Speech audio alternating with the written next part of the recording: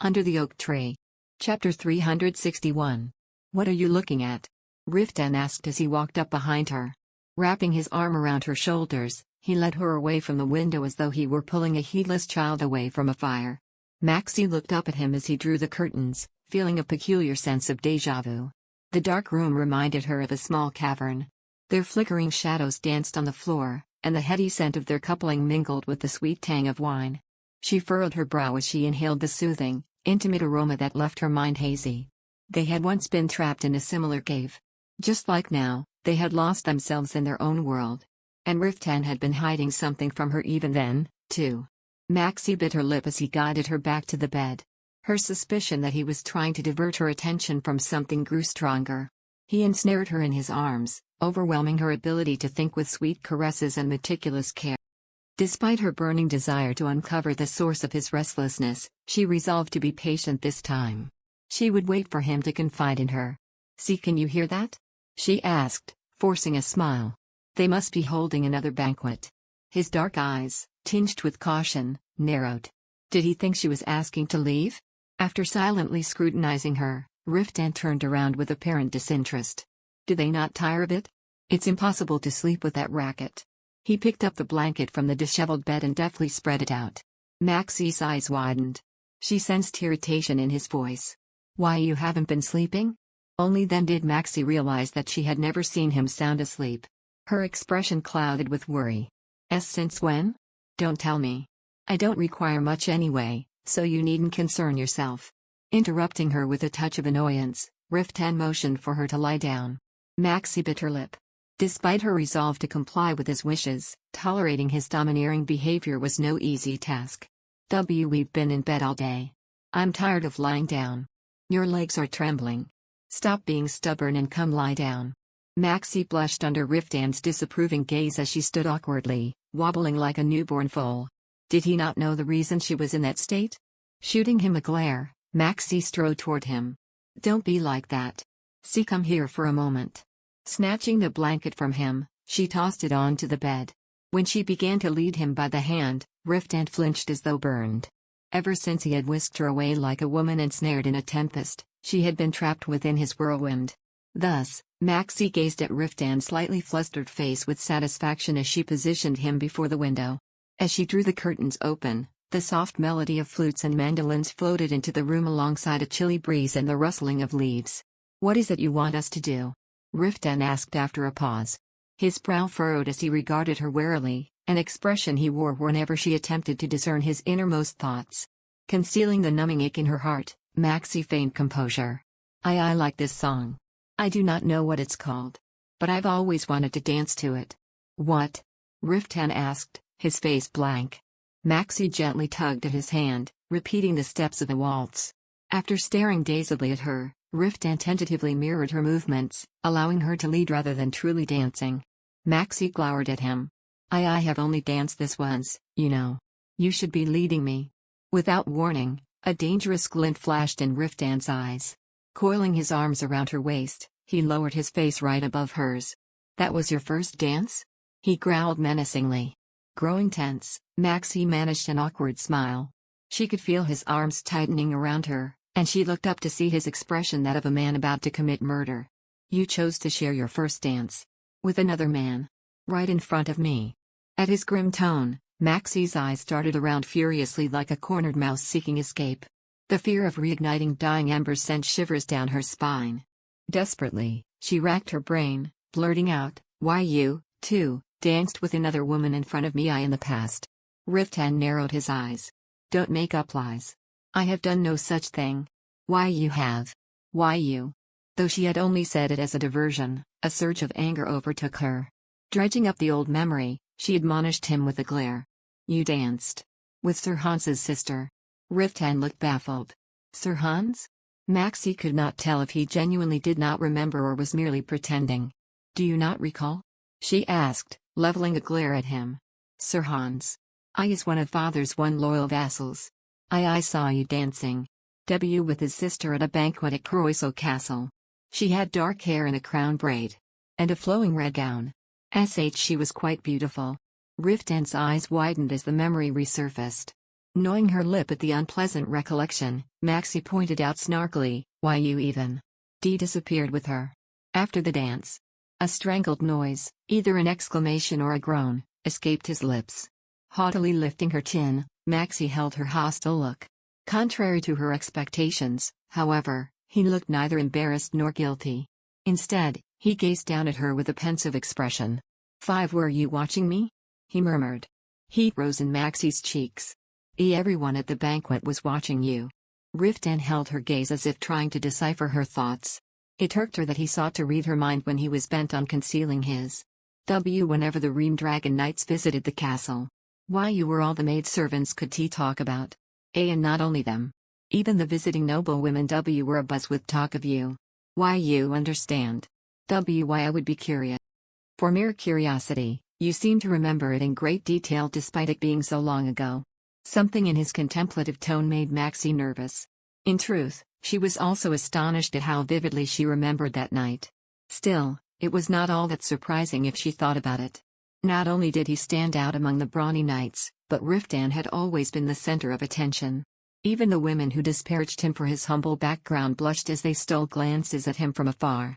Maxie had even witnessed two maidservants yanking at each other's hair for the chance to attend to him. Her face hardened involuntarily as unpleasant memories flooded her mind one after another. How could I forget?" she said, pushing his chest away. "Why you disappeared with a woman who wasn't even your betrothed. And not only that, you brazenly returned to the banquet hall looking quite disheveled." A hint of frustration rose in Riftan's eyes. Maxie glared at him. "You rake." "She forced herself on me," Riftan exclaimed, aggrieved. "I was an unwilling victim." Maxie snorted, her eyes flickering to his broad shoulders and steel-like arms. I've had enough. Dancing with you is no fun at all." As she attempted to move away, Riftan seized her by the waist and hoisted her off the floor.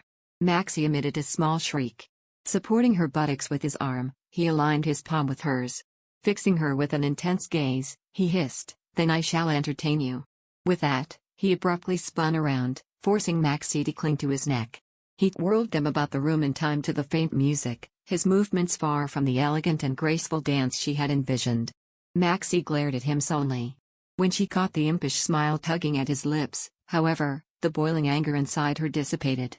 All of a sudden, his steps turned into the precise motions of a skillfully executed ballroom dance. The room spun around her, and she burst into laughter. Whirling about like children in the glow of the setting sun felt more intimate than any formal couple's dance. "You silly man," she said, giggling against his nape. She felt him freeze. His heart pounded beneath the thin layer of robe between them. Lowering her to the floor, Riftan tucked her disheveled hair behind her ear. Maxie peered past his shoulder at the sky, awash with hues of purple. Enveloped in the subtle light, he no longer felt like a stranger. The beautiful man standing before her was the husband who loved to play the occasional trick on her before breaking into a smile. Her heart swelled with happiness. She steered her mind away from the secret he was hiding from her and the many problems awaiting them beyond this room. Over the past 3 years, no experience had been as painful as missing this man. She wrapped her arms around his waist and pressed her cheek against his broad chest. Their dance turned into a slow swaying. Pulling her close, Riftan rested his cheek on the crown of her head. "What do you hope to achieve by captivating me further?" he asked, his words turning into a groan by the end. His breath tickled her forehead, and Maxie smiled in contentment. It delighted her to know she had such an effect on him. Under the oak tree. Chapter 362. Maxie reached up to caress his smooth cheek. With his usual aura of sadness gone, it made her wish he could always be this at peace. She gazed up at him with quivering eyes, then tiptoed up to tenderly kiss his chin. Riftan responded with a low moan and pressed his lips to hers. Meanwhile, the music slowed to a sorrowful melody, carried over by a faint breeze. The lyrics were of a tragic love story between a knight and a princess. Riftan peppered her with gentle pecks, and Maxie, not wanting to dance to such a melancholy song, led him toward the bed. As she gently guided him down, Riftan raised his head, muttering softly, "We can't. It will be painful for you." Incredulous, Maxie narrowed her eyes. That is not what I was trying to do. I simply want us to kiss in bed." Riftan stared at her as though she had just suggested they bathe in fire. Maxie suppressed a sigh. Though she delighted in his fervent desire for her, she also found it burdensome that even the slightest intimacy could set him aflame. "Haven't we done enough of that? Tonight. I just want us to share kisses until we fall asleep." Riftan opened his mouth as if to speak, then abruptly closed it. He emitted a pained groan before positioning himself on the bed. Maxie promptly snuggled next to him, resting her head on his sturdy arm. When she tilted her head to seek a kiss, he frowned but obediently lowered his head. She could feel his body heating up as he lay pressed against her, but she pretended not to notice as she savored the sweet kiss. Outside the window, the sky had darkened to a deep shade of blue. A lively tune carried on the wind. Maxie's fingers caressed the smooth muscles of his chest, placing kisses over his lips and cheeks like a bird pecking at a meal. After a while, Riftan shifted uncomfortably and removed her hand. "You should sleep now. Are you not going to sleep with me?"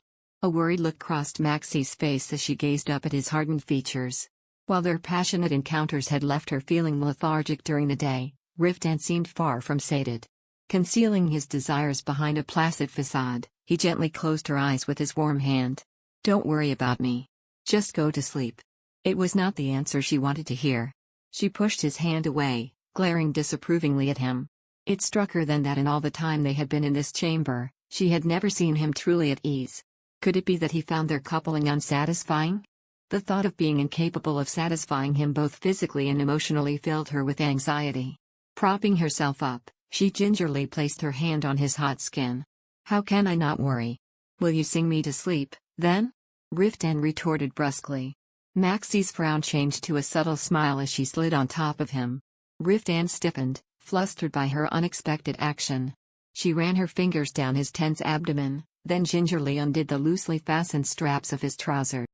Riftan wrenched her hands away. "What do you think you're doing? The reason you're unable to sleep is because you're not satisfied, is it not?" Hiding her abashment, she willed herself to state calmly, "You always pleasure me. I would like to do the same for you." As still as a statue, Riftan stared at her as if she had sprouted an extra head. Why did he always react so strangely whenever she tried to lay a finger on him, yet he showed no qualms in doing all sorts of things to her? There is something," Maxie awkwardly added, I have been wanting to try." She blushed when Riftan cocked an eyebrow. Clearly, the opportunity to attempt the act in the heat of the moment had passed. After a moment of hesitation, she began whispering in his ear. His bronze face grew increasingly red as her explanation went on. He sat bolt upright, glaring at her. "Where did you learn such a thing?" I read it in a book," she stammered. "I found it. Purely by coincidence. While I was at the tower. And I scrupulously read the explanation. Because I wanted to try it with you." 25 Riftan's flushed face now looked close to bursting. Maxie had never seen him so flustered. Could it be that he had never experienced anything of the sort? All of a sudden, she felt determined to show him. Like a ruffian leading the innocent astray, she whispered enticingly in his ear, "The book says. It is very pleasurable." His throat bobbed. Moving her hands reassuringly over his forearms, Maxie lowered them back to his trousers. He already felt close to his limit. With a pleased smile, she gently stroked the hard bulge beneath his trousers. That seemed to shock him to his senses, and he roughly yanked her hand away. "You don't have to do that. It is absolutely not. But don't you always do something similar for me? I want to do this for you, too." His tense abdomen contracted ever so slightly. After gently freeing her hand, Maxie nervously lowered his trousers. She gingerly clasped his large member in her hands, then placed the wet tip in her mouth. Owing to their bath earlier, it did not taste as foul as she had expected. Reassured, she gently sucked on skin that smelled faintly of soap and the musk of their lovemaking. She heard him cursing and panting above her. Maxie peeped up to gauge his reaction. He appeared to be partly in shock, then opened her mouth wider to swallow more of him. She soon realized the act was not as easy as the book had made it sound. Though she was nowhere near taking him in fully, her jaw was close to falling off, and her mouth was filled to capacity. Nevertheless, he seemed to find even this feeble attempt satisfying. Riftan tore at the sheets despite her clumsy technique, exclaiming croakily, "That's enough. You've done N." Maxie licked the purple head of his shaft, rendering him speechless. She could feel his muscular thigh tense like a rock beneath her hand. Grasping at her hair, he pushed her head down. Then, Seemingly shocked by his own actions, he hastily released her. Maxie withdrew and began to cough. Even her wheezing seemed to torture him. He let out a suppressed moan, squeezing his eyes shut as though suffering from vertigo. Seeing him so at a loss for what to do filled Maxie with wicked glee. Realizing that she was also capable of inflicting the same taunting pleasure aroused her greatly. All shame and awkwardness forgotten, she immersed herself in pleasuring him. Though she found it impossible to take him all the way to her throat like the book had described, gripping his member while sucking forcefully on its tip was enough to drive him from his senses. Like a man being tortured, Riftan muttered imploringly, "Good God, that's enough. I'm about to." Knowing that he had reached his limit, Maxie fended off his attempts to push her away and drew him even deeper into her mouth. She heard his sharp intake of breath, and soon his body was writhing from climax. Maxie scowled at the pungent taste that pervaded her mouth. Though she wanted to continue until he finished, she simply could not bring herself to swallow the fluid filling her mouth. When she raised her head, coughing, a panting Riftan cussed under his breath and hastily grabbed the towel on the bedside table. He brought it to her lips and said gruffly, "Spit it out." After nervously shifting her eyes, Maxie compliantly spat the remaining fluid from her mouth. Riftan dumped the towel on the ground, then proffered a glass of wine. She obediently rinsed her mouth and lay next to him on the bed. Riftan's chest was still heaving, his eyes drowsy. Maxie relished the sight of him in this state.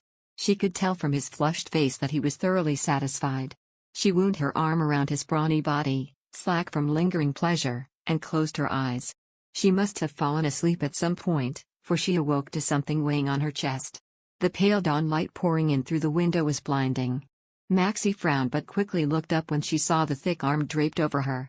Riftan had fallen asleep while embracing her. After vacantly watching him, she quietly rose from the bed to close the curtains. His creased brow relaxed as soon as the bright light was extinguished. Maxie returned to gazing at his slumbering form, a strange mixture of joy and pity washing over her. This was the man who used to wake at the slightest sound when he was with her, only allowing himself to doze lightly. Though he made every effort to hide it, she was certain he must be exhausted. She gazed at his serene face as though admiring a rare natural phenomenon. A creak sounded as someone pulled on the door handle. Maxie whirled around as it cracked open, and a woman stuck her hooded head in, peering into the room. Maxie's face flushed. Since she had not had the chance to interact with any of the maidservants so far, she had no idea what to say. Still, she did not wish to disturb Riftan's much-needed sleep. Maxie closed her half-open robe and crept up to the door. Just as she was about to tell the maidservant to return later, she realized who it was. "Sidina?" Maxie murmured, taking a step back. Fortunately, Riftan did not wake.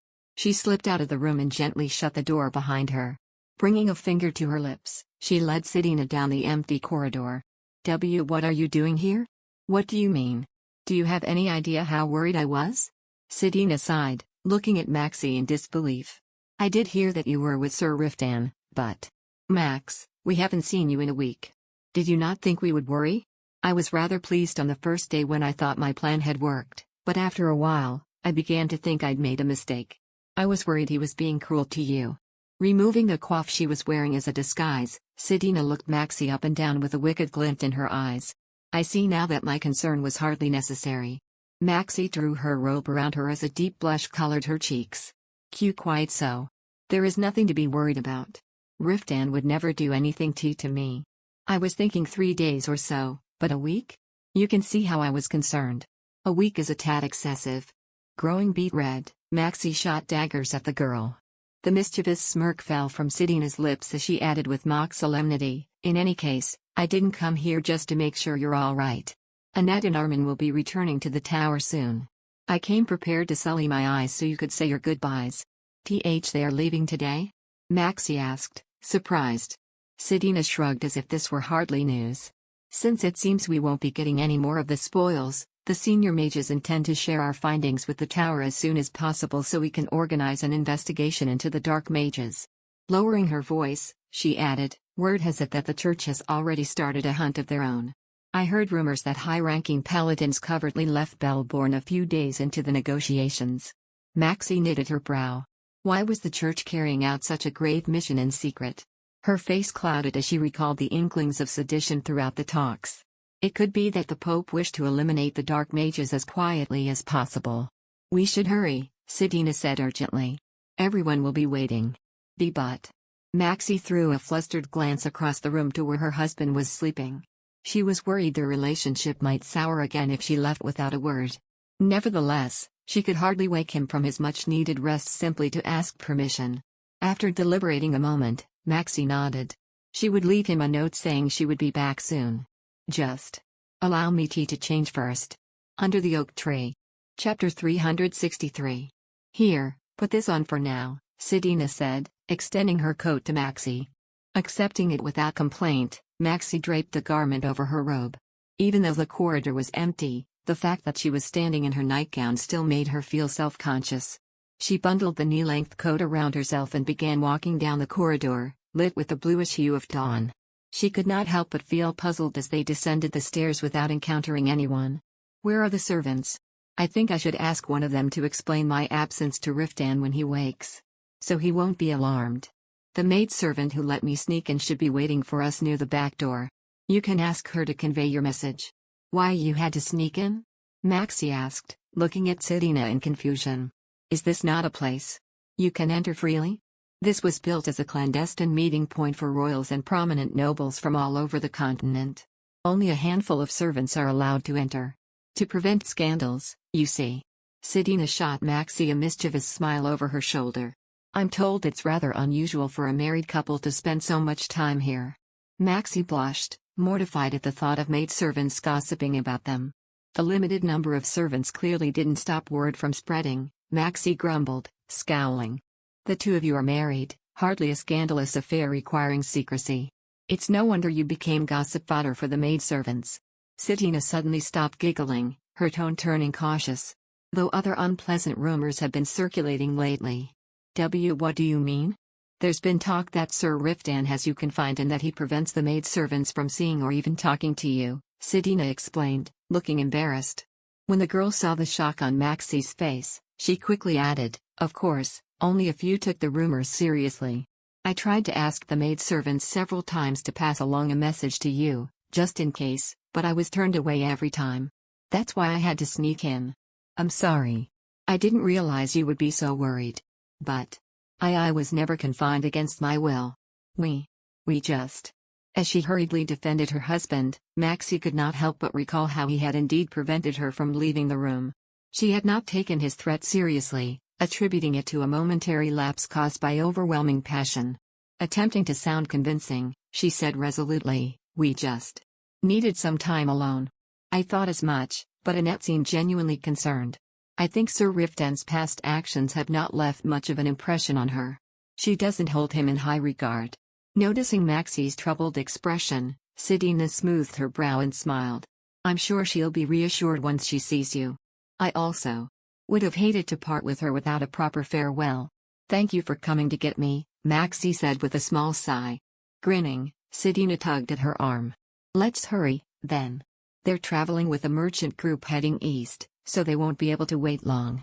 We must make haste if you want to return to your room to change first.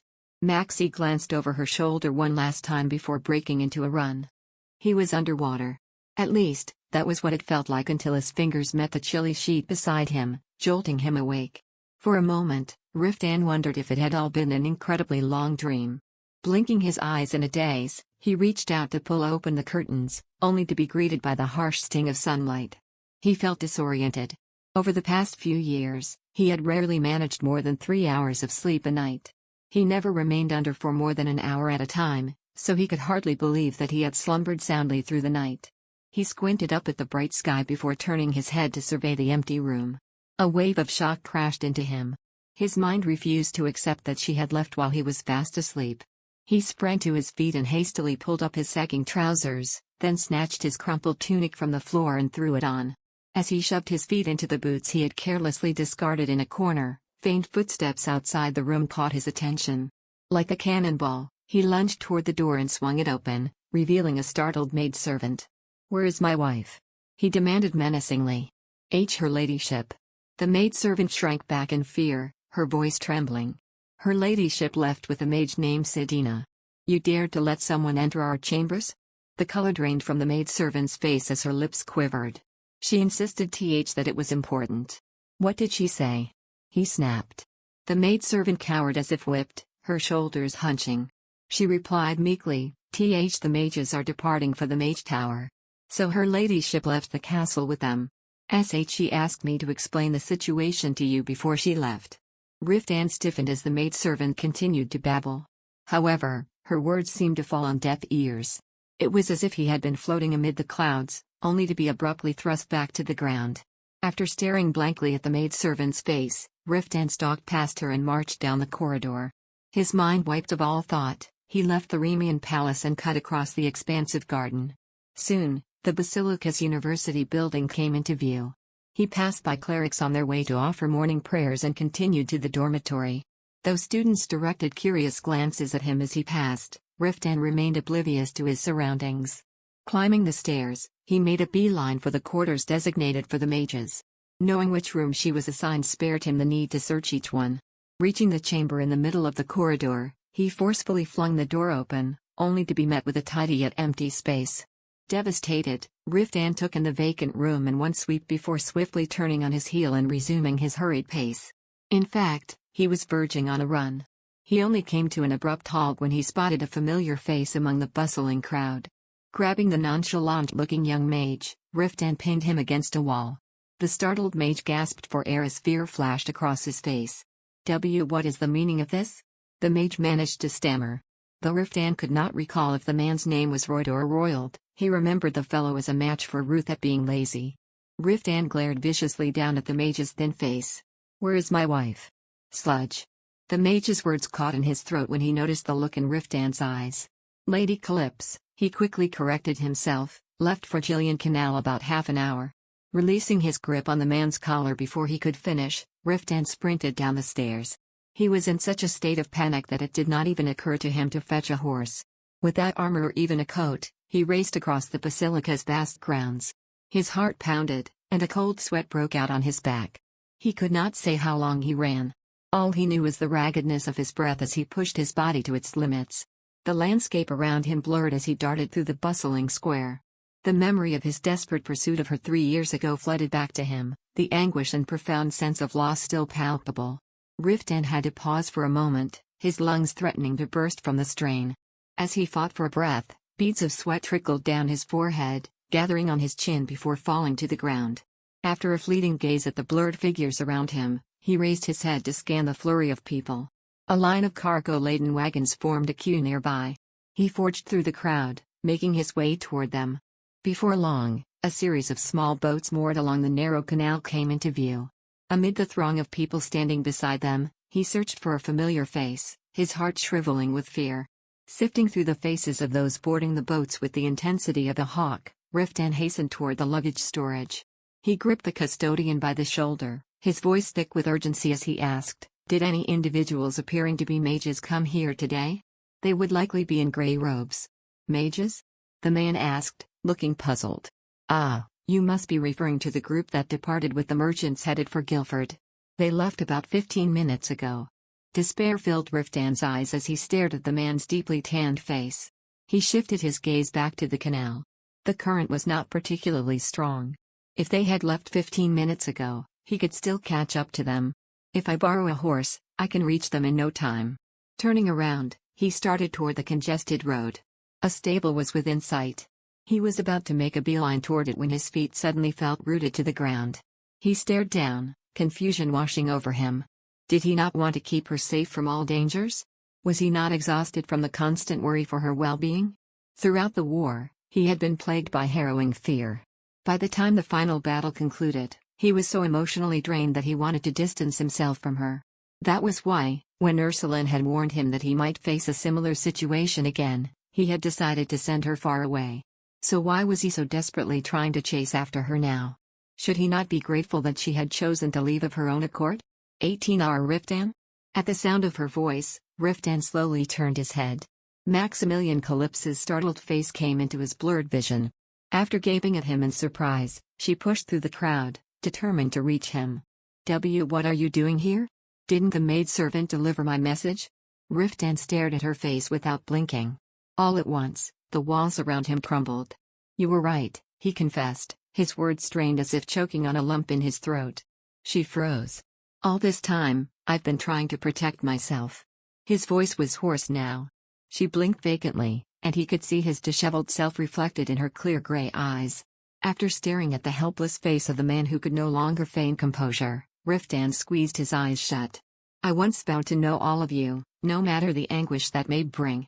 But I never imagined it would be this painful. Maximilian continued toward him, and Riftan took a ragged breath. Everything within him shattered one by one with each step that brought her closer. He had never felt so vulnerable. I never wanted to feel such agony again. That's why She suddenly ran to him and cupped his face in her hands. Only then did he realize that he was crying, as was she. After gazing at her anguished expression, Riftan weakly hung his head. But I can't anymore. Riftan. Her warm fingers anxiously caressed his face. He placed his hand over hers, pressing his cheek to her palm. I never want to be separated from you again. Maximilian, who had been opening and closing her mouth as if to say something, wrapped her arms around him. He could feel her sorrowful sobs against his neck. Riftan broke out of his daze, instinctively pulling her into a crushing embrace. Burying his hands in her soft curls, he said hoarsely, I don't care what happens to me. I want to be with you. Under the oak tree. Chapter 364. Arid wind swept past Gwail's face as he and 12 other paladins traversed the dark forest. Abruptly, he pulled on the reins, bringing his horse to a halt. An unsettling scent hung in the air, a scent he knew all too well. It was the smell of fumes, ashes, and death. Prepare for battle.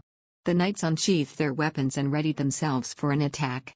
After carefully scanning their surroundings, Gwail spurred his mount forward once again. Sensing danger in the air, his well-trained warhorse tensed up like a strained bowstring. Gwail tightened his grip on the reins, maintaining firm control as they galloped through the stark trees. The earth-shaking pounding of hoofs filled the damp, early morning air. After riding for about 10 minutes, they reached the edge of Etkina forest. Gwail's gaze immediately snapped up to the column of black smoke rising above the hill. He rode up the steep slope to look down at the ravaged village. Flames still burned like the red eyes of a beast in the shadows of dawn, and thick fumes rose from the charred palisade and devastated buildings. Harman rode up behind him, muttering grimly, we arrived a moment too late. The fires are still burning, Gwail intoned. They could not have gotten far. Go after them at once. The paladins promptly obeyed, setting off at a gallop down the hill. Gwail watched them disappear before turning his head east toward the sun rising from behind the dark silhouette of the Lexos Mountains. Suddenly, a flicker of premonition flashed through his mind. Danger, grave danger, was looming over them. Gwail furrowed his brow. While the coalition army had been fighting in the Pamela Plateau, a small group of elite temple knights had been scouring the Seven Kingdoms, hunting down the fallen mages. However, the heretics had managed to keep themselves completely hidden. It puzzled him why they were taking action now after maintaining a low profile even with most of the continent's army concentrated in the north. Lost in thought, he stared up at the dark sky, only to swiftly turn his head. A sinister energy mingled in the air. Gwail immediately steered his horse around and galloped down to the raised village. The others must have also sensed the danger, for they had already drawn their weapons. Dismounting, Gwail brandished his sword and cleaved through the ghoul rising from the ground. He conjured a fire in his free hand, burning the carcass, then vigilantly glanced around. Charred bodies rose from the ground one after another, an unmistakable sign of a nearby necromancer. Gwail summoned his divine power to heighten his senses. There was a web of mana in the air, dangled together like a skein of black thread. It seemed more tightly woven at a certain point. Just as he was about to head to the location, he halted and leapt into the air. The ground shook violently as a massive undead monster erupted from the exact spot he had been standing on. Commander. Ripping the hook off his belt, Gwail coiled the chain around the monster's neck. He landed nimbly on the ground and yanked on the steel, sending the eight-cavet giant crashing onto a pile of rubble. Before the monster could rise, Gwail recited a short prayer and drove his sword into the ground. Cracks formed in the earth. Soon, blue flames erupted all around them, incinerating the monster to ashes in an instant.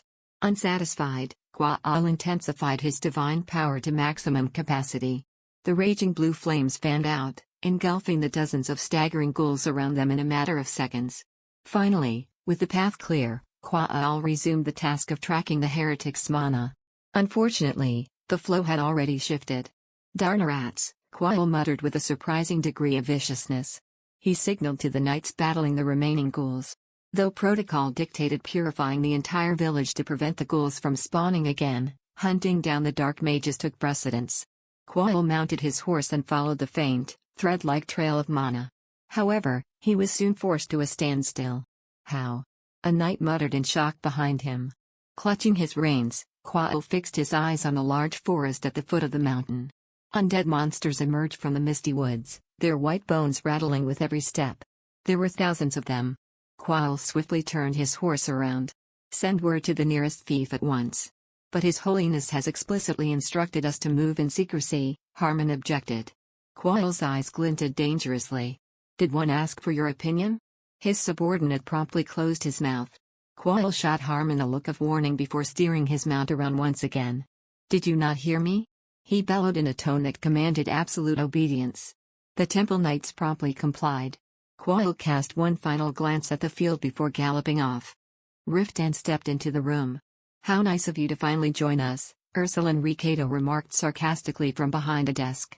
Without bothering to reply, Riftan strode over and took the seat opposite his subordinate. He picked up a stack of reports and began leafing through them. Observing him with a discontented expression, Ursuline let out a small sigh and handed Riftan the parchment he held. It is a report from the east. The Temple Knights have traveled through RX and are currently headed toward the northeastern region of Wedden. What's the situation in the north? We managed to free Anatol's merchants, but our vessels are still detained. According to our spies, the northerners have already emptied the cargo from our ships. Gritting his teeth, Ursuline continued, it appears ours are not the first to be looted in this manner. I assume the goods are now filling Balto's royal coffers? We have no proof yet, Ursuline replied cautiously. With a sigh, he added, but likely so. Riftan skimmed through the report with a pensive expression. The Rovidan continent was currently a keg of black powder on the verge of exploding, and adding fuel to the fire were bloodthirsty northerners, the tensions between the Orthodox and Reformed churches, the dark mages roaming the continent like ghosts, and the temple knights pursuing them with their own secret agenda. After parsing through the reports with a wooden expression, Riftan raked back his hair. What about Richard Breston's movements? He is yet to make any. By all appearances, he is simply a man enjoying a good. Ursuline's sentence was cut off by loud footsteps, followed by a booming voice. Well, just look who it is. Riftan furrowed his brow as the last person he wanted to see at present sauntered into the room. Haven't seen you in a while, Commander. Smirking, Baronirtha plopped down on the seat next to him. I must admit, I'm astounded by your virility. I was beginning to think we'd need to dispatch a rescue team for her ladyship. You'd better hold that tongue before I snap your neck, Riftan snarled, tossing the reports onto the desk. Baron shook with laughter. Seeing as you're blushing like a new bride, things must have gone well. You should never have shown restraint in the first place. Riftan kicked Baron, promptly shutting him up. He glared at the burly knight, who was clutching his shin in mock agony, before springing to his feet. Though there was still much to confirm, he was in no mood to listen to the man's vulgar teasing. Ignoring Baron, he told Ursuline, keep a close eye on the northerners at all times, and try to bribe any cleric who can provide us information on the activities within the church.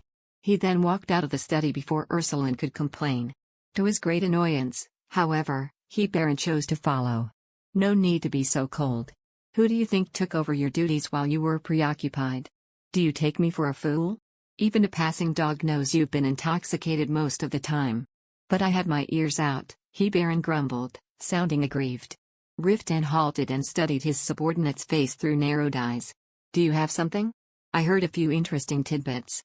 I don't know how credible the rumors are, but the Orthodox Church is apparently planning on holding a hearing about the Pope soon. Riftan's brow creased. A hearing? While he knew the new Pope's authority was shaky, he did not think it was weak enough for the high priest to be able to make such a bold move against him. What is there? Riftan abruptly stopped speaking as he glanced down from the railing and spotted his wife hurrying across the garden, making a beeline for the building. Her joyful skips indicated some sort of good news. Following his gaze, Baron remarked with a wry smile, she must be here to see you. We can continue this discussion later. The knight patted Riftan on the shoulder with a thick hand. Riftan immediately leapt over the railing and ran to her. Maximilian's eyes widened in surprise at his sudden appearance, but her face soon lit up with a lovely smile. Riftan. Riftan caught her in his arms as she threw herself at him. Standing on her toes, she planted a kiss on his chin. Under the oak tree. Chapter 365. Did you sleep well? Said Maximilian. Riftan had been enjoying his wife's adorable show of affection, which reminded him of a small bird nudging him with its beak, before his brow crinkled slightly. He was still upset with her for leaving before the sun had even risen. You should have asked me that in bed, he grumbled. I didn't want to wake you, she said, shrinking back. You said you hadn't been sleeping well, and you always wake before me. I didn't want to disturb your rest. Riftan narrowed his eyes, studying her worried face. Being treated like a child by a woman who barely reached half his height still felt strange to him. Then you should have waited until I was awake, he snapped, purposefully adopting a brusque tone. I told you I had something important to attend to, she replied, breathing a small sigh. I left a note this time. Did you not see it? A slight blush crept onto Riftan's face as he recalled the numerous pieces of parchment he had found scattered across the room. Maximilian tugged at his neck with a smile, pulling him closer, and playfully planted kisses on his cheek as though pacifying a sullen child. I did not wish to leave our bed either, but today happened to be. She hesitated, a blush coloring her cheeks. Riftan frowned. Though her shyness was utterly adorable, he disliked that she was keeping something from him.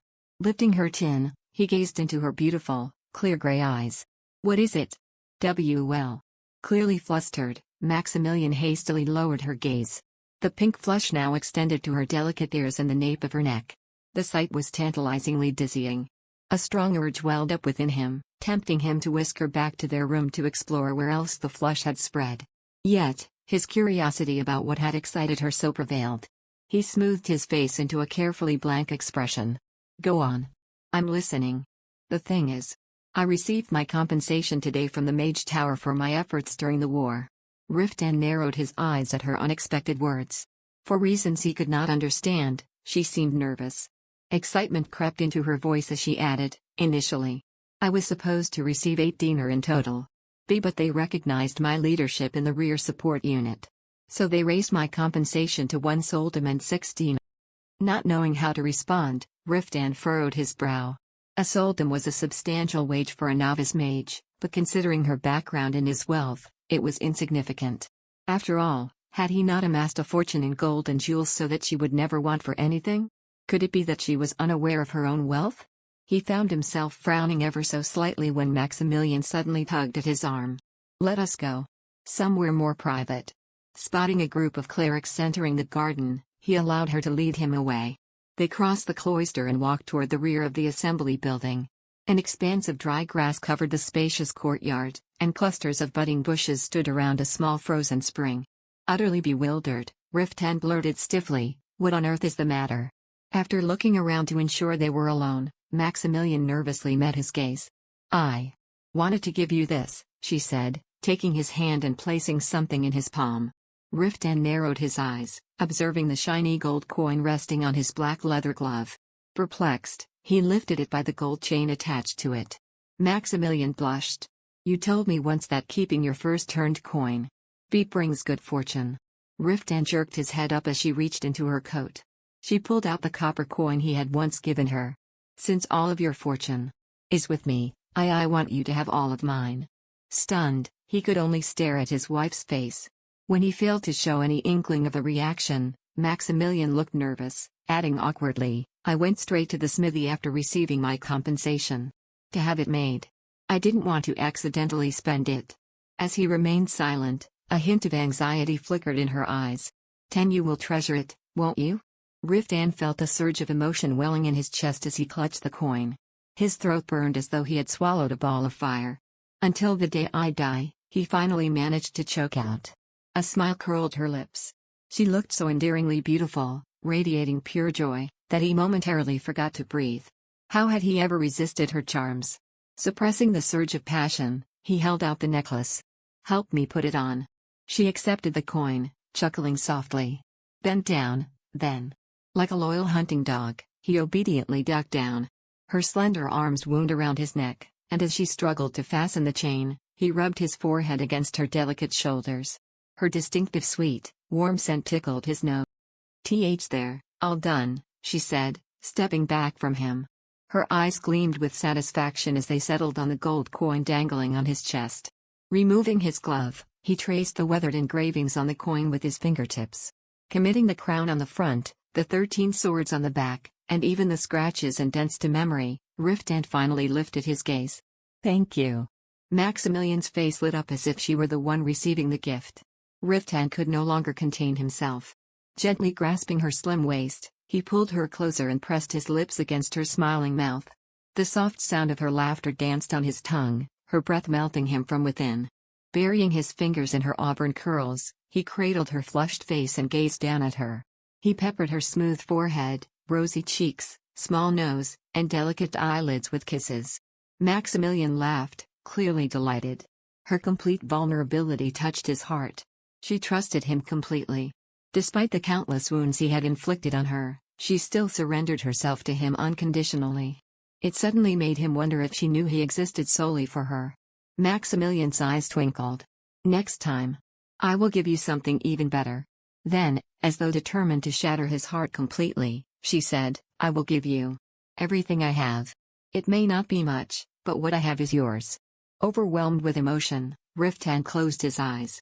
Maximilian playfully nuzzled her nose against his, and he felt as if he were in a beautiful dream.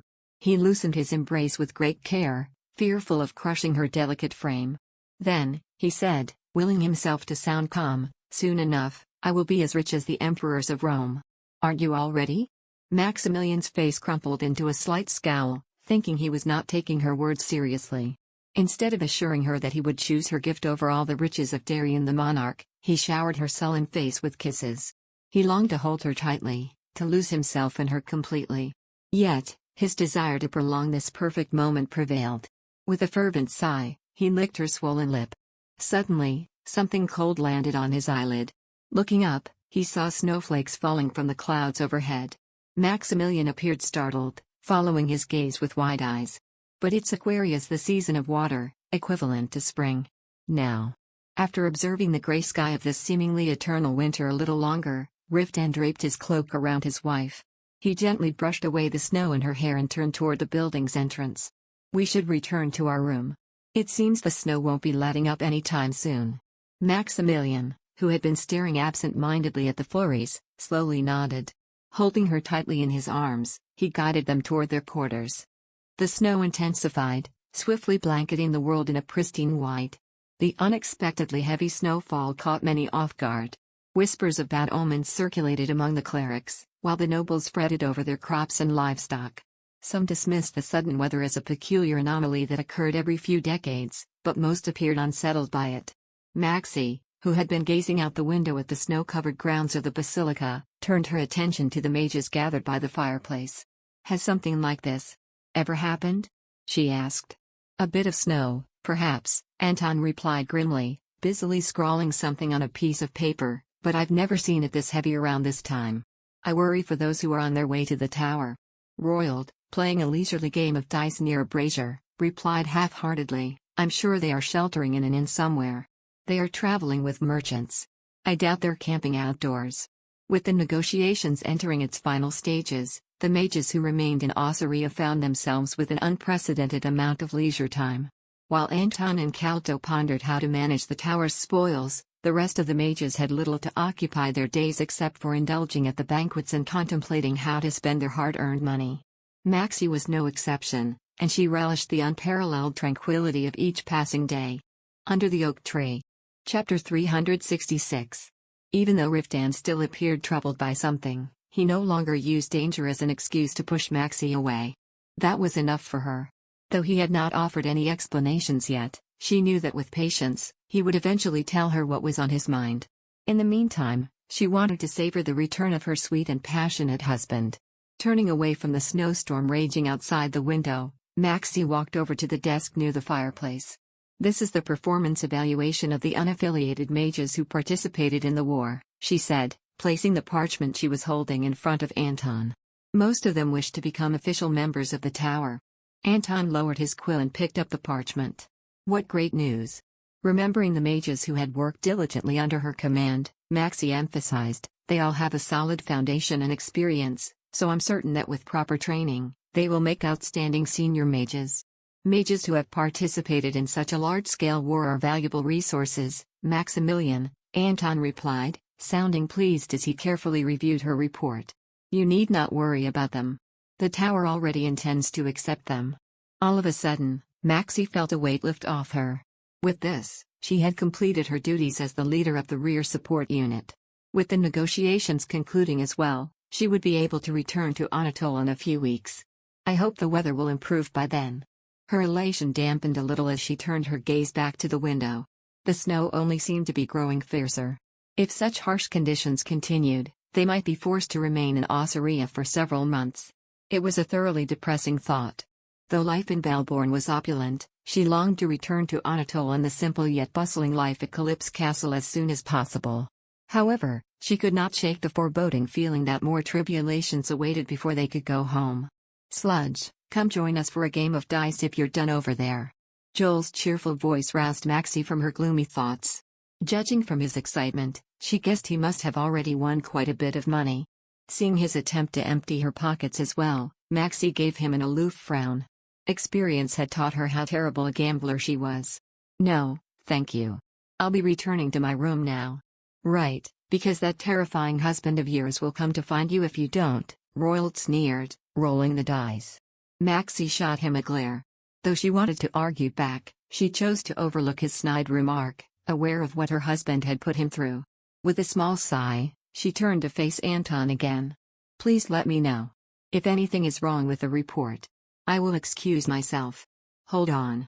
There is one last thing. Anton abruptly cut himself off as Caldo entered the study from the connected room. Maxie's eyes widened when she saw he was not alone. Ruth? She had not seen the sorcerer since their arrival in Ossuria, preoccupied as she was with her problems with Riftan. Where have you been? What have you been doing? Maxie asked awkwardly. I couldn't find you anywhere, so. She trailed off, unable to lie and say she had been worried about him. Ruth snorted, seemingly seeing through her, and nonchalantly walked past the stunned mages toward the door. They all seemed as surprised as she was at seeing Caldo and Ruth together. What could the pair have been discussing in private? Maxie quickly followed Ruth out of the study. Is something the matter? What did the two of you discuss? For Master Caldo to look so grave? Do you remember my uncle's instruction to me while we were investigating the plateau? Ruth replied flatly, keeping up his pace. Maxie nodded, her face hardening. After scanning their surroundings, Ruth continued slowly in Elvish. While we were hiding in the monster city, I took every opportunity to stash as many of the Dark Mage's records as possible. And when a city was captured, I managed to gather them while evading the Temple Knight's watchful eyes. They didn't bother monitoring the outcast. Maxie looked surprised. He continued striding down the corridor, adding cautiously, taking advantage of that fact, I snuck away the important records during the journeys to Ethlena and Ossuria. I was working on them tirelessly while the rest of you were busy with the festivities. How is that even possible? Maxie asked, her expression turning skeptical. The coalition army was guarding the spoils closely. They would have noticed immediately if anything had gone missing. Not if nothing was taken. Only the contents were stored away, Ruth explained, tapping his head with his index finger. Maxie's jaw dropped as she thought of the sheer volume of records discovered in the monster city. The fact that they were all written in complex codes made Ruth's revelation all the more astonishing. Why, you mean to say you deciphered all those records? My lady, even I am incapable of deciphering the entirety in such a short time. I simply memorized the code so I could make copies later. By the time we arrived in Ossuria, I had copied most of it. Maxie stared at Ruth's thin face in awe. Since he was known to cast concealment spells on himself, his absence would not have been suspicious. He had used this to his advantage, acting efficiently as a spy. However, she could not help but wonder why he had gone to all the trouble. Caldo had instructed him to destroy the dangerous records, not take them. Maxie opened her mouth to voice her concern. But that does not change the fact that the church now possesses most of the records. They surely have clerics that can also decipher the Dark Mage's codes. If they discover that the Dark Mages were trying to create a purification spell, you don't have to worry about that. The Dark Mages failed. It seems they concluded that divine magic cannot be replicated. Maxie breathed a relieved sigh. That had been her greatest concern. A second later, however, her relief drained away at Ruth's somber expression. Then, What is the problem? Why do you look so grave? Because we uncovered something more troublesome, Ruth replied. When the dark mages realized that purifying their souls without divine magic was impossible, they sought another solution, training clerics capable of divine magic. While building the temple in the Pamela Plateau, they also began teaching theology to their young. But things took a sinister turn soon after. Maxie swallowed dryly. What do you mean? By then, the dark mages had coexisted with monsters for nearly a century. Since the Church's doctrines consider monsters impure entities that must be kept separate from humans, they had to find new interpretations concerning these creatures. Recalling what Sidina had told her, Maxie said cautiously, I have heard that some recognize the Iron monsters as God's creations as well. Ruth nodded, his face grim. Coming up with new interpretations was not the only thing they did. A handful of radical mages even called for the baptism of the Iron race and insisted on their inclusion in various religious ceremonies. Maxie felt her blood run cold. Before she could recover from her shock, Ruth continued calmly, in the end, a major dispute broke out between the radicals and the majority who opposed the idea. The conflict ended when the radicals left the settlement with the Iron monsters, but that meant the remaining mages lost much of their workforce in a single day. This led to their decline, while the radicals were able to establish a vast monster empire in the northeast of the Pamela Plateau. I suppose they are the true instigators of the war 3 years ago. And the ones creating all the undead throughout the 7 kingdoms, Maxie muttered contemptuously. Ruth shook his head. That is not so. The banished mages died a long time ago. Maxie's eyes grew wide. What do you mean? Just that. I have read all the records. The exiled dark mages have all perished. The war 3 years ago, the mass creation of the undead, both are the work of monsters, not humans. Maxie looked up at Ruth, stunned. His expression told her that he was deadly serious. A chill ran down her spine as she sensed the certainty in his voice. How can such a thing be possible? She stammered. I know some monsters possess higher intelligence than others, but those highly intelligent monsters have multiplied significantly, Ruth said gravely as they stepped out of the building. The dark mages conducted various interbreeding experiments to increase the number of monsters with superior intelligence and magical powers. As a result, a legion of monsters with intelligence comparable to humans was born, and they developed their own religion and culture based on the knowledge left behind by the dark mages. Under the oak tree. Chapter 367. The howling gale drowned out the last part of Ruth's explanation. Maxie hunched her shoulders against the cold, chilled to the bone, the hair on her nape standing on end. She could not tell whether it was due to the lashing snow or the shocking revelation she had just heard. I must report my findings to Sir Riftan, so let's resume this discussion at the guest quarters, Ruth said, placing a hat on his half-frozen head. He nodded toward the lodgings on the other side of the courtyard. Maxie tried to organize her muddled thoughts as she followed him in silence. There were no vengeful dark mages, all that remained were the horrifying monsters they had created. Was this good tidings for the mages? Objectively speaking, it was a positive development that the monsters, not the disgraced mages, had orchestrated the invasion 3 years ago. Furthermore, the enemy's base was now no more, diminishing their threat. The thought provided some solace, if only slightly. Maxie calmed herself and determinedly strode across the snowy grounds. As they neared the night's accommodation, she noticed men rushing out the door, torches in hand. Where are they going in such weather? Baffled, she watched their hurried movements through the snow before running after Ruth, who had forged ahead without her. There was more unrest within the building. Dozens of knights were gathered at tables around the spacious hall, their heads bent in grave discussions. Attendants rushed up the stairs hauling pigeon cages. Maxie watched them in bewilderment. Surely they could not be trying to send pigeons out in such conditions. A few steps ahead of her, she heard Ruth groan. Something must have happened. Maxie's stomach twisted into knots. It was evident from the tense atmosphere that some serious matter had arisen. Without exchanging a word, Ruth and Maxie broke into a run across the chaotic hall. Just as they were about to ascend the stairs, they noticed Elliot Karen making his way down. Ruth halted the knight. Sir Elliot. Has something happened? Mage Ruth. The surprise on Elliot's face promptly turned to deference as he spotted Maxie hovering behind. Greetings, my lady. Let us put formalities aside for now. What is going on? Is there a problem? Elliot's expression grew troubled at her flurry of questions, and Maxie realized he was reluctant to share any bad news with her. She fixed him with a piercing look, ready to rebuke him, but Ruth spoke first. "Where is Sir Riftan? One have an urgent report for him." "The commander has gone to see the king," Elliot replied. Then, finally deciding to disclose the truth, he added with a heavy sigh, "We have received word that a large number of undead have spawned all over the eastern regions. Several castles and villages have already been ravaged, and we're scrambling to send an army as soon as possible."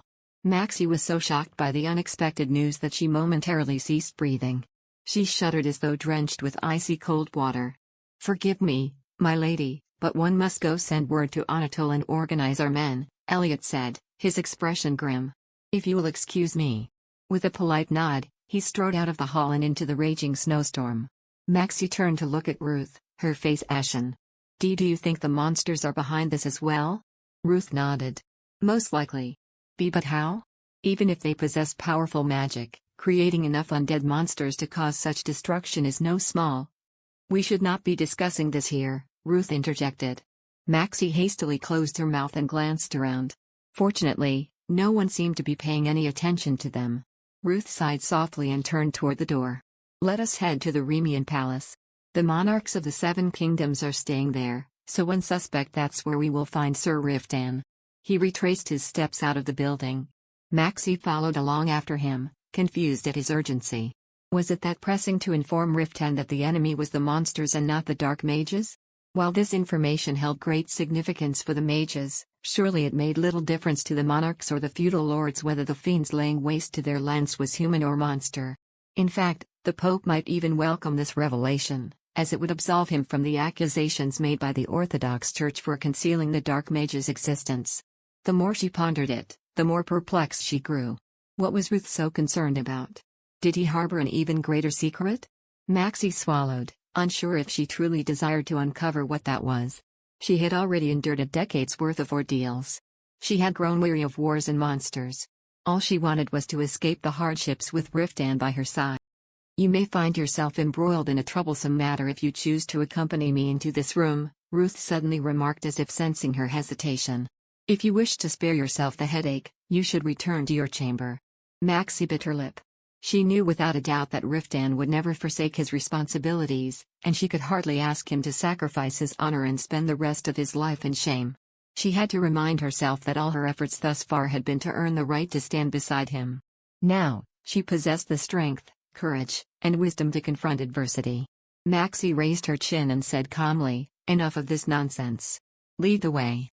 Ruth shook his head, breaking into a grin, and proceeded through the arched entrance. They cut across the spacious hall where the nightly banquets were held and climbed the marble stairs. A surge of nobles had already gathered in front of King Reuben's chamber, which could only mean that the problem was far more serious than she had initially anticipated.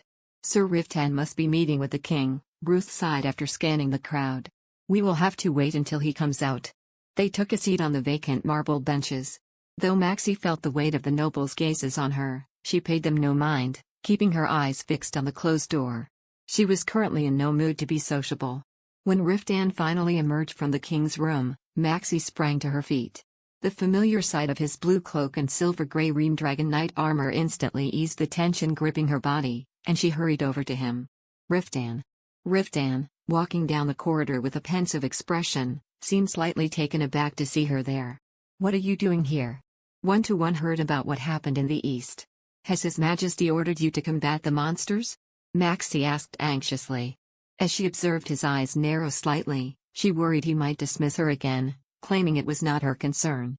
Contrary to her fears, however, Riftan regarded her in silence before shifting his gaze behind her to Ruth. Indicating a dimly lit corridor with a nod, he suggested, "Let's find somewhere more private."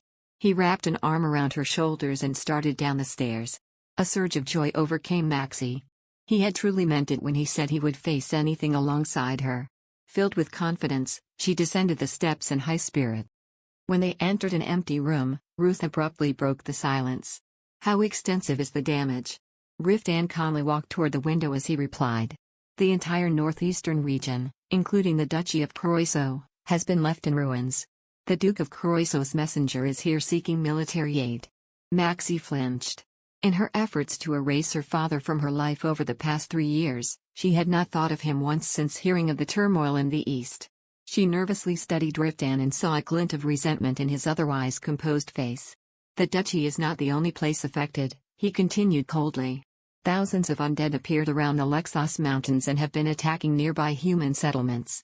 Tristan and the southern regions of Rx have also suffered significant damage, and legions of undead have been spawning sporadically in other areas as well. Riftan's intense gaze landed on Ruth. Can you explain to me how this is possible? I can, but it would take days, Ruth replied flatly. Since the minutiae of necromancy isn't your primary concern, what one can tell you now is that the enemy has been planning this for a long time. They have been planting dark magic across the continent while the coalition army fought in the Pamela Plateau. It could have started even earlier. Then, Maxie said, gulping in fear. Turning his head to look at her, Ruth continued calmly, the invasion 3 years ago was likely a strategic move to lay the foundation for this. Maxie clenched the sleeve of her robe in her fist. She found it difficult to believe the monsters could plan so far ahead. Perhaps Ruth was overestimating their capabilities. She was about to say as much when Riftan spoke. What do you believe their objective to be? Ruth's gaze fell to the floor, his lips sealed tightly. After a moment of silence, Riftan pressed him further. I highly doubt they're seeking revenge for the exiled mages or that they want to occupy the territories they've ravaged. You must have some idea of their ultimate goal. I do have an inkling, Ruth said stiffly. But before I tell you what I've discovered, I would like to request a private audience with the Pope. Under the Oak Tree. Chapter 368. Ruth's unexpected words took Maxie aback, but Riftan seemed to know why the sorcerer had made such a request. Lost in thought, Riftan regarded Ruth briefly before responding calmly, while I may hold the lustrous title of Wigru's reincarnation, I am still a mere vessel knight. A public audience, yes, but a private one might be difficult. And besides, the Pope is currently eager to assert his authority. He won't readily agree unless we have something enticing to offer. In that case, Ruth said sardonically, tell him that I possess knowledge of the object they've been relentlessly hunting for the past few years. Let him know that it would be wise to comply with my wishes if he wants to avoid a bigger problem. Riftan cocked an eyebrow. You want me to threaten God's representative? Isn't that your specialty? Ruth retorted flatly. There is no time to waste. I'd like to speak with the Pope today, if possible. If he refuses, out of pride or whatever else, inform him that I will turn to High Priest Garrus. That should persuade him. Maxie's jaw dropped. Was Ruth truly asking Riftan to threaten the most influential leader of the Seven Kingdoms? Horrified, she hastily blurted out, stop talking around the matter and tell us what you found. If we antagonize the Pope over something trivial. Very well, Riftan interjected, cutting her off. One will go request an audience with him right away. It was not until Maxie heard the faint, echoing footsteps in the corridor that she realized someone had been eavesdropping on their conversation. Her face drained of color, and Ruth let out a small sigh. I will explain everything after I've seen the Pope, he said. Only then did Maxie grasp the reason behind Ruth's excessive caution. The Grand Basilica of Ossuria was currently a battleground for numerous factions. The frictions between the Orthodox and Reformed Church, the subtle power struggles among the monarchs, the nobles vying for favor, and the servants acting as spies for a few coins. Maxie suppressed her curiosity and nodded. One understand. With her consent, Riftan unfolded his arms and headed toward the door. I will go see Father Lucius. One want both of you to wait here. As the right hand of the Pope, High Priest Lucius was responsible for entertaining nobles on the Pope's behalf. After Riftan left the room, Maxie and Ruth settled next to the fireplace to wait in anxious silence. Maxie's mind was in turmoil. Ruth had mentioned that the church was searching for something, and his cryptic tone indicated it was not just about the dark mages. If that were the case, what exactly were they looking for? Questions led to more questions, dangling like threads in her mind. Growing impatient, Maxie was relieved when Riftan entered the room. His Holiness has agreed to see you immediately, he said, his dark eyes gazing down at Ruth. A crooked smile twisted his lips. I must warn you, though, that he appeared greatly angered by your words. Don't expect him to tolerate your insolence as one do. You might find yourself facing the gallows for blasphemy. I appreciate the warning, Ruth muttered through gritted teeth as he rose. As they stepped out of the room, Maxie noticed a temple knight and a cleric in a black habit waiting outside. They must be there to escort Ruth to the Pope, she surmised. Her stomach twisted into knots. From the looks of it, the Pope had deemed Ruth's information highly dangerous. Please. Take Riftan's warning to heart, Maxie anxiously pleaded with Ruth. Be careful not to offend the Pope. Do you take me for a thoughtless child? He said, shooting Maxie an incredulous glare. He shook his head. The audience should not take long. One will be back before you know it, so there is no need to worry. With that, he followed the cleric down a dim corridor. Maxie watched him go, concern etched on her face. Should we not go with him? He will be fine on his own. You needn't worry, Riftan replied tepidly, guiding her toward the fireplace. Maxie looked up at him, her eyes filled with questions. You know what Ruth discovered, don't you? One would have to be a fool not to know that the reformed faction is hiding something, was his evasive reply. Furrowing her brow, Maxie glared at him as he tossed a piece of kindling into the fireplace. Sensing that she was waiting for a more detailed explanation, Riftan let out a small sigh. Over the past few years, the Temple Knights had been scouring the Seven Kingdoms for something. At first, we thought they were hunting down the remnants of the monster army, but further investigation made us question that. It's now clear that they are searching for an object. What sort of object? After silently staring into the crackling flames for some time, Riftan raised his head to meet Maxie's gaze. She could see him hesitating, torn between his desire to protect her from harm and his obligation to inform her. He seemed to come to a decision, and he continued in a calm tone, Before I left for the campaign, I instructed Ursuline to investigate the past activities of the Temple Knights. Both Princess Agnes and Siguluaran cooperated with the investigation. Thanks to that, we were able to learn some important information. Maxie narrowed her eyes, recalling the countless private conversations she had witnessed between Riftan and the princess. She suddenly felt a pang of frustration at being left in the dark about everything. Pushing aside her petty emotions, she asked, What did you learn? 3 years ago, the Grand Basilica of Ossuria replaced their treasurer for no apparent reason. A highly unusual move, considering positions within the church are typically held for life unless there's a valid case for dismissal or the person is too old or infirm to continue. Moreover, only a high priest trusted by the Pope is appointed to that particular position. But the dismissed treasurer didn't voice any complaints despite being ousted without cause. Then, the Temple Knights formed a tracking party and started scouring the western continent. Maxie quickly grasped the implication of his words. You believe something was stolen from the basilica? Riftan nodded, his expression wooden. That is the only conclusion that makes sense. The bastards creating undead all over the continent likely stole something from the basilica during the chaos of the war, and the previous pope kept it a secret to avoid criticism for failing to protect the church's asset.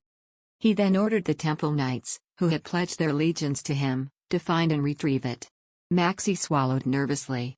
Though Ruth had promised to explain everything upon his return, she could not help but ask, What do you think? Was stolen? Though she had asked the question in the smallest of whispers, it still sounded much too loud in the quiet room. After silently regarding her flushed face, Riftan shrugged. Something dangerous. Its loss would undoubtedly lead to severe condemnation. Maxie bit her lip as she tried to recall all the holy relics owned by the church. She doubted the monsters were interested in the sacred remains of Darien the monarch and his 12 knights. And aside from the broken remnant of Ascalon, Waygru's holy sword, the weapons of the 12 knights were currently entrusted to active knights. There were certainly rumors that the church possessed powerful magical devices and books on magic authored by elves during the height of the Remian Empire, but if these were the items the monsters sought, they would have raided the Mage Tower instead.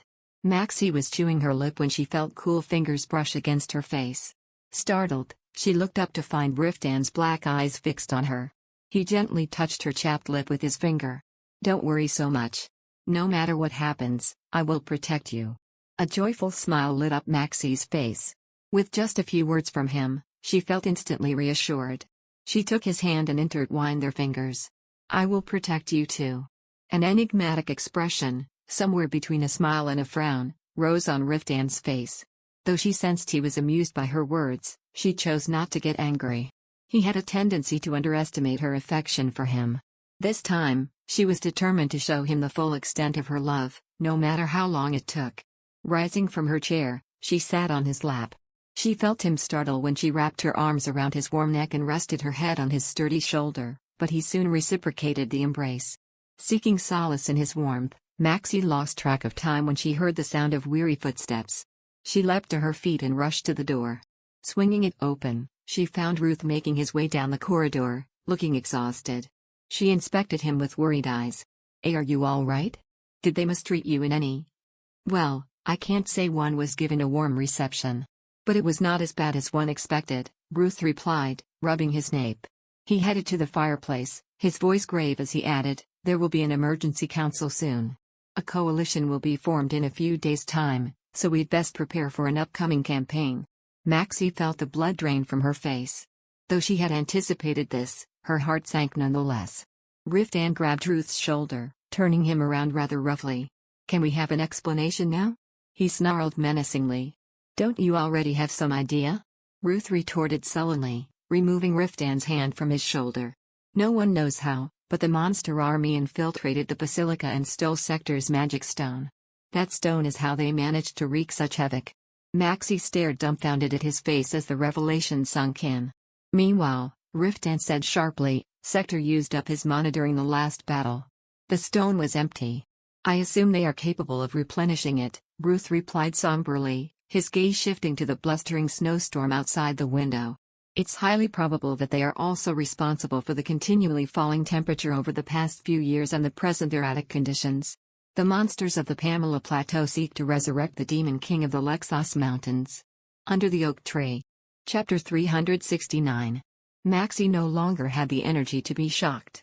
She slumped into a chair, her mind racing through the past few years. She recalled the moment she had first witnessed large snowflakes fall on an atoll. By mere chance or not, the drop in temperature had begun after Riftan's return from the Dragon campaign. Had the monsters of the Pamela Plateau been plotting Sector's resurrection from so far back?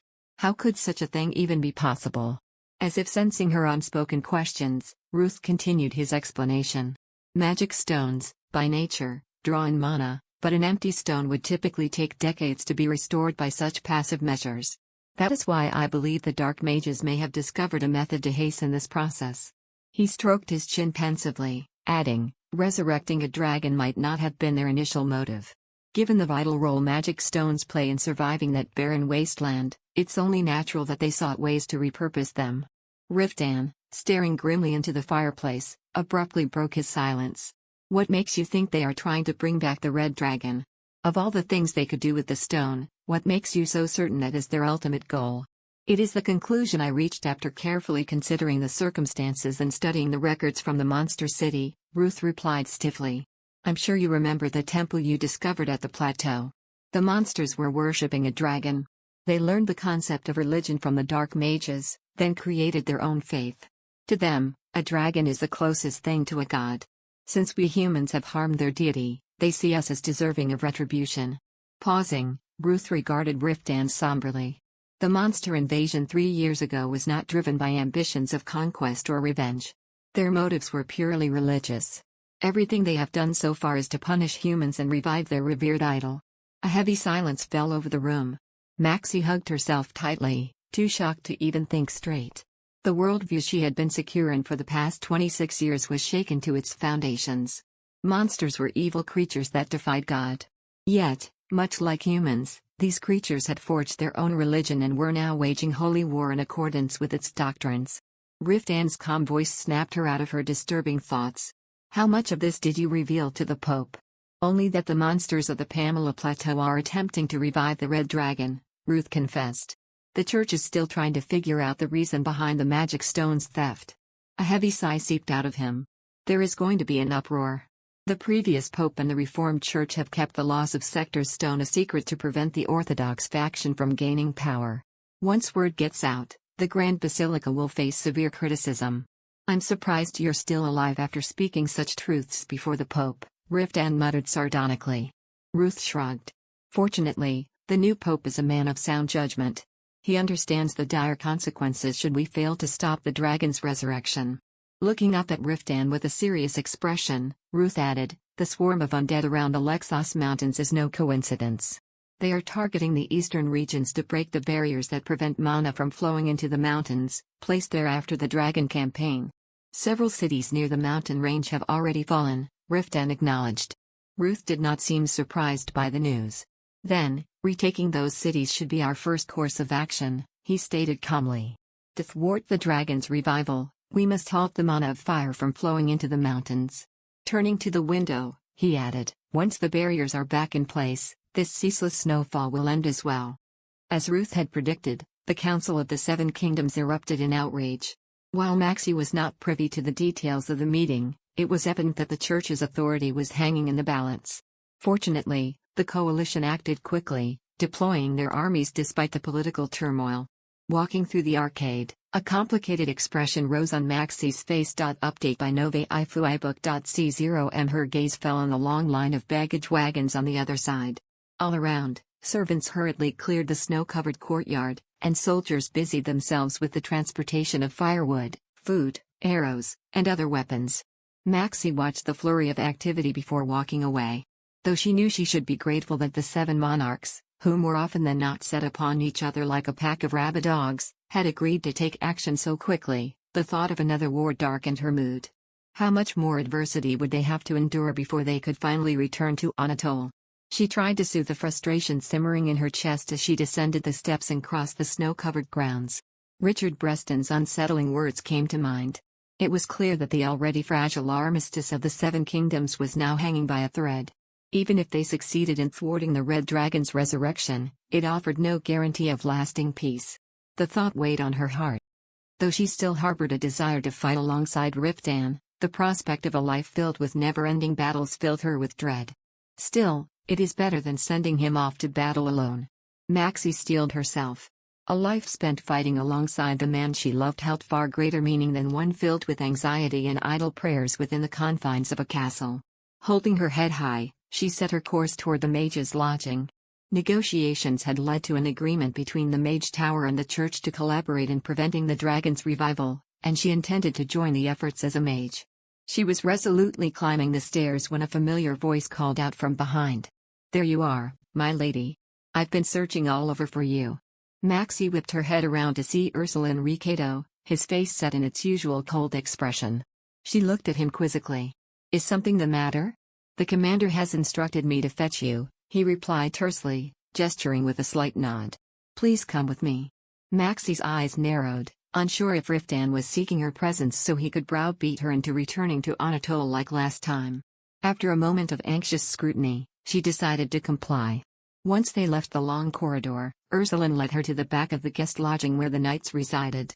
The spacious area was already packed with temporary stables and baggage wagons. Around them, dozens of knights in blue cloaks were inspecting their mounts and luggage. Maxie nodded to the knights who greeted her as she hurried past the 2 rows of cargo. Just then, she heard a lively voice overhead. "Good morning, my lady. You are looking as lovely as ever." Maxie looked up to find Hebaron perched on a wagon roof. With a wink, the burly knight said, "Even the crown of your head is a sight to behold from up here." Sir Hebaron, what are you doing?" Hebaron grinned, showing her the barbed wire in his gloved hand. "Hammering steel spikes onto the wagons. It prevents winged monsters from flying away with them." "Does that mean other monsters have joined the undead army?" "A few wyverns have been spotted," Hebaron admitted. "The numbers aren't a major concern, but since the enemy has the ability to control other beasts, it's best to take precautions." He picked up his hammer to resume nailing the wire to the wagon. Maxie watched him anxiously, her thoughts racing, until a hand suddenly grasped her shoulder. Startled, Maxie swiveled her head to meet Riftan's cool gaze. "Why are you loitering here? Were you not told that I was looking for you?" I was on my way." Annoyed by his high-handed tone, Maxie coldly removed his hand from her shoulder. Riftan's lips tightened into a thin line as he spun around. "Come with me." Narrowing her eyes, Maxie wondered what had provoked his anger this time. Was he attempting to send her back to Anatole as she had feared? She remained standing, trying to gauge his intention, when he looked over his shoulder and arched an eyebrow. "Are you not coming?" After a moment of hesitation, Maxie let out a small sigh and followed him. Riftan strode past the wagons, leading her to a small cabin behind the guest house. It turned out to be a temporary storage space stacked with an assortment of sundries and containers. Riftan lifted a large bundle from among the items and unfolded it. "I want you to try this on to see if it fits," he said, holding out a padded, knee-length brown garment with leather straps on the sleeves and waist area. Maxie furrowed her brow. "What is it?" It's a gambeson made with wyvern leather. It's sturdier and lighter than the average quilted armor, so you should be able to wear it." When Maxie merely gaped at him, Riftan pressed her rather brusquely. "What are you waiting for?" She hastily accepted the armor. Though it had some weight to it, it was still considerably lighter than the plate armor Ursuline and Ulysseon had made her wear. She removed her robe and clumsily donned the garment. Riftan bent down to help her into it properly, tightening the belt around her waist. "Is it not heavy?" While she found it slightly burdensome, Maxie said assuredly, "And not at all." Riftan gave her a skeptical look before grabbing one of the swords hanging on the wall. Under the oak tree. Chapter 370. It was a sleek short sword, the blade of which looked around 2 cavets approximately 60 centimeters long. Riftan unsheathed it partly from its leather scabbard and, after giving it a thorough inspection, extended the hilt to her. "Here, see if you can carry it." "And me?" Maxie stared up at him in surprise before cautiously taking it. Though its blade was much shorter than Riftan's, it was still too heavy for her to wield with one hand. She had to tighten both fists around the hilt to balance the weight. Seeing her struggle, Riftan sighed and took the weapon back. "I'll have the blacksmith lengthen the hilt so you can wield it with 2 hands. Is it for me? Isn't that obvious?" Riftan replied brusquely, sliding the gleaming blade back into its scabbard. He then took a pair of leather gloves from a small chest. "I had these made for you. Try them on." Maxie, who had been vacantly blinking, accepted the gloves and pulled them on. The soft, tanned leather encased her hands perfectly. She marveled at the flexibility and sturdiness of the material as she clenched and unfurled her fist. As she did so, Riftan picked up a black breastplate and placed it on her chest. "Turn around." Maxie obeyed. Riftan deftly strapped the plate over the gambeson so that it sat flush against her chest. Turning her to face him again, he asked, "Is it too tight?" And no, not at all. Not only did the breastplate feel perfectly tailored to her, it was unbelievably light. Maxie looked up at Riftan, her eyes shining with emotion. She could not believe he had prepared all this for her. Happiness bubbling in her chest, she said, "It's very comfortable. What is it made of to make it so light?" "Cockatrice leather. It may be light, but it is capable of withstanding most attacks." Maxie eyed the breastplate in surprise. A cockatrice was a high-grade monster that was as rare as a basilisk. Sellers were free to name whatever price they wanted for its skins, and as only a few craftsmen had the skill to work with such material, a breastplate of this quality would have cost an exorbitant sum. Maxie gulped. Would a mage require such costly armor?" "You do," Riftan said coldly, looking stern. "From now on, the knights and I will teach you how to use a sword whenever possible. Though mages are rarely required to fight in battle, you should learn how to protect yourself just in case." Though Maxie wanted to retort that she had never intentionally thrown herself in danger, she held her tongue. She did not wish to argue over trivial things when he was allowing her to go on this campaign with him. "I understand," she replied with the enthusiasm of an eager squire. "I shall do my best." Riftan observed her reaction, his gaze full of some unfathomable, complicated emotion, and let out a sigh. He turned around and pulled out a deep blue cloak from the chest. "Be sure to stay close to Ruth at all times," he said as he inspected the cloak's condition, "be it on the road or during battle. He will inform you of the rules you must adhere to as a mage of our order." "As a mage of the order?" "That's right." Draping the cloak over her shoulders, he declared, "You are now a mage of the Reamdragon Knights. Hence, you must obey your commander's orders before any instruction by that Nornai riffraff." Maxie became wide-eyed. After pulling her cloak's hood over her head, Riftan strode out of the cabin. Stunned speechless, Maxie trailed him in a daze before jolting back to her senses. Since the mages had their own rules, there were procedures that needed to be followed before she could officially become a Reamdragon Knight mage. She pointed this out to him, her voice quivering. "Why, you must know that this is not something we can decide ourselves. You must first make a formal request to the tower for a mage before I can officially join the Reamdragon Knights. Not only that, there will also be evaluations." "All necessary procedures have been fulfilled," Riftan retorted, cutting her off rather coldly. "Why do you think Ruth Serble has been acting as errand boy for that fastidious elder? Do you think he was at Calto Serble's beck and call simply because of their blood ties?" His lips twitched, a cynical expression rising on his face. "Ruth Serble is a mage of the Reamdragon Knights, not some attendant to be ordered around." Are you saying he cooperated with Master Calto on the condition that I will be deployed to Onatl?" Maxie asked, astonished. Since the mages aboard were well aware of the circumstances that had brought her to Nornai, she had fully expected to be sent back home once she had taken all the necessary steps. Hence, the revelation that the tower had used her return as a bargaining chip behind her back felt like a huge betrayal. "I would have returned to Anatole even without Ruth's help," she said stonily. As the mage tower does not restrict the freedom of its mages, Master Kalto had no right to be bargaining. That is true in most cases, but Anatole has Ruth Serbal. "Have you forgotten that he is a black sheep among your peers?" Riftan replied objectively. "Though I hate to admit it, you are a mage of the tower, and Nornai can keep you there if they so wish. I wasn't willing to take that risk." Unable to come up with a retort, Maxie closed her mouth. As they entered a vacant lot that was newly swept of snow, Riftan added with a sigh, "However, that is not the only reason Ruth has been acting like the tower's servant." He secured a pardon for his unsanctioned departure in exchange for covertly investigating the Dark Mage's records and negotiating with the Pope on Nornai's behalf. He would have cooperated with Kalto Serbal whether or not your deployment was part of the bargain. Maxie looked up at her husband quizzically. "Do you know what he negotiated with the Pope?" "He told me he could not go into detail, but it was likely for the revision of the list of heresy. I don't think the Mage Tower has anything else to demand from the Church." Maxie became mired in thought. If the new Pope were to issue an edict favorable to magic users, it would certainly open more doors for mages. Not to mention, she just may be able to learn a few advanced spells.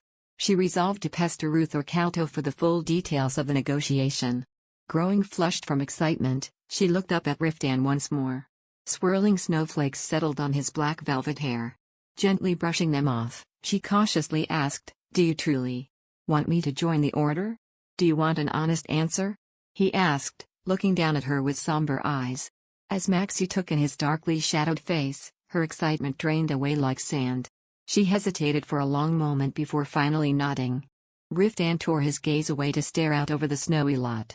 "I've only ever wanted the best for you," he said bitterly. "I want to lavish you with beautiful gowns and jewels, not armor and weapons. I want to provide you with a life free from worry and fear, one where dark mages are the furthest things from your mind. My wishes have not changed." Aye.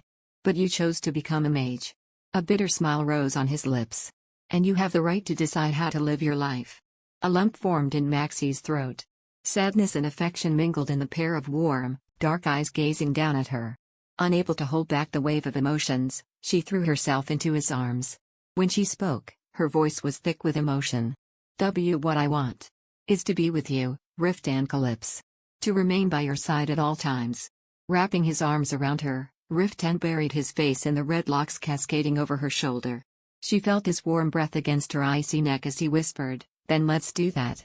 Riftan took Maxie to the Ream Dragon Knights. He assembled the men scattered around the lot and announced Maximilian Calypse's new position as a mage of Anatole. Thunderous cheers followed, and the overwhelming joy made Maxie dizzy. Even the fact that they would have to depart in a few days to fight another terrible war could not dampen the pride and fulfillment she felt in that moment. Maximilian Calypse was now a member of the Ream Dragon Knights. She felt as if she had grown a cavette taller in the span of a night. However, her elation did not last long. She soon found herself sprawled on the floor of the training grounds, glaring at Ursula Enriqueto's neatly shaven face. The knight let out an exasperated sigh. "There must be something wrong with the way your muscles are connected, my lady." Under the oak tree. Chapter 371. Maxie shot daggers at Ursuline. "Are you quite done?" "Not quite," the knight replied dryly, bending to offer her his hand. Maxie accepted his assistance with a surly expression. Helping her up, Ursuline added sternly, "How many times have I told you not to look away from your enemy? Surely at least 100. You must keep your eyes on your opponent's shoulders and head, ready to fall back at any time. Your reckless charges cause you to lose your stance at the first counter move. At the very least, try not to trip on your own." "You have made your point, Sir Ursuline," Maxie said irritably, rubbing her aching buttocks. Ursuline, however, seemed determined to continue his carping. Arching an eyebrow, his voice took on a domineering edge. "That is what you told me earlier before repeating the same mistake. If you had truly understood my instructions, you would not have tripped again. You understanding something and putting it into action are two different things. Most would classify that as not understanding." Picking up her practice sword from the snow, Maxie glowered at the knight in exasperation. While she could not deny her dreadful reflexes, Ursuline's incessant reminders were beginning to grate on her nerves. Aiming her wooden sword at his infuriatingly emotionless face, she said sharply, I merely lost my balance. I will not do that again. The knight opened his mouth as if to say something, then stopped, shaking his head. He raised his practiced sword to begin the spar. Maxie carefully gauged their distance, searching for an opening. In her mind, thrashing the knight seemed easy enough, but her body refused to cooperate. Her strikes were weak, and she faltered whenever she attacked. She also always ended up on her rear when she tried to back away from an incoming swing. Moments later, Maxie found herself sprawled on the ground again like a snow-covered scarecrow. Ursuline looked down at her grimly. I shall be honest, my lady. You have absolutely no talent when it comes to swordsmanship. I am aware of that, Maxie shouted. The knight maintained a serious expression as if to emphasize that he was giving an objective assessment. In fact, you struggle with any basic movement of the limbs. Simply put, you are not cut out for physical activity. Instead of wasting your time on such a hopeless endeavor, perhaps it would be better for you to learn offensive spells from the sorcerer. Why, you are giving up on me already? Though she was thoroughly exhausted by Ursuline Ricardo's tenacity, his resignation sparked anxiety within her. She shot to her feet and positioned her practiced sword as if to prove herself. I know I'm a terrible student, but I will improve with time, I assure you. You taught me how to use a dagger, and I used that training to kill a goblin in the Pamela Plateau. You need not lie, my lady. I shall continue to teach you as long as you wish to learn. It is not a lie. I truly did slay a goblin like this, Maxie exclaimed, plunging an imaginary dagger into thin air. Ursuline eyed her dubiously, then shook his head. Must have been an oath of a monster, he muttered to himself. The knight promptly sealed his lips at her murderous glare. Deeply upset, Maxie hissed through clenched teeth, Why, you needn't force yourself to teach me. I would rather learn from Riftan anyway. The commander won't have time until the preparations for the campaign are over, Ursuline replied with a hint of uneasiness. Things seem to be getting more serious than we anticipated. He is actively working to prevent the Northern Alliance from gaining control of the coalition army. Ads by Pub Future. Maxie's face darkened at the unexpected news. Does that mean Richard Breston might become the supreme commander this time? In the worst possible case, yes, the knight admitted, his gaze fixed on the main chapel where the Council of the Seven Kingdoms convened. Since the Church cannot deny responsibility for the current situation, the Northern Alliance is using it as a pretext to strip the Temple Knights of their leadership and install Richard Breston as the commander of the coalition army. If they succeed, it will spell danger for the armies of any kingdom in favor of the armistice. He will likely attempt to wipe out a significant number of their forces. The commander has been trying to prevent that from happening. What does he intend to do? What else? Ursuline replied, shrugging. He will have to claim the position for himself. King Reuben has already named him commander of the Wedonian army. With the backing of the crown, it won't be too difficult for him to best Breston. Worry crossed Maxie's face as she recalled the blatant mockery the Northerners had directed toward her husband for his humble background. Though Riftan was undeniably the greatest knight in the realm, Maxie did not doubt that the conservative nobles of the North would malign him for his low birth. What was more, Riftan had yet to receive an official noble title. Even Maxie knew it was unprecedented for a mere vassal knight to assume command of an army comprising tens of thousands. Would Wedon's royal backing be enough to secure Riftan the rank of supreme commander of the coalition army? Sensing that Maxie was spiraling into worry, Ursuline interjected, I suggest you focus on yourself for the moment, my lady. If Sir Riftan succeeds in taking command of the army today, the Ream Dragon Knights will be at the front. While it's unlikely that you'll ever face the enemy directly. The knight trailed off as if unsure. He regarded her uneasily for a moment before continuing gravely, it would certainly help for you to know a technique or two. Though his resolute demeanor irked her, Maxie compliantly readied her wooden sword. They continued their basic swordsmanship training for about 2 more hours. Despite the physical strength and stamina she had acquired from months of campaigning, she struggled to keep up with the grueling drills. Her skill remained at the level of a child wildly swinging a wooden stick. Exhausted and disheartened, Maxie trudged out of the training grounds. She had not expected to become a skilled swordsman overnight, but neither had she expected it to go so disastrously. Rubbing her sore buttocks and aching wrists, she made her way across the vast grounds. All around, Soldiers ferried luggage, weaving around the rows of baggage wagons that filled the space from the main chapel to the entrance of the basilica. She hurried through the commotion, resolving to ask Ruth to cast restorative magic on her. Just as she neared the lodging occupied by the Ream Dragon Knights, she spotted Riftan returning with some of his men. She joyfully ran toward him. Riftan. A faint smile flickered across his impassive face when he saw her, and Maxie felt her fatigue instantly melt away. Apparently returning from the council, he was dressed in the ceremonial uniform of the Ream Dragon Knights. Despite lacking any silk or feather adornment favored by other nobles, he exuded a dignified air in a simple blue surcoat and pauldron bearing his knightly insignia. Maxie gazed at him proudly before standing on her toes to plant a feather-like kiss on his smooth chin. How did the council go? I hope they didn't have too many harsh words. Maxie. I'm hardly a child who fears being ostracized, Riftan replied with an incredulous snort. Though he genuinely appeared to think her concern ludicrous, the warmth in his black eyes suggested that he enjoyed the attention. After lightly pecking her cheek, he removed his gauntlet to caress her icy cold neck. I see you've been training. Yes, I've been practicing, Maxie replied like a child seeking praise. A peculiar expression, neither smile nor frown, briefly flashed across Riftan's face.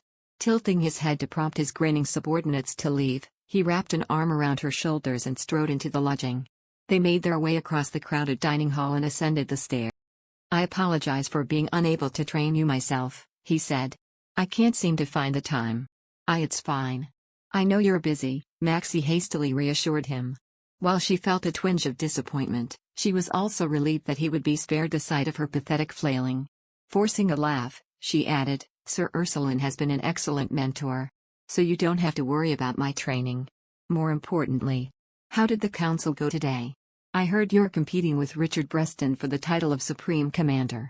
Entering their private room, Riftan responded flatly as he lit the fireplace. The King of Levaton has chosen to endorse me, so I think the odds are in my favor. Your first dance partner proved to be helpful. Maxie rolled her eyes at his snide remark. He evidently intended to hold that against her for a while. Suppressing a sigh, she replied with deliberate nonchalance, how kind of him. It seems we are both indebted to Sir Sejulu. Riftan glared at her, then snorted. He straightened himself. I'd rather not discuss that bastard, he said, clearly displeased. Here, see if you can carry this. He unbuckled the sword at his belt and extended it to her. Is it mine? She asked, her eyes glinting with anticipation. It is. This should be much lighter than the last. As she grasped the hilt with both hands, Riftan removed the scabbard, revealing a slender, gleaming blade. Maxie could only stare at it in awe. The blade's edge was so sharp she feared that merely looking at it would pierce her eye. Is it not heavy? Maxie shook her head. It is astonishingly light. Now, give it a try. Under the oak tree. Chapter 372. Riftan stepped aside, motioning slightly with his chin. Maxie hesitated for a moment before gripping the sword hilt with both hands. She swung the weapon through the air, the movement feeling awkward and clumsy.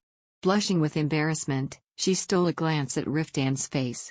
Surely he would take the sword back if he realized just how terrible a trainee she was. Thankfully, he did not seem focused on assessing her ability. After carefully observing her form, he placed a hand on her elbow to correct her posture. Does it feel heavy? He asked. And no. It's weightier than I thought. But it's not difficult to wield. Riftan gently lifted her wrist to check the strain on her joints before releasing her. It doesn't seem to be straining your arm, at least. I want you to practice with this from now on. It'll take time to get used to it. Maxie, who had been inspecting the sword, jerked her head up. Considering her skills with a wooden weapon, practicing with one of real steel was unthinkable. Not wanting to worry her already over-anxious husband, though, she nodded confidently. All right. I shall discuss it with Sir Ursuline. I should have more time once the campaign preparations are over, Riftan said tersely, taking the sword from her. Maxie nervously shifted her eyes. Having witnessed her clumsiness, she feared he would be as exasperated with her as Sir Ursuline. Avoiding his gaze, she muttered, commanding an army is a demanding task, and I am perfectly content learning from Sir Ursuline, so I can spare an hour or two. Riftan paused while strapping the sheathed sword to her belt to shoot her a sharp look.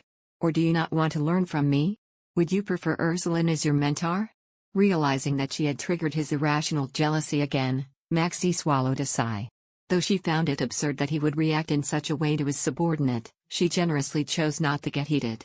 After all, she had done the same with any woman who interacted with him. You know that is not true. I merely don't wish to add to your burdens.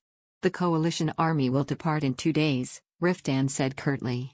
He cinched her belt so the sword's weight would not pull it down, then straightened. I'll help you practice from time to time during the journey. As I'm sure you know by now, anything can happen during battle. Being able to defend yourself with a sword will serve you well in a crisis. Maxie's face fell when she noted the anxiousness in his voice. Her heart sank thinking of how difficult it must be for him to take her to war. I won't do anything reckless this time. I'm fully aware of the scope of my abilities now. Once the battle starts, I promise I shall adhere to my duties in the rear. If Riftan started, then closed his mouth. Maxie gazed up at him encouragingly. After hesitating, he continued, if you are ever forced to choose between saving your life or those of everyone else, can you swear to me that you will not hesitate to save yourself? Maxie's face hardened as she realized he was referring to the events at Ethlana. She asked herself the same question, if it came to it again, could she turn her back on everyone and choose to run instead? Just the thought of abandoning Ruth, Hebaron, Itzala, and many others to save her own skin twisted her stomach into knots. But then, the memory of Riftan looking at her as though his soul were being ripped apart flashed in her mind. She still vividly recalled how he had broken down in anguish. Maxie clenched her fist. She would undoubtedly fall apart just as completely if she saw Riftan hanging on to his life by a thread. She could not make him go through such pain again. Ads by Pub Future. She gave a determined nod. I give you my word. If the worst comes, I shall put my life above all else. He silently regarded her, relief slowly spreading across his face. Maxie felt her throat constricting. He was the single most important person in her life. Thanks to him, she now knew that loving someone this dearly could also be a source of pain. She vowed then and there that she would always choose Riftan Calypso, even if it meant sacrificing the whole world. 2 days later, a somber procession of over 6,000 veteran soldiers began marching from Belbourne. Rows of armored horses and knights slowly made their way out of the city, heading east toward the Gillian Plains. The grim atmosphere reflected the army's low morale. It was daunting to face another war so soon after the prolonged conflict of the last. Maxie observed the gloomy faces as she patted Rem's neck and trotted confidently after the war horses. From her position behind the Ream Dragon Knights, she could see the banners of the Knights of Philaran and the rest of the Wedonian army, led by Princess Agnes. Carefully assessing the atmosphere within each division, Maxie shifted her gaze to the Ream Dragon Knights. Riftan, accompanied by his elite officers, led the procession in strict formation. Squires followed behind, carrying spears bearing the order's banner and shields adorned with a distinct coat of arms. Suddenly curious, she asked Ruth, who was riding next to her, whose coat of arms is that? Which one? Ruth said. He was on horseback next to her, his face haggard. A small exclamation escaped him as he followed the direction of her finger. That is the House of Calypso's. Sir Riftan did mention reaching an agreement with King Reuben under the condition that he would take command of the army. He must have used this opportunity to force the king's hand. The House of Calypso? Wide-eyed, Maxie carefully inspected the image, a crude triangular shield over which lay 3 swords of slightly different shapes. It was a simple yet exquisite design. Ruth proudly explained, although the king has yet to confer him with the title officially, Sir Riftan has been promised an earldom, and Anatole has flourished into a profitable trade city comparable to a duchy. It's about time his house had a sigil to represent it. The sorcerer suddenly furrowed his brow. King Reuben has been using the earldom to manipulate Sir Riftan into working like a dog the past few years, but he won't be able to do so much longer. Treating his own noble like a servant would diminish his authority. His Majesty will have to show Sir Riftan the same respect he shows his other earls. And since the Ream Dragon Knights now belong to the House of Calypso, Weden's royal family can no longer treat the order as a mere extension of the royal knights. Lower your voice, Maxie whispered anxiously, worried the nearby royal knights might overhear. Ruth, as if to say he had suffered long enough, remained brazenly unconcerned. The king uses the conservative noble's objections as an excuse to put off granting Sir Riftan a title, but not even that conniving man will be able to stall much longer. Maxie's concern over Ruth's impertinent remark ceased as Princess Agnes and her retinue showed no visible reaction. Relaxing slightly, she surveyed the banners and shields carried by the knights. The House of Calypso's banners now intermingled with those bearing the emblem of the White Dragon. Since the Ream Dragon Knights marched at the front, Riftan's newly minted coat of arms was likely visible to the Knights of Wedden and to those from other kingdoms. Pride swelled in Maxie's heart. The House of Croesus heraldry had never evoked such feelings in her. With the Calypso symbol, she felt the urge to show it off to all the 7 kingdoms. She was imagining doing just so when Elliot called over to her. "The road will become rough ahead, so please take care." It seemed Elliot had been assigned as her personal guard this time, as Ulyssean and Garrow were occupied with other duties. Though Maxie thought the knight was being overly concerned, she offered him a faint smile and made an effort to keep close to the others. She understood Riftan's and the knight's concern for her well-being. Fortunately, there was little snowfall, and the army reached the edge of the plains within half a day. After camping there for the night, they continued marching southeast along the river. Ruth briefed Maxie on her new duties as a member of the Order as they traveled. Since earth magic is best suited for defensive and healing spells, focus on supporting the knights from the rear. During battle, your task will be to cast barriers around the supply wagons and shield the knights when possible. Of course, treating the wounded post-battle will be your primary duty. What about you? I will be assisting at the front. Maxie's shoulders sagged. Though she had accepted her supporting role in the Order, she could not help but feel guilty about staying back while others fought bravely on the front lines. As if reading her mind, Ruth's lips curled into a smile. "It is because I have you defending the rear that I can focus on the front. I'm confident it will be a perfect partnership." Maxie shook off her bitterness. She would only be a hindrance at the front. Gathering her resolve, she gave Ruth a determined nod. I shall do my best." As the sun began to set, the Ream Dragon Knights halted the army's march and set up camp on Brimwell Hill. Soon, the Knights of Philaron and the Bolos Royal Knights followed suit, establishing their camps by the river. Maxie stood atop the gentle hillcrest and tried to calculate the remaining distance in her mind. At their current pace, they would reach the eastern part of Wedden within a week. Under the oak tree. Chapter 373. Maxie wondered what horrors awaited them there. She pictured thousands of undead razing villages, small and big, to the ground. The undead army would then lumber toward a walled city, swelling with each victory. Humans slaughtered by the evil monsters would become specters of death, attacking their fellow man as a senseless arm of the monster army. The image of thousands of corpses marching across the frozen earth sent chills down her spine. She pulled her hood down, hunching her shoulders. Though she bolstered her nerves dozens of times each day, thinking of the impending war never failed to fill her with fear and anxiety. "My lady." Roused from her foreboding thoughts, Maxie turned her head toward the voice. Elliot Karen climbed up the hill, worry etched on his face. "Please allow me to take your horse to the stable."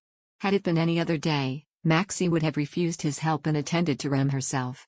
After riding all day in the harsh wind, however, she barely had any energy left.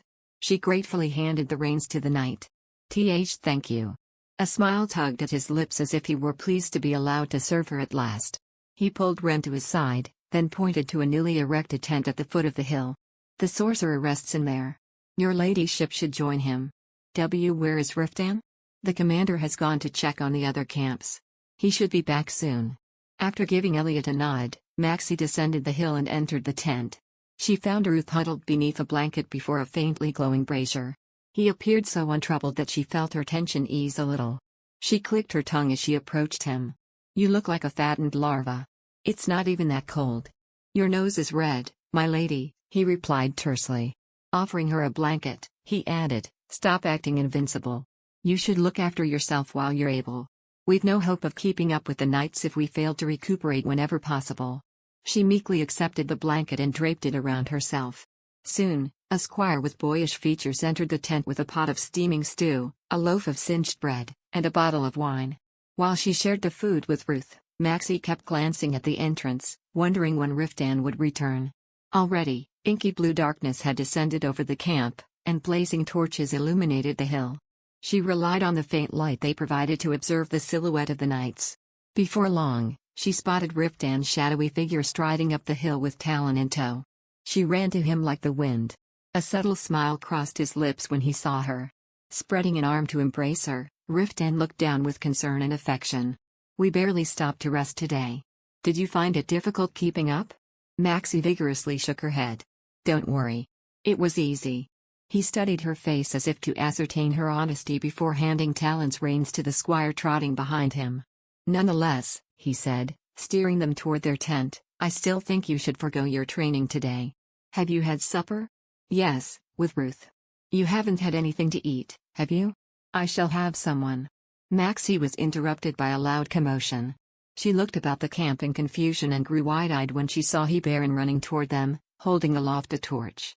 Hebaron led an elite detachment half a day's journey ahead to scout out the army's route. The fact that he was returning in such haste could only mean there was a problem. Riftan released his arm around her and went to meet the burly knight. "What is it?" "We found them on the road. We hurried back because they are in dire need of treatment," Hebaron replied, pointing his torch at the ridge connected to a valley. "They are residents of Darren Castle who managed to escape when the undead army struck." Ads by Pub Future. On the dark field, 5 or 6 men in ragged clothing were staggering toward the camp with the aid of the knights. Without thinking, Maxie sprinted down the hill. As she drew closer, she could see their tattered clothes and pallid faces in more detail. Clearly, they had experienced something horrific. Please take them to the barracks. They must be treated at once." At her command, the knights promptly took the wounded to the shared barracks and laid them on straw beds. Placing a lamp nearby, Maxie carefully inspected their conditions. The men wore bandages on their limbs and shoulders, and one even had a dark bruise on his face, likely from being hit by a blunt weapon. Knowing that head injuries were more likely to cause permanent consequences, she healed the man with the bruise first. Relieved of the pain, the man mumbled, "Thank you," even as he remained sitting hunched over in fear. Maxie promptly moved on to the next patient. Carefully, she managed to peel off his frozen, bloody bandage, revealing a deep gash. Fortunately, the bones appeared to be intact, but the skin around the wound was nearly gray from the bleeding. With a small groan, she called to the knights behind her, "Get me hot water. I need to clean the wound first." Suddenly, Riftan was behind her, bending down to examine the injury. "It's a sword wound," he remarked. Maxie looked up at his grave expression in surprise. Riftan turned to the young man she had just treated. "You said you're from Darrent? Your village was attacked?" "Yes," the young man replied, the sorrow stark on his face. "A horde of armored ghouls attacked the castle. They ravaged the village within minutes. Some of us managed to escape and sought refuge in the castle, but others weren't so lucky. There is no knowing how many managed to survive." "Armored ghouls," Riftan muttered, pensively inspecting the man's gash. "And clearly adept at using weapons. Could be the corpses of recently killed soldiers. Probably the dead knights of the East," said Hebaron, observing the scene from the entrance. "Reports say 2 walled cities have fallen despite the reinforcements sent by the Eastern lords, and 3 castles are under siege. The soldiers who perished in battle might have turned into these undead monsters." Maxie felt her blood run cold. The same fate could await them if they died in this war, cursed to roam in torment as undead beings, unable to enter heaven. There was no worse end imaginable for the followers of God. It was a fate worse than death. Seized with fear, she blurted, What were the parish clerics doing? Is it not their duty to prevent such a thing? Purifying hundreds of casualties at once is no easy feat, even for a high priest," Hebaron explained. "For a parish cleric, it would be overwhelming. So they were risking not only their lives, but also their souls in this war." Maxie bit her lip, the terror rising like bile in her throat. She pretended to focus on treating the man's wound to hide her growing panic. Somehow, Riftan seemed to sense the tension oozing out of her. He placed a firm hand on her shoulder and regarded her stiffly. He looked as if he was about to speak, then seemed to change his mind. Addressing Hebaron, he said, "The battle starts tomorrow. Make sure everyone eats well and gets plenty of rest. What about you, Commander? I must convene an emergency meeting." Slowly rising to his feet, he said to Maxie bluntly, "I shall have Ruth come help you, so don't try to treat the men by yourself." Maxie obediently bobbed her head. After eyeing her skeptically, Riftan sent one of the knights to fetch Ruth at once before leaving the tent. Ruth came trudging in shortly after. They took turns casting healing magic on the 6 injured men. The soldiers were then instructed to bring their wounded comrades something to eat. Afterward, they inspected the magic devices and stones to be used in the upcoming battle. It was pitch black outside by the time they finished for the day. Ruth sighed wearily, gazing up at the dark sky. "We should head back to the barracks now. The intermittently falling snowflakes were growing bigger." "I must go rest for tomorrow," he said. Why you will not wait to hear about the meeting? I'll know by morning anyway. With a yawn, Ruth headed back to the barracks. Maxie watched him go, wondering if she would ever be as calm as him. Shaking her head, she made toward Riftan's tent. It was warm inside, the squires having preemptively lit the braziers. Removing her coat, she slipped into the bed of thick layers of rush mats and blankets. She pulled the covers up to her chin. Exhaustion rolled over her, but anxiety about the looming battle kept her wide awake. She heard someone enter the tent. Maxie quickly closed her eyes, not wanting to upset him when he found her still awake. She listened as Riftan removed his armor, washed his hands, and climbed into bed. A whiff of soap and leather tickled her nose, followed by a metallic scent that clung to his tunic. He draped an arm over her waist, pulling her against his chest. Surprise pricked at her. Since the start of the campaign, he had always maintained some distance when they slept. Was he anxious about the battle too? And was she the cause of his anxiety? Maxie turned and pulled him close, passionately kissing his warm lips. A low moan escaped his throat. She tipped her head back as his hot tongue entered her mouth. The kiss had started as a way to seek comfort, but soon her breathing grew ragged, and heat began to simmer between her legs. Her hands ventured inside his tunic, caressing his hardened abdomen. Riftan shuddered, and his warm breath brushed her neck. Under the oak tree. Chapter 374. Feeling the tremor running through him, Maxie slid her fingers down his toned waistline to the loose band of his trousers. His large member was so stiff that it was nearly ripping through the woolen material. When she gingerly held it in her hand, a strange moan gushed out of him. He gripped her wrist and began thrusting into her palm. Maxie. Maxie looked up at him. Through the dark, she saw his eyes burning with desire. Riftan slid an arm over her shoulder to grip her nape, continuing to move rhythmically against her hand as he pushed his tongue into her mouth. It all felt terribly primal. Her heart began to pound in excitement. Fatigue and fear forgotten, all she wanted in that moment was to make this strong and beautiful night happy. She eagerly sucked his tongue as her hand pleasured him over his strained trousers. Cussing, Riftan roughly yanked the garment down. Knowing what he desired, Maxie promptly sat up. She gripped his hardness with both hands and slowly moved them up and down. She saw his jaw clench as he threw his head back. Seeing him losing his mind to pleasure sent a fiery thrill through her. Gently circling her thumb over the wet tip of his member, she kissed the vein bulging from his neck. She heard him grinding his teeth. His hand clamped onto her nape again. Despite the roughness of the action, she felt no desire to complain. Riftan hungrily tasted her mouth while his hand slid into her loosely tied trousers. Maxie unwittingly bit his tongue. His fingers found the throbbing nub hidden beneath her bush, and the slick noises as he began to stroke made her realize how aroused she was. When he slid a finger inside, it was her turn to writhe. The only thing she could focus on was what his finger was doing. Whenever he delicately rubbed the sensitive places inside, a shot of lightning ran down her spine. Panting, she began to squirm, and he prompted her to pleasure him again by moving her hand. Lying face to face on the cramped bed, they indulged in each other for some time until, frustrated at the climax that lay just out of reach, Maxie grew impatient. When she looked up at him beseechingly, she saw that he had also reached his limit. Withdrawing his fingers, Riftan pulled off her trousers and threw them on the floor. He urged her to climb on top of him. Maxie drew a sharp breath as he immediately penetrated her. "Does it hurt?" he asked anxiously, caressing her tense back. Maxie shook her head. There was slight pain, but it was nothing compared to the pleasure. When Riftan made no move, Maxie slowly rocked back and forth, moans escaping their mouths simultaneously. Why did the act always feel so unfamiliar? Eyes closed, she was savoring the sensation of him filling her when he suddenly grabbed her hips and thrust upward. She gasped for air as she fell on his chest. He began to move rhythmically, and Maxie thought she might lose her mind. Her toes curled with each thrust, and whimpers broke out of her. She involuntarily twisted her hips, not knowing if it was to escape or to drive him even deeper into her. She let go completely, entrusting her instincts to take over. At last, her vision growing hazy, she climaxed. Maxie bit her lip as her whole body tensed, her sensitive inner wall spasming and clamping around him. Riftan grew rigid as well. He held her in a crushing embrace, and she sensed him restraining his movements before hastily pulling out of her. She watched in a daze as he stroked himself. Soon, hot fluid spattered onto both of their abdomens. God damn it, that was close. Riftan flopped onto the bed in exhaustion. Still sprawled on top of him, Maxie jerked her head up. Ads by Pub Future.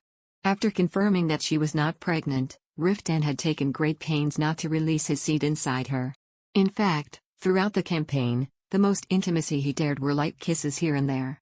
It seemed tonight he had finally reached the limits of his self-restraint. He leaned back, his arms still wrapped around her. When he finally got out of bed, he immediately returned with a basin of lukewarm water and a towel. He wiped her down with great care before starting on himself. Maxie watched as he sat on the bed with his back to her, adjusting his trousers. She silently snaked her arms around his waist. She felt him freeze, then shift to return the embrace. "There's nothing to worry about. You have me." Somehow, it felt as though the words were meant more for himself. She caressed his strained neck and rested her head on his muscled shoulder. "I'm not worried. I just needed you." Feeling a prick of guilt, she added, "Still, I apologize for behaving so irresponsibly when you have been holding back for my sake. You may have started it, but I was the one who lost control." Riftan let out a small sigh as he patted her back as though soothing a puppy. "You don't have to apologize. I wouldn't have been able to restrain myself for much longer anyway." Maxie rolled her eyes. Despite what he said, she doubted he would have touched her if she had not made an advance. His patience and self-control had solidified during their separation, much to her vexation, making it nearly impossible to tempt him. She looked up at him and sullenly mumbled, "Liar. Why, you seem to hold yourself back quite capably." Riftan, who had been pulling at the cover, furrowed his brow. Squeezing her face in his hands, he asked, "What are you so unhappy about?" "And nothing. It's just..." Trailing off, she hesitated before finally blurting out, I feel that I desire you more than you desire me. And that you upsets me a little." She felt him freeze in place. When she peeked at his face, she found her husband looking down at her as though she had uttered something absurd. Flushing, she pushed his hand off her. She tried to turn away, but he grabbed her waist. He pressed his lower body against her and murmured, "You think I desire you less?" Maxie swallowed past her dry throat. His member, which had grown hard again, was nudging her lower abdomen. "I can barely keep my hands off you, so stop trying to provoke me with such absurdities," he said, his voice low and dangerous. When Maxie nodded, Riftan heaved a sigh. He shifted slightly so their lower bodies were apart again and said gently as he tucked her in, "You should sleep now. A tougher journey awaits us tomorrow." "But is it all right to leave it like that? It will settle on its own." "Enough talk and just go to sleep," Riftan said through grated teeth. Maxie closed her mouth. Her words seemed to provoke him no matter what she said. With a small sigh, her eyes fluttered shut. Soon, the crackling fire and buffeting winds lulled her to sleep. The following day, the coalition army split into separate units. It was a necessary move, as they could not afford to send all their forces to save Darren Castle while also racing against time to reach the Lexos Mountain. The Knights of Philaran and the Wedonian army marched north toward Darrand, and the Bolos Royal Knights, Temple Knights, and the Mages of the Tower continued their journey southeast. Maxie's anxiety grew as she observed the fluttering banners of the Ream Dragon Knights and the Knights of Philaran. She wondered why the two groups had been chosen to form a unit. Was it not widely known that Richard Breston held deep animosity toward Riftan? It was highly doubtful the man would obediently follow Riftan's orders. Her gaze shifted nervously to Riftan, who led the army. She struggled to understand why he had made such a decision. Did he intend to keep a close eye on the Northerners despite the risk they posed? She racked her brain for a reason but eventually gave up to focus on writing. The decision had been made, and all she could do now was trust and follow her commander. Staying close to Elliot, she urged her mare up the snowy hill. Soon, they came upon a windmill and a cluster of storehouses. The windmill appeared to be damaged, its walls tipping forward. The knights brought their steeds to a halt not far from it. Maxie soon realized why. Scattered on the ground near the structure's crumbling timber frame, alongside the splintered sails, were charred human remains. Under the oak tree. Chapter 375. Prepare for battle, Elliot bellowed at the young knights breaking out of formation. The undead could rise at any moment. The knights promptly drew their swords, vigilantly scanning their surroundings. Maxie clutched her reins and prepared to pull back. In the meantime, she gathered her mana in anticipation of casting a shield. "There is no cause for alarm," Ruth's calm voice called from within the ranks. "These are the remains of purified ghouls. Guiding her horse through the rows of knights, Maxie spotted Ruth crouched on the ground, inspecting the charred corpses. He was using a spirit stone to gauge the mana around the bodies. Ruth slowly rose to his feet as Maxie approached. "It appears they have been purged with purifying flames," he informed her. "The others must have been here before us." Maxie's eyes widened. The Temple Knights were here? The Paladins were currently traveling northeast with the Coalition army. Due to the mana-blocking devices in the north, east, and south of the Lexos Mountains, they were bound to follow the mountain range to Rx before moving down again. Maxie furrowed her brow, trying to recall the geography of the eastern regions. Even if the Temple Knights had strayed from their path and traveled south, they could not have gotten here before them. A deep voice came from above, jolting her from her thoughts. "It's likely the work of paladins tracking the dark mages on the church's orders or the local temple guards of the region." Maxie lifted her head and saw Riftan. Mounted on Talon, he looked down at the ashes through his visor. He shifted his gaze toward the ruined buildings. "Seeing as the snow hasn't buried the bodies, the battle took place recently," he said, lifting the front of his visor to reveal his eyes. "They are likely on the way to Darand. If that's the case, we need to hurry before they join the undead army," said Ruth. Riftan nodded in agreement and lowered his visor once more. Maxie quickly mounted her horse and returned to her position. The army resumed its march, and Maxie rode as fast as she could to keep up with the war horses. After galloping down the snowy hill, they came upon more destruction. This time, it was a field of trampled dirt, wrecked buildings, and blackened human remains. Maxie suppressed a gasp. Even at a glance, there were more than 30 bodies scattered on the ground. "No, there are probably more," she thought as she scanned the vast field. Most of the peasants who lived in the area had been mercilessly slaughtered. Elliot's hardened expression warned Maxie of the potential for an ambush. "Be prepared to cast a barrier, my lady," he cautioned. Maxie nodded, gripping the reins tightly. They continued galloping until they reached the top of a hill, where the Wedonian cavalry and the Knights of Philaran flanked the Ream Dragon Knights to form a column of force. Behind them, mages, soldiers, and clerics formed a barricade around the supply wagons while squires ferried weapons. For a moment, Maxie's eyes trailed the squire's movements amidst the suffocating tension before she led her horse forward. A ruined palisade stood on the ravaged farmland ahead. Dense smoke blackened the sky above it, and hordes of monsters swarmed around the walls of the citadel beyond like ants. Riftan raised his arm and bellowed, "Archers, to position." At the command, a row of longbowmen began to move forward. Once they were in range, they lit their arrows ablaze and loosed them at once. Maxie watched, overwhelmed, as the fiery projectiles arced gracefully through the sky before raining down on the monsters.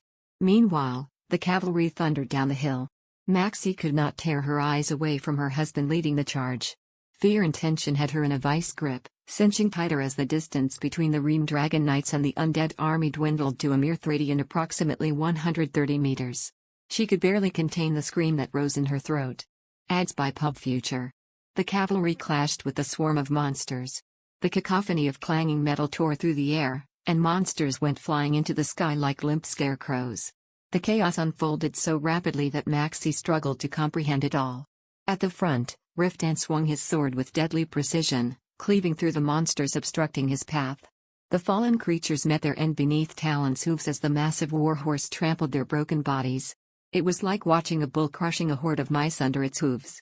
"It seems they don't require our assistance," Ruth commented, his voice filled with relief as he surveyed the battlefield. Maxie turned her gaze in the direction he indicated just in time to see the Northerners' ferocious charge. Richard Breston, wielding his massive sword, created an opening through the monster ranks. The Northern Knights followed, sweeping through like a tidal wave. Iron maces, axes, hammers, and halberds descended on the ghouls' heads with ruthless efficiency. It was less of a battle and more of a massacre. A chill ran down Maxie's spine. Though Breston currently followed Riftan's commands, she could not help but wonder when his loyalty might shift. If the Knights of Philaran suddenly turned against them, perhaps they would become the target of the next charge. Gnawing her lip, Maxie turned her attention back to the Ream Dragon Knights. Chaos reigned on the battlefield. Clashing steel, braying horses, and the bellows of the knights mingled with the stench of burning flesh. Some of the men burned the hacked remains to prevent the ghouls from regenerating. Swallowing an expletive, Maxie anxiously turned to Ruth. Should we not do something? Cast a barrier, perhaps, or assist with the offensive? Magic must be used with caution when our forces are engaged in close combat. Recklessly intervening could cause more harm than Ruth suddenly stopped talking to throw up the barrier in front of them. In the blink of an eye, an enormous skeleton burst from the ground, swinging a hammer made of ice. Maxie backed away in alarm. Her back broke out into a cold sweat as the monster's glinting weapon slammed down on the shield. Ruth's quick action had saved her from a potentially fatal blow. "Protect the wagons," Ruth shouted. Maxie ran to the queue of wagons, summoning the largest barrier her mana would allow. The Philaran high priests and the mages of the Wedonian army also cast barriers over their respective units' luggage. Their actions proved to be hasty. A second later, an army of skeletons scrabbled out of the ground beneath them. Maxie screamed when a skeletal hand shot out from right under her. Its grotesque fingers latched onto her ankle, and she frantically tried to kick it away. When that was ineffective, she drew her sword and plunged the blade into the ground with all her might. It felt like a miracle when the bones fell apart. Maxie shook off the icy fingers clinging to her like caterpillars, then swiftly leapt onto a wagon. Taking down her shield, she was hurrying to summon a new one when 8 skeletons rose from the ground and charged straight at her. She quickly circulated her mana. An incorporeal shield manifested mere seconds before the monster's ice maces struck. But there was no moment to relax. An axe swooped down on her left. Pressing her back against the wagon's side, she gathered all of her mana. A shadow suddenly passed overhead, followed by a resounding thump. Maxie stood in a daze. Riftan had leapt off Talon and crushed the skeletons under an immense, 5 cavet approximately 150 meters, shield. As he rose from the pile of bones, he shot Maxie a fierce look through his visor. "Why aren't you fortifying your shield?" Snapping to her senses, Maxie expanded her shield to cover the wagons. Meanwhile, Riftan ruthlessly hammered the monsters flocking up the hill with his own shield of solid steel. Maxie had never witnessed a more horrifying sight. He effortlessly blocked an incoming mace, then cracked the monster's skull in half with a slash of his sword. Pivoting to his right, he swung sideways at the oncoming horde. An air current shot out from his blade like a flash of light, shattering more than 10 skeletons into pieces. Maxie's jaw dropped when the bones turned black as if scorched by fire. It suddenly occurred to her that she might not know the full extent of her husband's abilities. She had heard all the praises sung about his prowess, but this was the first time she had seen him fight up close. Under the oak tree. Chapter 376. Holding his shield, which was almost as tall as him, with one hand, Riftan knocked down 4 undead at once before turning to slice diagonally with his sword. After that, Maxie found she could not follow his blade. His movements were so fluid that it was like watching a hummingbird flapping its wings, frightening and beautiful at the same time. His armored legs moved nimbly over the snow as he cut down monster after monster. To his left, Ruth was blasting away the undead with wind magic. "Ruth," Riftan cried out. "The necromancer controlling them should be nearby. Trace his magic." "I already am. But the flow of mana is too bloody expansive." Finally pulling herself together, Maxie looked around. The mage's quick actions had kept most of the wagons and horses safe. A few soldiers lay bleeding in the snow. When Maxie saw skeletons pounce on them, she dropped to the ground and began circulating her mana. An earth wall shot 10 cadets approximately 3 meters, into the air between the monsters and the wounded men. "Q quick! Bring the wounded inside the barrier." At her urgent cry, the men who had retreated in fear hastened to drag the wounded nearer to the wagons. Riftan rushed toward the skeletons with extraordinary speed, smashing them to pieces. "Stay inside the barrier," he called out. He had bought them enough time to gain some distance between the rear unit and the monsters. Maxie obediently retreated behind the soldiers. She tore down the earthen barrier and expanded her shield. Incorporeal shields and corporeal barriers were different magics, and maintaining both simultaneously required immense concentration. Once things had calmed somewhat, she stored away her remaining mana and scanned the battlefield. Soldiers bravely fought against the undead at the front while those in the center protected the horses and wagons. At the rear, spearmen fiercely fended off the skeletons advancing around them by the hundreds. They were completely surrounded. Biting her lip, Maxie desperately looked around and caught the 3 Wedonian mages hurling fireballs at the undead. It was futile. The monsters reassembled themselves after each attack, the scattered bone pieces snapping together like iron to a magnet. As Riftan had said, there was a necromancer nearby reviving the fallen monsters. Maxie's face turned grave, and she turned to seek out Ruth. The sorcerer stood on top of a supply wagon, firing wind arrows at any undead that managed to break through their line of defense. At the same time, he maintained a tracing spell and an extensive shield around the wagon. Executing 2 spells at once was difficult enough, so Maxie doubted he was casting all 3 effectively. Infusing her shield with mana to ensure it would stay in place for the time being, Maxie used her remaining magic to start a tracing spell. It was a tall order, trying to concentrate amid the clashing steel, clattering bones, whinnying horses, and the gruff bellows of the soldiers. Breaking out in a cold sweat, she poured all her attention into the spell to prevent the flow of mana from cutting off. And there it was, the magic binding the monsters. She traced the web-like flow of mana before quickly realizing something was wrong. The necromancer's magic was not coming from outside the camp. It was coming from within. Immediately, she retreated from the front where the fierce battle still raged, winding her way to the center of the formation. Though the area around the wagons was relatively safe because of the wide shield, trying to weave through the panicked soldiers proved difficult. She gave the frantically brandished weapons a wide berth and surveyed the area. Soon, she located the source of the necromancy spell. Ads by Pub Future. The dark magic was flowing from a wagon at the edge of the camp. Maxie leapt onto it and threw the haphazardly stacked containers out of the compartment, searching the interior. A complicated rune covered the floor. How on earth did they manage to draw this here? Maxie pushed the thought aside. Now was not the time for speculation. She placed her hands on the rune and infused mana into it, trying to dismantle its power. Suddenly, a shadow loomed over her. Her head whipped up to see a bearded man, likely one of the supply guards, blocking the wagon entrance and looking straight at her. She opened her mouth to explain when the man raised his axe, readying to attack. His dead eyes contracted like a snake's before glowing red. Maxie flung herself aside as the heavy axe struck the wooden floor. Her back slick with sweat, she stuck close to the wagon's edge, her heart pounding wildly as she scrambled to summon her mana. The soldier raised his axe again. Before he could attack, there was a sound akin to ripping leather, and a blade appeared through his chest. Maxie's eyes widened. The soldier stared down in confusion, then slowly turned his head. He never got to see his attacker. The sword point sliced down, cleaving through bone and flesh. It was such a surreal sight that Maxie hardly felt anything, let alone horror. Dark blood gushed from the soldier's hacked body. She stifled a gasp as the bearded man's face began melting away like wax, revealing a reptilian face covered in crimson scales. The monster hunched over. Its scaly hands fumbled at its stomach, trying to stop the blood gushing from its torso.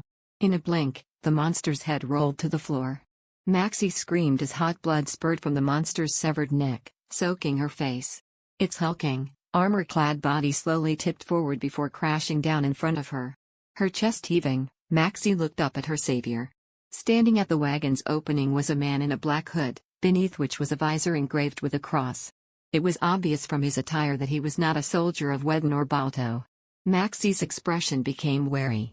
Wondering if he was another enemy infiltrating their camp, she was about to summon a barrier when a low voice came from behind the blackened visor. "Were you not trying to destroy the rune?" Maxie's eyes widened at the familiar voice. The man lightly flicked his sword, shaking off the excess blood, and said curtly, "Please hurry." He turned his back to her. Maxie stared blankly at him, taking a moment to return to her senses. She placed her hands on the soiled floor. The monster's blood still felt hot. Fighting the urge to hurl, she began infusing her mana into the rune. The disruption of the quick-flowing mana within the rune sent sparks flying all around her. Soon, with its circulation completely distorted, the scrawls covering the wagon floor faded. After confirming the rune was completely destroyed, Maxie heaved a tired sigh and rose from the pool of blood. The man guarding the wagon turned his head toward her. "That appears to have worked. They seem to be moving slower." He raised his hand to his face. Maxie furrowed her brow as he lifted his visor. The man's green, gold-flecked eyes gazed back at her. It was the commander of the Temple Knights, Quao Leon. 21 inches wide. "What are you doing here?" "My quest to track down the dark mages has brought me here," Quao replied dryly. He glanced at the dead monster on the floor. "It would seem I arrived just in time." It dawned on her then that she owed him her life. Thank you for helping me," she said hastily. "I would have met a terrible fate had you not arrived when you did." "You need not thank me. In truth, I am becoming rather used to coming to your rescue," Quao said tersely as he lowered his visor again. Maxie looked surprised. Had the heartless knight just made a jest? She was staring up at him, stunned, when he nodded to something behind her. "You should retreat to safety until the battle is over." With that, he beckoned to a nearby knight. After instructing him to keep an eye on the decapitated carcass, Quail strode to the front, where the fight was still raging. Maxie silently watched him go before turning her gaze to the dead monster. The creature was markedly different from the lizard men she had read about. Though similar in size to a human, its head was disproportionately larger than its body. It appeared more like a drake or a wyvern than a serpent, with a lumpy comb above its eyes, a mouth bristling with sharp teeth, and a long, pointy-scaled nose. The sight made her stomach turn. She looked away, wondering if the monster was a mutant created by the dark mages through their crossbreeding experiment. Her face hardened into a grave expression. It was still hard to believe that the monster had used such advanced magic as polymorph to fool them.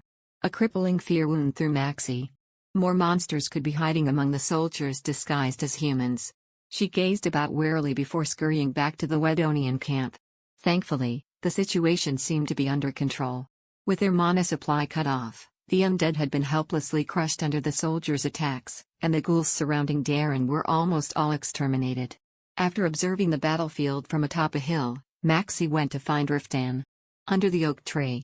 Chapter 377. Riftan was in conversation with Elliot, one hand gripping Talon's reins. Maxie was about to approach them when Ruth's urgent voice called out from behind her. "Lady Calypso. We must tend to the wounded. You must come and help." Maxie turned her head toward the sound. A hastily erected canopy stood behind the long line of wagons. Beneath it, injured soldiers lay like corpses.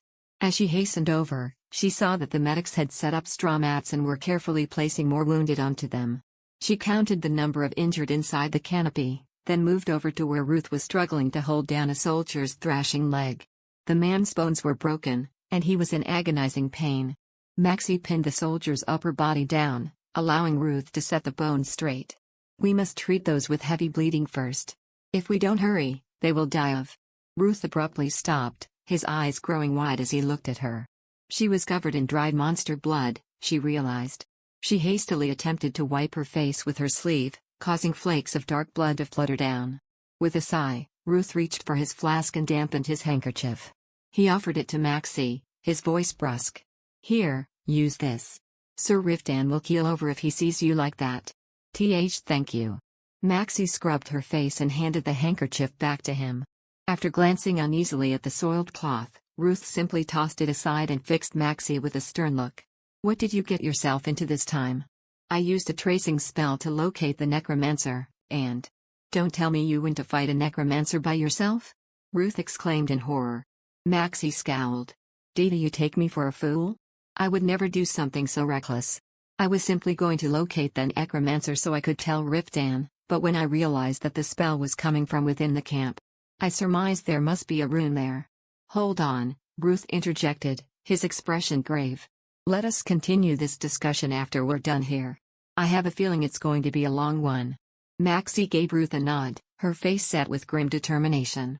She focused on attending to the wounded after that. With the monsters driven back and the barriers no longer needed, other mages arrived to help the healing efforts as well. After hours of bending over patients, Ruth finally straightened his back and wiped the beads of sweat from his forehead. "Thankfully, we don't seem to have suffered serious damage. Both of them were low on mana, so they had to treat superficial wounds without magic." Maxie furrowed her brow as she carefully stitched up a gash on the cheek of a young soldier who could not have been older than 16. The rear unit alone had lost about 15 men, and over 30 more suffered various injuries. The damage did not seem small to her. "Considering we were caught off guard, I'd say we got off lightly," Ruth added. Returning Ruth's bitter smile with a glum look, she cut the thread and dabbed the suture with a cloth dampened with liquor. "I'm afraid this is all I can do for you at the moment, as I am currently low on mana," she explained to the young soldier, her tone apologetic. "The wound will likely scar." "Great," said the soldier, his grimace of pain replaced by excitement. "When I return home, I will tell everyone that this was the wound personally tended to by Lady Calypso herself." Maxie blinked in surprise at the young man's plucky response. A slow smile spread across her face as she rose. Despite their exhaustion, none of the soldiers seemed to have lost their fighting spirit. After instructing the quartermaster to distribute beer and bread to the weary, Maxie climbed the hill again to assess the situation. Just then, She heard the Copal blast signaling the end of the battle. Ads by Pub Future. Ruth, who had trailed her without her noticing, rubbed his stiff neck. Now that the fight is over, the rear unit must also head to Darand. Maxie nodded as she looked down at the destroyed wall and the small castle surrounded by soldiers. With the monsters put to flight, the liberated castle swung open its iron gates to welcome the coalition army. The first battle was over. The mistress of the keep, around 80 of Darand's inhabitants, and an elderly parish cleric had sought shelter within the castle. With the passing of the lord of the estate, who had fought valiantly against the undead alongside his men, his young wife now assumed charge of the city. With courtly bearing, she offered her rooms to the officers of the coalition army and commanded the surviving inhabitants to clear away the piles of carcasses scattered throughout the halls. Meanwhile, the soldiers set up camp on the grounds. Darand Castle was nowhere near big enough to accommodate an army of thousands. Maxie observed the soldiers bustling about before entering a chapel with a knocked-down wall. The building had been turned into a temporary infirmary for the entire army. Holding a lamp, Maxie moved through the darkened chapel, checking on the 60 or so men currently being tended to. Though none were in critical condition due to the mage's swift treatment, there was no room for complacency. It was not uncommon for patients who appeared fine to succumb to their injuries the next day. "There you are, my lady." Maxie had been carefully examining a young man's head injury, made by an iron mace, when she heard the familiar voice. She turned to meet the calm gaze of Elliot Caron. "The Lady of Darand is hosting a banquet for us in the Great Hall," he informed her. "Your ladyship should attend too." "That's all right. I'd rather eat. Sir Riftan has ordered me to fetch you," Elliot said firmly. Maxie stared at the knight's adamant face for a moment before sighing. As they stepped out of the building, a light snowfall fluttered over them from the darkened sky. Maxie brushed the flakes from her face as she walked past the guards, each holding a torch to light the path. The castle courtyard was alive with soldiers feasting on a late supper. Sweeping her eyes over those eating by the braziers, Maxie crossed the courtyard and ascended the wooden steps. Soon, she found herself in a warm, candlelit hall. She stopped at the arched entrance and looked over at the long table in the center. Riftan sat in the seat of honor near the fireplace. Ursuline and Hebarin were on his left, and Richard Breston and Baltonian Aid were on his right. The remaining seats were occupied by Quao Leon and a man who appeared to be his aide. The urge to turn around and walk out struck Maxie at once. The air was thick with the aroma of sumptuous food and drink, but the atmosphere around that particular table was fraught with tension as if bloodshed would erupt at any moment. She doubted she would be able to eat anything in such company. Elliot was oblivious to her distress. "Allow me to escort you to your seat, my lady," he offered with a genial smile. He led her next to Riftan, who keenly studied her face as he pulled out a chair for her. "You look tired," Riftan remarked. "It was an exhausting day," Maxie replied awkwardly as she sat down. He filled the silver goblet with wine. "I heard you found and destroyed the rune supplying the undead with magic. Are you unharmed?" Maxie stole a glance at Guao Leon's impassive face. So he had not mentioned the fact that she was nearly killed. "Yes," Maxie said, nodding. "I'm sure. You were also informed that the monster responsible was hiding among our men. We know they are capable of disguising themselves with magic now. More could have infiltrated our army, so we must check the identities of every soldier in the—" "That is being done as we speak," Qua'al replied with an air of detachment. His frosty eyes landed on Richard Breston, sitting crookedly in his chair, and added, "I have given strict instructions to thoroughly verify the identities of the Northerners. What happened today will not happen again." Breston, tearing a large piece of meat gripped in his fist, snarled with an ill-humored smile. "What are you implying? That there's a problem with my army?" "The monster was disguised as a Baltonian soldier," Qua'al replied dryly. "This would not have happened had you managed your men properly. That's how you want to play it, eh?" Putting down the slab of meat, the Northerner scoffed as he wiped his hand with a napkin. "Let me remind you that none of this would have happened if Ossuria hadn't allowed itself to be robbed of Sector's stone. A lot of nerve you have, to sit there pointing fingers when it's you and those Reformed Church clerics you serve who put the entire continent in this mess in the first place. Balto refused to send reinforcements during the Dragon campaign, so you have no right to criticize the loss of the stone," Qua'al retorted, a hint of contempt on his lips. "Before you attempt to condemn me or the Church, you should reflect on whether Balto was ever a true ally to the Southern Kingdoms." "Enough," Riftan said, putting an end to the increasingly scathing argument. "We are not here to squabble, so cease this pointless battle. Well, if it is by order of the Supreme Commander, then of course I must hold my tongue, Preston replied sarcastically. Riftan shot him a cold look. I have no intention of taking Leon's side, but you can't deny that most of your soldiers are unidentified conscripts. Since Balto is closest to the plateau, it would make sense for the monsters to infiltrate Balto's army. Everyone in your unit will be subject to inspection by the clerics. I will not condone such discrimination. Preston leaned forward and slammed his fist on the table. We came all this way in the Seven Kingdoms' defense. I will not stand for such dishonor. Balto will not agree to any inspection unless every unit is dealt the same. Every unit will be inspected in turn, Riftan replied, his voice scrubbed of all emotion. This time, his gaze landed on Guao Leon. And you are prohibited from giving unauthorized orders from now on. You are no longer the supreme commander of this army. I am. I will not have you walking in and telling my men what to do. I have no interest in challenging the council's decision, Guao replied flatly. My objective is to reclaim the Dragon Stone. That is all. Even if you do get it back, there is still the question of whether the church should be entrusted with its safekeeping again, Preston said spitefully. Especially as their incompetence has now been revealed to the whole world. That set off another nasty spat between the northerner and the temple knight. Losing her appetite completely, Maxie lowered her spoon. She would have preferred to dine on stale bread and watery porridge in the barracks. Under the oak tree. Chapter 378. God Almighty, can't we just enjoy this meal in peace? Baron exclaimed. Maxie was apparently not the only one feeling uncomfortable. The burly knight huffed. We've just won a battle. Why clash words when we can enjoy the feast before us? You don't seem to comprehend the gravity of the situation, Quail spat. I am not here to break bread with you. Then why have you graced us with your presence? Richard Preston sneered, swirling a large goblet in one hand. Ignoring him, Quail said calmly, I'm sure you have been informed that the remaining monster forces in the Pamela Plateau are trying to destroy the barriers set up around the Lexos Mountains. 2 of the 5 shrines built 4 years ago to block mana from flowing to the dragon have already fallen to the enemy. Even if the coalition army succeeds in reclaiming the castles, divine magic tainted by the monsters will fail to work properly. To purify it, we require a holy relic. A holy relic? Riftan repeated, narrowing his eyes. Quail nodded. The chalice of purification. It can purify tainted magic and create holy water. Suddenly interested, Preston stopped his taunting and sat upright. Are you saying this tiny estate holds such a relic? That's right. I am here to take the chalice to the Lexos. The holy relic was formally entrusted to us, came a sharp voice. Maxie turned to see a tall woman striding regally into the hall, her long black surcoat flowing behind her. It was the Lady of Darand.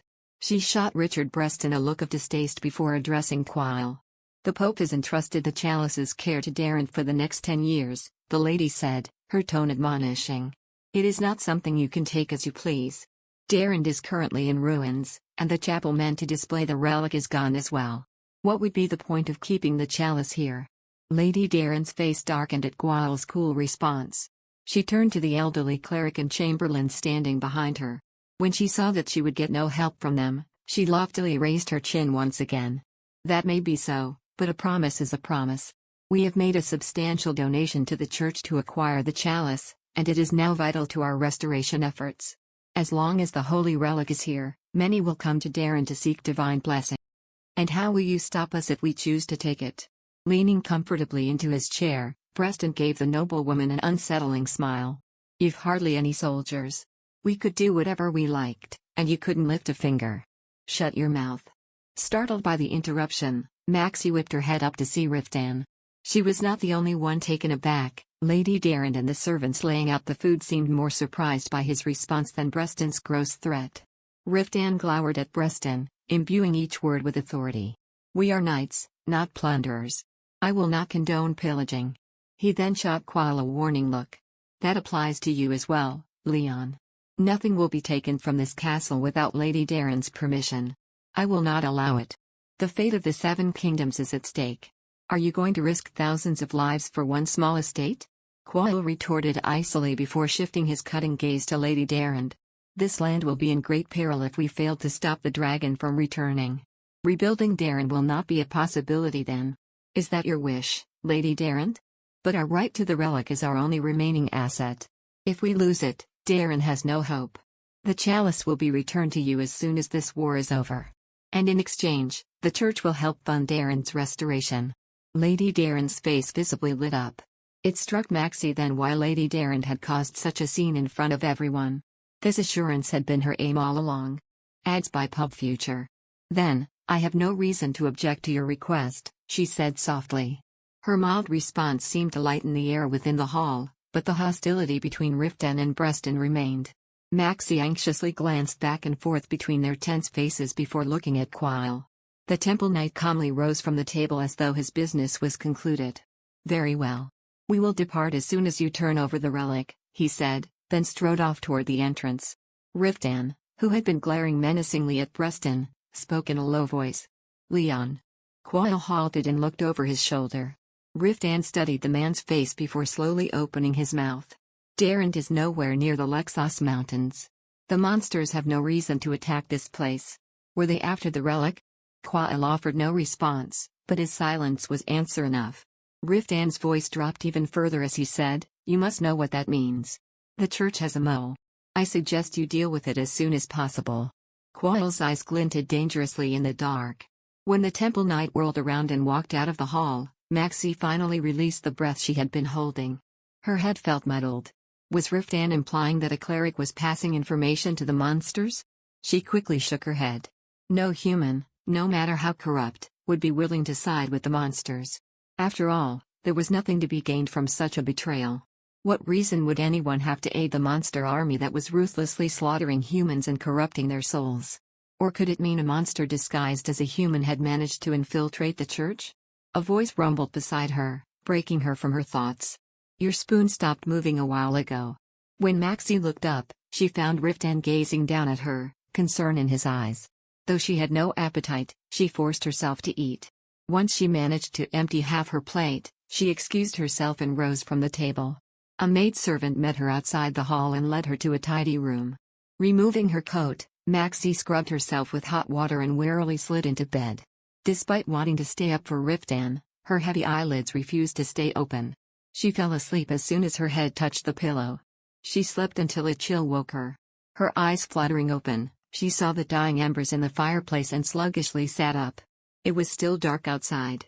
Getting out of bed, she tossed a piece of wood into the fireplace and stoked the embers with a poker. Soon, a blaze illuminated the room once more. After looking about the empty chamber, Maxie put on her coat and stepped out. The corridor was cloaked in darkness.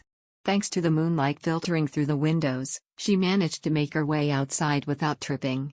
Breathing the crisp early morning air, she padded down the corridor. Beacons on the wall lit the way, and she soon made it to the courtyard, where she cut across and out of the inner castle. Soon, the chapel came into view. She went inside to check on the wounded. Fortunately, none of the patients were unconscious or suffering from fever. Breathing a small sigh of relief, she left the chapel and headed for the Ream Dragon Night Banner. Riftan had most likely chosen to rest in the barracks after deliberating the army's itinerary with his men until late into the night. Her assumption proved true when she found him among the tents, sitting in front of a campfire beneath a small canopy. She suppressed a sigh and slowly approached him. "Riftan, were you able to get some sleep?" "Yes, I slept enough," he replied tersely. "What are you doing outside at this hour?" "I came out to check on the wounded men," Maxie said, crouching by the fire. Right then, a cold breeze blew past, and she hunched her shoulders. Riftan regarded her with a frown before opening his coat. "Come here." Maxie happily nestled herself between his legs. Wrapping an arm around her waist, he pulled her close so that she was leaning against him and tightened his coat around them. Maxie felt like a chick tucked under a hen's feathers. She poked her head out to watch the crackling fire and snow flurries. Even the memory of yesterday's arduous battle and the trepidation over the grueling journey awaiting them in the morning was not enough to dampen the joy she felt at that moment. When she snuggled closer, Riftan rested his head on her shoulder and blew warmly over her icy neck. "Are you cold?" Maxie shook her head. His breath felt as if it tickled her bones. Thoroughly content, she let out a languid sigh. The wind blew snow into the canopy, and even the iciness as it brushed past her face felt good. "Do you remember when we watched the first snowfall together in Onadil? By the lake?" he whispered, grazing his nose on her shoulder. The action reminded Maxie of a large hound asking for attention. A soft laugh escaped her lips. When she tilted her head to look at him, she saw a subtle smile tugging at his lips. "I remember," he said. "We had gone for a ride. Under the oak tree." Chapter 379. "You praised my riding that day, saying how it had improved," Maxie said proudly as she reminisced about their trip to the lake. Riftan cocked an eyebrow and pretended not to remember. "Surely not." Maxie elbowed his stomach, and he broke into a show of pain, coughing while laughing simultaneously. She gave him a sideways look as though miffed, but a slow smile tugged at her lips. Her heart melted with joy whenever he was playful like this. Caressing his strong arm draped over her waist, she said gently, "We rode along the lake. And you told me about your time as a mercenary, about your life after becoming a knight. I realized then that there was a whole new world I wasn't aware of." After all those days she had waited for him at Croiso Castle, fearing divorce and trembling in fear of the inevitable lashing from her father, he had whisked her away to Anatole. She could not help but think that was the day her life had truly begun. Over 20 years she had spent in Croiso Castle. Compared to the last few years as Riftan Calypso's wife, that time meant nothing. "If I hadn't met this man, I would never have come to know myself." After silently gazing up at his face, she drew him down into a kiss. A sigh of contentment mixed with disgruntlement seeped from his lips. "Sometimes, I wonder if you act like this to torment me." "Why, you are the one who's odd," Maxie replied primly. "Most people aren't stirred by such gentle affection." In an attempt to distract himself, Riftan grabbed a twig and thrust it into the crackling flames. The almost childish gesture tugged at her heartstrings. Chuckling softly, Maxie continued to plant kisses on his chin. He let out a pained groan while giving her a mock glare. His attempt to appear intimidating was undone by the smile that curled his lips. As Maxie observed her husband, a question arose in her mind. "Speaking of that day, what made you look at me like that?" "What do you mean?" "On the lake. You suddenly seemed troubled and insisted we return to the castle. I've always wondered why you looked at me with such sadness." Riftan fell silent, taken aback by her question. His gaze settled on the dancing flames as he contemplated his response. "You were so beautiful in the snow, I thought I must be dreaming." Blushing, Maxie shot him a glare. She suspected his answer was merely an evasion. "Why, you don't have to answer if you don't want to." "It's the truth," he replied, teasingly brushing her lips. "Your eyes as you gazed up at the sky, they were dazzling, sparkling like silver. It all felt like an illusion." Seeing his eyes clouding with the weight of the memory, Maxie's face fell. She sensed there was more he was not revealing, but she refrained from prying further. Riftan was not one to openly share his feelings, he kept them locked away in his heart. She did, however, have a hunch that most of those cherished emotions were connected to her. Abruptly, Riftan looked up at the sky. "The sun will be up soon." Following his line of sight above the castle wall, Maxie saw that he was right. A faint light was rising from the east, dispelling the darkness enveloping the raven-black sky. As the pale orange sunrise broke through the dark gray clouds, its rays bathed the castle and the city below in a soft glow. The snow, stirred by the wind, shimmered like silver while a gentle lavender hue seeped over the tents that filled the city. A sigh of regret escaped Maxie as she realized another challenging day had begun. At daybreak, the soldiers began to dismantle the camp. Maxie headed straight to the chapel to cast healing magic over those who could not move on their own. Fortunately, most of the wounded had recovered enough to endure the upcoming journey, leaving only a handful of people in need of her care. Ads by Pub Future. After inspecting the last patient, she made her way to Ruth's tent. "Everyone has been treated," she informed the sorcerer. "They are well enough to ride." "That's good news. It means we can set out as soon as we obtain the so-called relic," Ruth said half-heartedly while scrawling something on a piece of parchment. Maxie walked over to him to peek at what had him so engrossed. The yellowed parchment was filled with elvish texts and complicated sketches, some too complex for her to decipher. Her eyes widened in surprise as she recognized the detailed anatomical chart of a monster. What in God's name are you drawing?" "This is the anatomical report of the monster that snuck into camp," Ruth answered matter-of-factly, scribbling more notes on the parchment.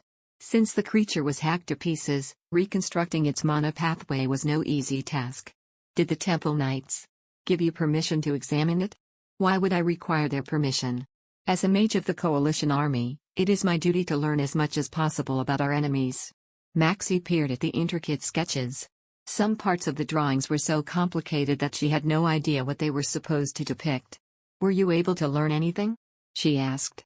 Only that the specimen is able to store more mana than the average lizard man, Ruth grumbled, rolling up the parchment and tucking it in his clothes. It would have been much more helpful if the Temple Knights had captured the monster alive instead of hacking it into 3 pieces.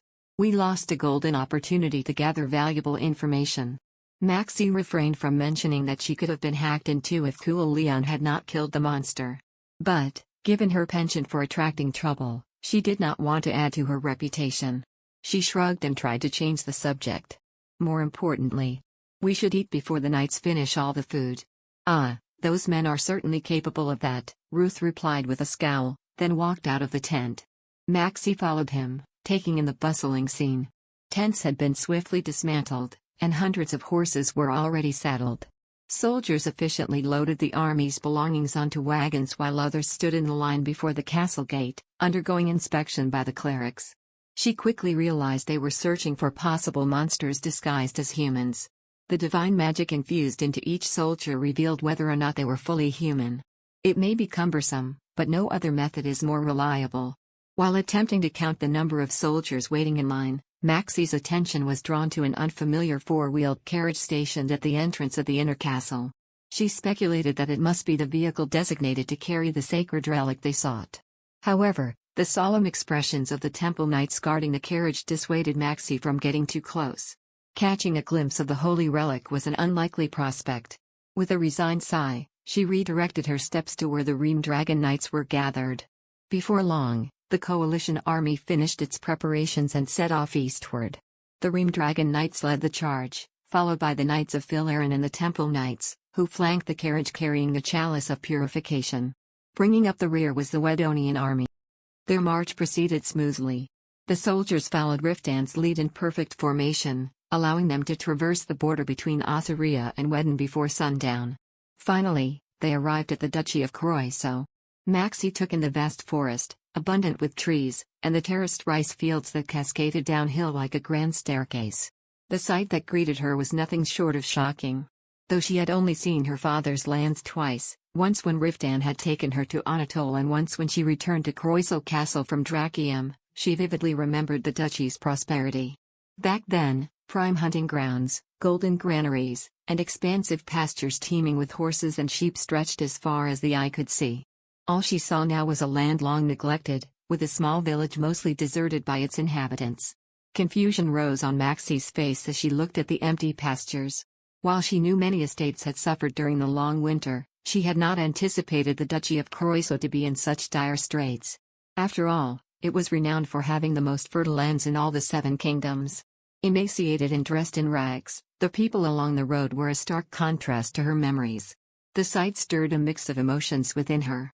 While a part of her felt relieved to see her father's powers weakened, meaning he was no longer a threat to her or Riftan, she could not bear to witness these people's suffering. I'm sure only the outskirts of the duchy are so badly affected. Yet, as she clutched her reins and stared at a long-abandoned watermill, she could not shake her disconcertment.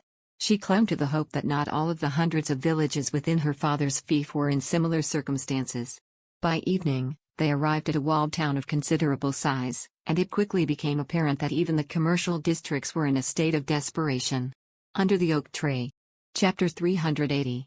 Though night had not yet fallen, there was not a street vendor in sight, and most shops stood empty. Compared to Anatole's bustling market, which teemed with hundreds of merchants even in midwinter, the town looked utterly desolate. Gazing at the packed row of houses on either side of the road, Ruth scratched the back of his head. It seems we're spared from camping tonight.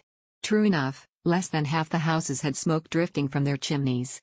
There were enough empty lots to accommodate at least 1,000 of them. Maxie tried to count the hundreds of dark windows before halting in the square. Having found a fairly large inn, the army had stopped marching to speak with the innkeeper. She swiftly dismounted to allow Rem a moment of rest. The empty market was bathed in the glow of sunset. Maxie peered through the knights standing in measured ranks, all the way to the head of the army, where Ursuline Ricato was conversing with a wealthy-looking man. The negotiation must have gone well, as servants promptly scurried out of the inn to take their horses. Elliot, who had been observing the situation, now walked over to Maxie. The Ream Dragon Knights will be lodging at the inn for the night, my lady. You should head inside and leave Ram to me. What about the other soldiers? Maxie asked anxiously, looking at the Knights of Philaran standing nearby. With a small smile, Elliot replied, "There is a larger inn up north where the knights can lodge. As for the soldiers, we intend to rent the empty houses." Right at that moment, Richard Breston ended his conversation with his men and steered his powerfully built warhorse down the square. Maxie watched them clop down the wide road until Elliot's insistence forced her to hand Rem's reins over to him. Inside the inn, the newly lit fire had yet to warm the room. A cold draft blew over her as she entered, along with the overwhelming aroma of roasted ham. She stood at the entrance to survey the spacious hall. The tavern on the first floor was large enough to accommodate at least 100, but there were currently fewer than 10 patrons. Maxie furtively glanced at the people drinking and gambling at their tables until a barmaid led her to the staircase to the left of the hall. On the top floor, the barmaid swung open the door to a spacious room. "Here we are," the woman said proudly. "The best room in the house. Only the wealthiest of merchants and nobles can afford this one." After slowly looking around the lavishly furnished space, Maxie turned to the barmaid. "Do you get many visitors?" "Up until a few years ago, hundreds flocked to our village to buy wheat, wine, and wool, but that all changed when the peddlers stopped coming one by one. We've had half the usual number this year." The barmaid heaved a heavy sigh as she lit the candles. "Merchants are charged higher taxes to sell their wares here compared to other regions. If I were a merchant, I would have taken my business elsewhere too." Realizing that she had criticized the policy of a noble in front of a stranger, the barmaid gave Maxie a wary look. Maxie smiled reassuringly and changed the subject. "I'm sorry, but could I trouble you for a basin of water?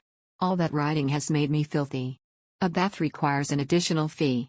"How much would that be?" "A dirham for a cold bath, 2 for hot." Maxie took out 2 silver coins from the leather pouch dangling on her belt and handed them to the barmaid, who promptly pocketed them in her apron. "I'll return with your bath shortly, so please make yourself at home in the meantime." When the barmaid left the room, Maxie walked to the window to peer out at the village. The once empty square was now packed with baggage wagons, and soldiers with torches moved up and down the streets in a long line. They seemed pleased at spending the night inside a walled settlement where they would not have to worry about ambushes. Ads by Pub Future. The barmaid returned while Maxie was staring out the window. "Miss, I'm afraid it's going to take a while for your bath to be ready. Why not come downstairs to dine while you wait?" Realizing that the inn was short on staff, Maxie gave the woman an apologetic look. "I see. You can take your time with the water." The barmaid nodded and stepped out of the room. Maxie cursorily reorganized her bag, then went down to the first floor. The tavern was now full of knights. She searched the crowd and quickly walked across the room when she spotted Riftan sitting at a table beside a window. He cut short what appeared to be a grave discussion with Hebarin to direct a gentle smile at her as she approached. "What timing," he said. "I was just about to send for you. Come, sit." He stood to pull a chair out for her. Maxie glanced over the brightly lit table as she settled next to him. From the spread before her, a generous serving of freshly baked bread, well-roasted ham, and turnip stew, it was clear that the town still had enough food for its inhabitants. Inhaling the mouth-watering aroma, Maxie gleefully picked up her spoon. Table manners be damned, she began shoveling warm stew into her mouth. After the day's long ride in the cold, the warmth of the stew reminded her just how hungry she was. Riftan watched her with pity before handing her a cup of warmed wine. "Slow down, or you'll upset your stomach. Here, drink some wine."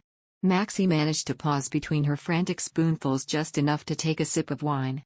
"Why, you should have some too, Riftan. It's growing cold. I've been eating, so don't worry about me." He sliced a chunk of ham into bite-sized pieces and transferred them onto her plate. Hebarin watched this with a peeved expression, then clicked his tongue, grumbling, "Blimey, show some consideration for the lonely man over here." "Shut your trap and keep eating," Riftan said coldly. Unfazed, Hebarin continued, "You seem to be treating our newest recruit awfully well. Why don't we reorganize the order's hierarchy again while we're at it?" Maxie flushed with embarrassment. She was aware that the burly knight was merely teasing, but she also worried that some of the others might think less of Riftan because of her. Pushing the plate back to him, she said, "Riftan, I can eat by myself, so stop fussing and take care of your own meal." Seeing her abashment, Riftan shot Hebarin a murderous look. Just then, the tavern grew quiet as footsteps thudded through the room. A sharply featured man dressed in an extravagant velvet coat entered, trailed by 4 soldiers. "Are you Sir Riftan Calypso?" the man asked Riftan curtly. Maxie frowned at the open hostility on the man's face. Riftan turned toward the newcomer and calmly replied, I am. What is your business with me? My name is Hedna Borman, the administrator of this town. And? The man looked taken aback by Riftan's apathetic reply. He cleared his throat and said haughtily, This is the territory of the Duke of Croiso, and you are the man who once declared war against the duchy. We will not have you or the Ream Dragon Knights on our lands, so please take your knights and leave. Too stunned for words, Maxie simply glared at the man. Riftan was a knight sent to save the eastern regions from a crisis. How could the man regard him with such ingratitude? Her father's brazenness filled her with unbearable shame. Are you unaware that your duke has requested military aid from the Council of the Seven Kingdoms? Riftan intoned while shooting his men a look of warning to stop them from drawing their swords. I am the supreme commander of the coalition army sent by the council. I shall overlook your insolence this once, so be gone from my sight. 13. The rest of the coalition army may stay here, but the Ream Dragon Knights 5. You must commend the man's bravery and loyalty, he Baron chimed in. Look at him. Come to chase away hundreds of armed knights with just 4 soldiers. As if finally sensing the hostility within the hall, the man stiffened and looked about. Despite the knight's menacing glares, he seemed unwilling to back down. Threatening a free citizen with forces against the peace agreement. I am here by order of the council. Do you not understand that you are currently defying a royal decree? The man appeared more and more like a cornered animal. I am the Duke's vassal. I would have to face his wrath if I allowed you to stay. Now he's just whining, he Baron said irritably. He slammed his tankard of beer on the table. Oi, we'll be out of here in the morning even without your grouching, so stop wasting your time and get to bed. As I have already told you, you are not welcome here, the man retorted. You dared to rob us of our food after what Anatole has done to this place.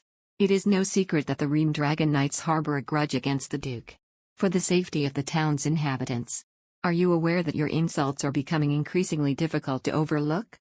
Riftan interrupted, the iciness in his voice sending chills down Maxie's spine. First of all, I paid for the food we are eating, down to the last morsel of bread. Also, what is it exactly that you're accusing Anatole of? My estate has done nothing unlawful against the duchy. Lastly, my men and I would never harm an innocent person without reason. Picking up his wine, Riftan took a sip before adding softly, but you are certainly providing me with some right now. Under the oak tree. Chapter 381. The blood drained from the administrator's face. He glanced back and forth at the intimidating knights surrounding him. His eyes darted back to Riftan's impassive expression, and he gulped. It was not my intention to offend, he said, suddenly less combative. I'm merely. The man wavered before pressing his lips together. Though visibly scared, he seemed spitefully incapable of staying quiet. This town belongs to the Duchy of Croiso, he said, tilting his chin at a proud angle, and I am merely conveying my lord's wishes. Over the past few years, you have not only taken our serfs but have lured many of our artisans and merchants to the south. Many of the duchy's settlements are thus in dire straits.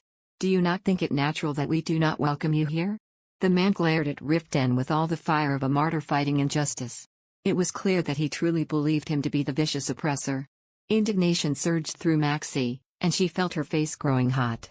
How dare he slander the noblest of knights like this? Had she been as tall and strong as he Baron, she would have dragged the imbecile out of the inn by his collar. She could not understand why none of the knights were doing exactly that.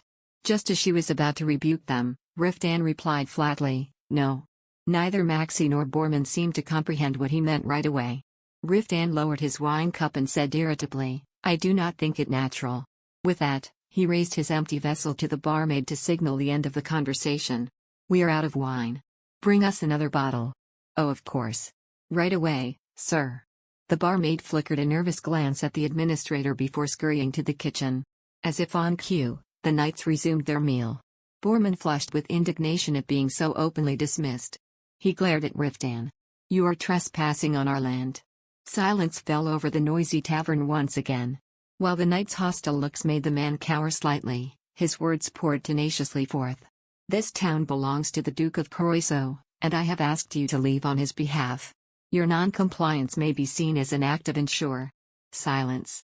Unable to suppress her anger any longer, Maxie shot to her feet. She was livid. Her gaze was searing hot, and she leveled it at the man's despicable face. How dare you? How dare you insult my husband? Riftan has saved this land numerous times. He protected the East from the dragon's threat. And fought valiantly during the monster wars. And, as if that weren't enough, he has come all this way to save this wretched place yet again. But you still dare to call my husband an invader? I am merely following the dukes. Convey this to my father, Maxie exclaimed, cutting off the man's weak excuse. If he wants us to leave, he should make a formal request to His Majesty. If the king accepts his request, we shall gladly leave the duchy and never set foot here again. The man fell silent, his mouth snapping shut. Maxie pointed to the door and bellowed, if you understood, then be gone. I am the administrator of this town. You have no right. I told you to get out. Maxie shrieked, an uncontrollable rage surging through her. The man hunched as if he had been whipped, and his face turned even more red. Losing her patience, Maxie shot the knights a sharp look. What are you waiting for? I want this man out of my sight. That seemed to jolt Baron out of his dazed blinking. He sprang from his seat and grabbed the administrator by the nape. The burly knight then dragged the man toward the door before his guards could do anything and threw him onto the street. Ads by Pub Future.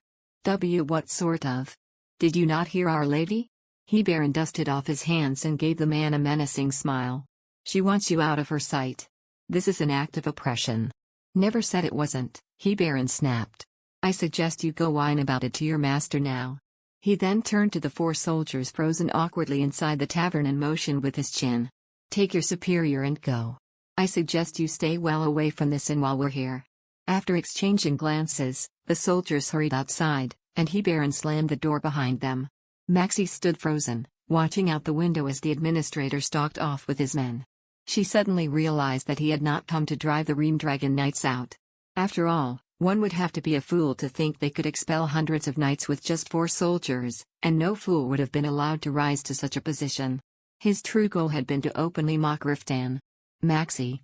Warm fingers closed over her cold hand. When Maxie turned her head, Riftan murmured reassuringly, sit down. Finish your food. A lump rose in her throat at the sight of him smiling as though nothing had happened. Unable to look at him, she shook off his hand rather roughly. I've had enough. I would like to rest upstairs, she managed to choke out. Then, before Riftan could stop her, she made a beeline for the stairs. She ran up to their room and threw herself on the bed. Tears threatened to spill over, for which she felt incredibly foolish. Shame at having such a man as her father washed over her. Suppressing her sobs, she pressed her burning eyes to her sheets. She had no idea how long she lay there, trying to contain her rising emotions, when she felt strong arms enveloping her. She looked up at Riftan through her tears. He nudged her onto his lap and held her tightly. When he began to pat her back as though soothing a child, Maxie wound her arms around his neck and nuzzled against his broad shoulder. I'm sorry. You had to endure such treatment. You have nothing to be sorry for. He cupped the back of her head and kissed the edges of her red eyes. That one tender action opened the floodgates. Don't cry, Riftan said, frowning as he wiped the tears streaming down her cheeks with his thumb. Suddenly, an icy cold rage glinted in his black eyes. It angers me to see you so upset. I should never have allowed that man to run his mouth.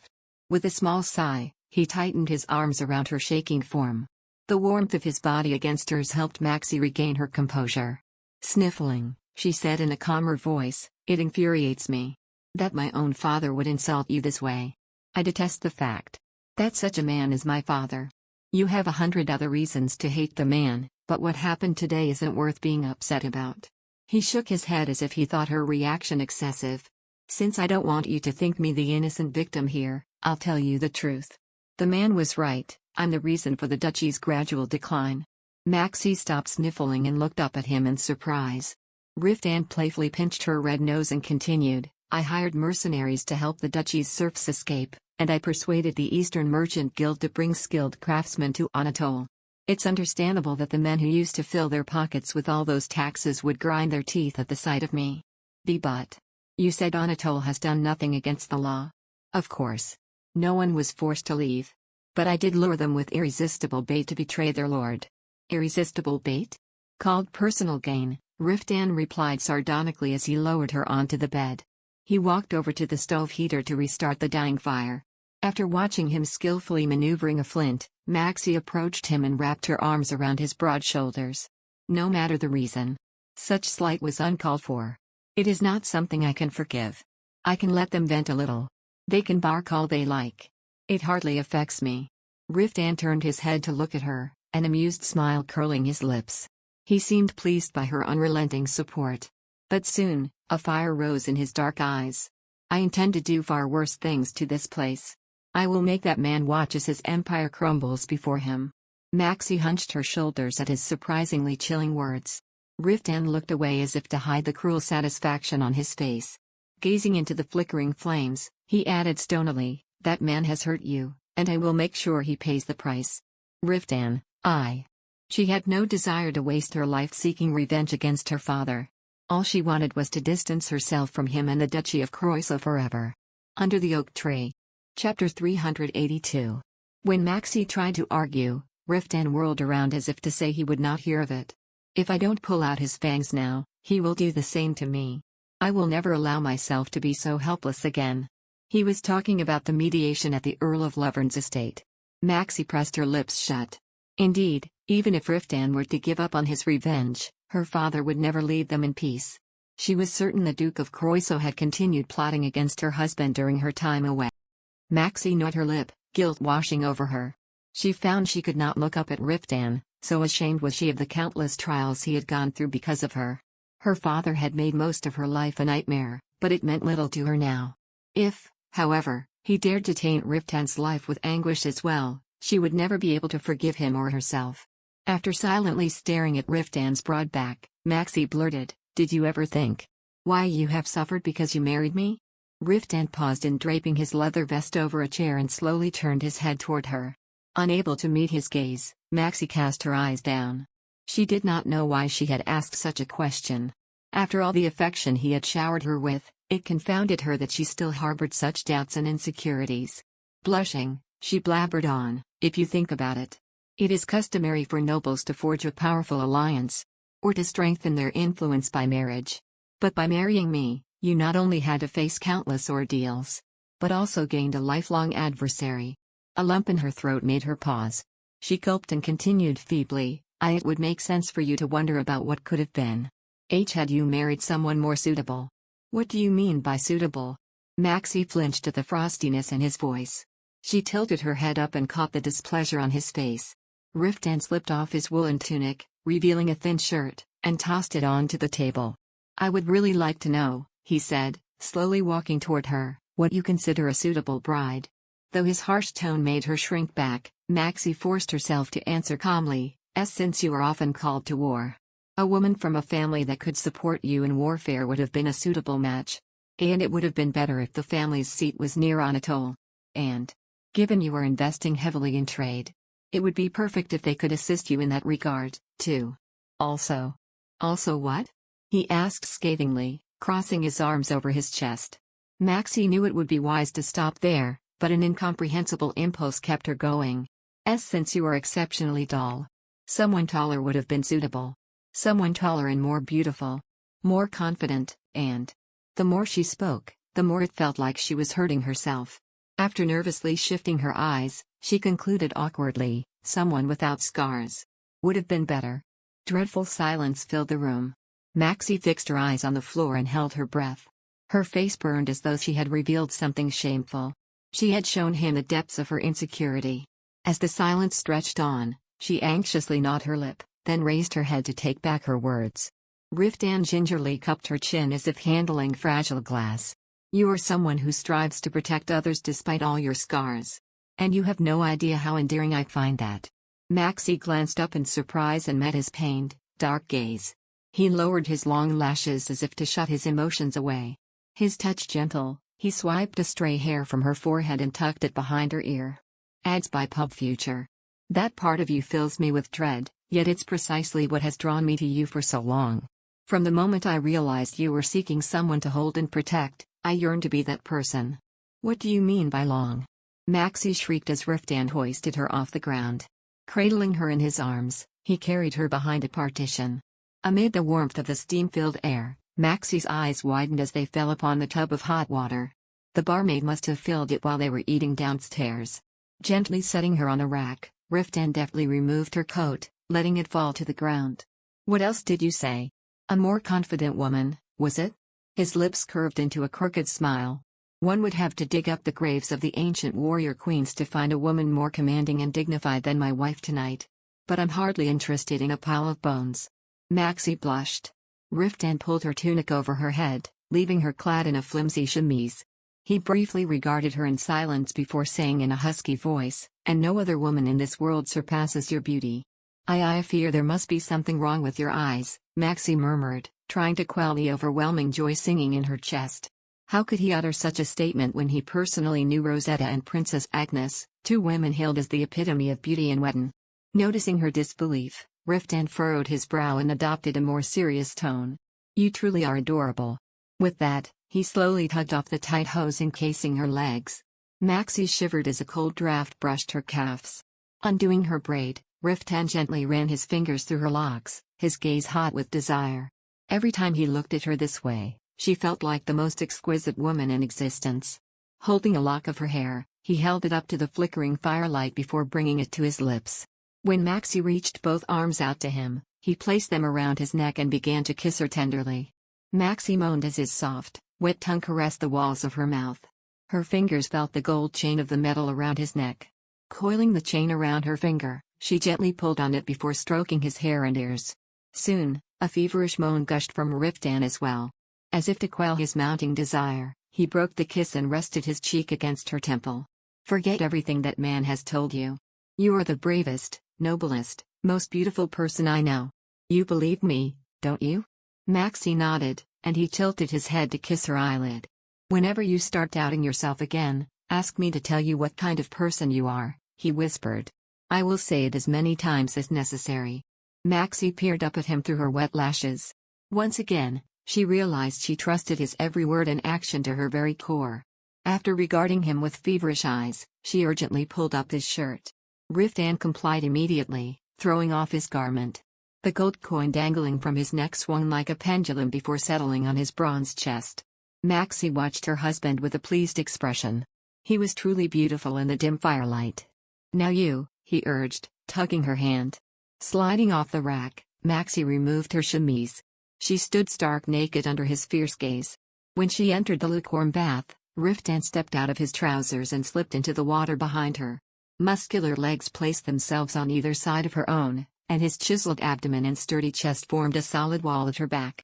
A contented sigh seeped out of her. Riftan gently cupped and squeezed her breast with a large, sinewed hand before slipping it between her legs. He let out a ragged breath as he felt her wetness. With a low moan, he lifted her buttocks and slowly slid inside her. Maxie's head tilted back as he began to move at a languid pace, her body shuddering. Her mind was wiped clean of all thought as the sweet, tingling sensations took over.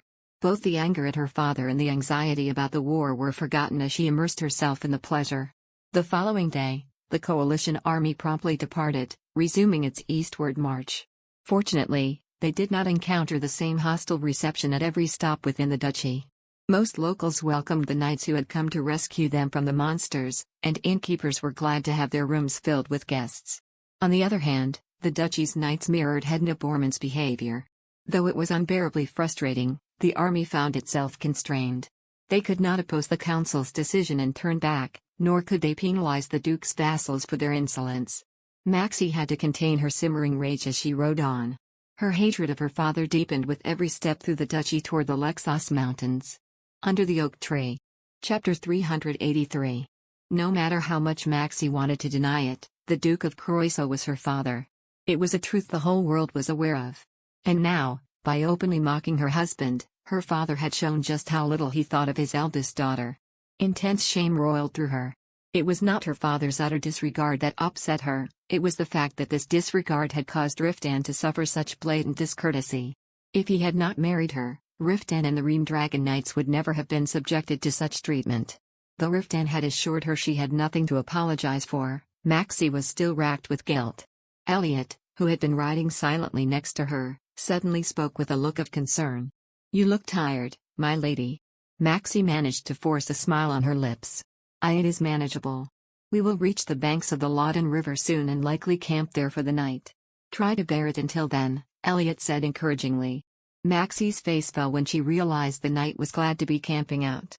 Fury against her father surged inside her once again for making the men prefer to sleep in open fields over the safety of walled townships.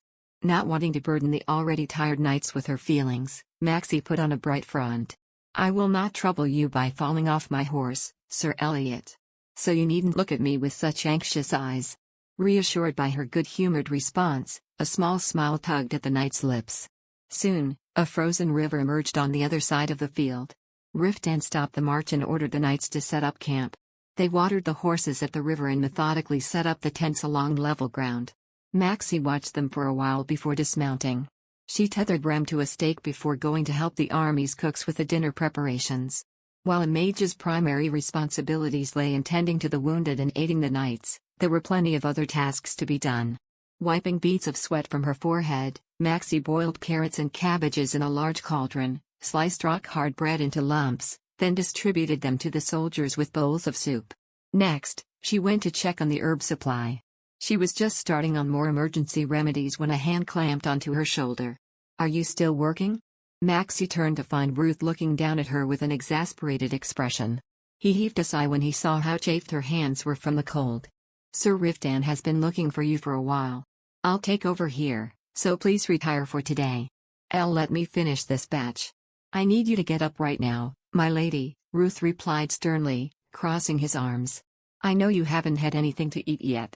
You really must stop overtaxing yourself. Please don't forget that there are people worried about you." Flushing, Maxie rose to her feet. She had been making extra effort to compensate for her father's bullying, so it disheartened her to be rebuked for it. Rubbing her stiff shoulder, she trudged toward Riftan's tent. Just then, she caught sight of a golden-haired giant sauntering along in the gloom. Maxie narrowed her eyes as she watched Richard Breston walk across the Wedonian camp like a prowling predator. Since each of the army's units were camped at a distance from each other, Maxie rarely had to see the northerner up close. Until now, Riftan had conveyed his orders to the Baltonian soldiers through messengers, which they obediently followed. It could be that Breston was here tonight to voice his dissent.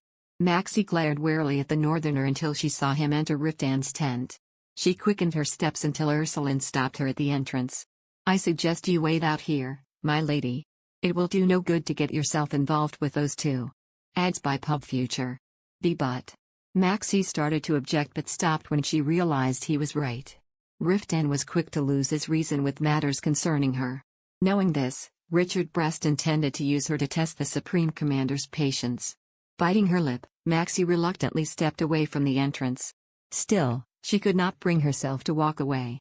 She stood close to the tent and strained to listen to the conversation happening within. "Why are we bypassing Croiso Castle?" Breston's voice filtered through. "Are you not aware that we must resupply the army there? And travel further south? The army has no such time to waste. We can have the supplies sent directly to the battlefield. I've already sent a messenger to the Duke." "For God's sake, man," Breston scoffed, breaking into a laugh. "Do you truly believe he will listen to your request? Anyone can see he's bent on making things as difficult for you as possible. He wouldn't hand over so much as a bag of wheat unless you demand it with an army at his gates." The derision in the northerner's voice made anger course through Maxie, and she felt her face growing heated. "I don't know what you've done to earn such disfavor," Breston continued with apparent glee, "but that man will use some flimsy excuse to delay sending supplies. Get to your point. You should go ahead and lead the army to Midna. My men and I will collect the supplies from Croiso Castle." After a moment of tense silence, it was Riftan's turn to let out a cold laugh. "What makes you think I trust you any more than I trust my father-in-law? It's obvious you will defect once you've managed to break away." Breston put on a show of disappointment. "You wound me. Is there such a lack of trust within our ranks? Until now, Balto has used whatever means to preserve its forces while sending the soldiers of other kingdoms to their deaths," Riftan said coldly. "Let me tell you now, you won't be able to weasel yourself out this time. Your knights will have to fight with me and my men at the front. Without the supplies, we wouldn't last half a month. Do you intend to have us all starve?" "The supplies will arrive on time," Riftan replied with conviction. "And even if I have to send an army to gather them, the Knights of Philarin will not be chosen for the task. I would rather entrust a cat with a fish." The hostility between the two men seemed to emanate out of the tent. Worried that Breston might launch himself at Riftan, Maxie kept her guard up. However, when the northerner spoke again, It was with the calmness of someone who had been expecting the answer. Your arrogance truly astonishes me, Calypso. The Knights of Philarin are also fighting for the peace and prosperity of the Rovidan continent. I do not see why we must endure such slight. Riftan made no response. After a while, Maxie heard a heavy sigh. Very well. Let us go with your plan. But whatever happens, it will be on your head. Maxie did not hear Breston's answer. There were footsteps, and Breston burst from the tent. Maxie impulsively backed away. Not wanting to appear scared, she leveled a haughty glare at him. As if amused by her hostility, the Northerner's twinkling eyes lingered on her before he ambled off like a prowling tiger. She watched the man go, then turned to the tent's entrance. Riftan had his head tilted back and was massaging between his eyes. Her heart sank like a lead weight at seeing him so weary. Not only was her husband burdened with the grave responsibility of stopping the dragon's revival, but he also had to keep an eye on an enemy within his own army. As if that were not enough, her father was another weight on his troubles. It frustrated her greatly that there was nothing she could do for him. The self-esteem she had painstakingly built during the past few years seemed to crumble all at once. After watching Riftan with despondent eyes, she turned and walked away. Riftan gazed at his wife with concern. She had grown increasingly quiet since entering the Duchy of Croissant. Her expression was frequently dark, even demoralized. No doubt, being there brought back painful memories for her. Gripping his reins, Riftan clenched his jaw. Whenever he was reminded of the deep emotional scars the Duke had inflicted on Maximilian, he was overcome with uncontrollable rage. It was all he could do not to turn his horse around and race toward Croissant Castle to hack the man to pieces. Riftan tore his eyes away from her, desperately trying to quell his burning rage. He would get his chance to make the man pay. Right now, his priority was to stamp out these tiresome monsters. He had just spurred his horse when he saw Hebarin, who had been riding ahead, galloping toward them. Commander. A pigeon brings a message from Princess Agnes. Riftan snatched the crumpled roll of parchment from his aide's hand and opened it. Riding beside them, Ursuline asked impatiently, "What does it say? Has something happened to the unit that went northeast?" "It's good news," Riftan said, handing the note to Ursuline. "The coalition has succeeded in liberating the southern castles of Arx." Ursuline's face brightened. "That was sooner than we expected." Under the oak tree. Chapter 384. Everything seems to be going according to plan, Commander, Ursuline noted. Riftan neither confirmed nor denied it, opting instead to accelerate the army's march. Hebarin looked at him with a quizzical expression. "Did the message contain any troubling news?" "None. Everything is progressing as planned. Once we've liberated Midna, we will advance to Tristan to reclaim the last occupied city. That should delay the dragon's resurrection." The problem was what came after. Lost in thought, Riftan gazed over the snowy expanse. He frowned when he felt the wind pick up.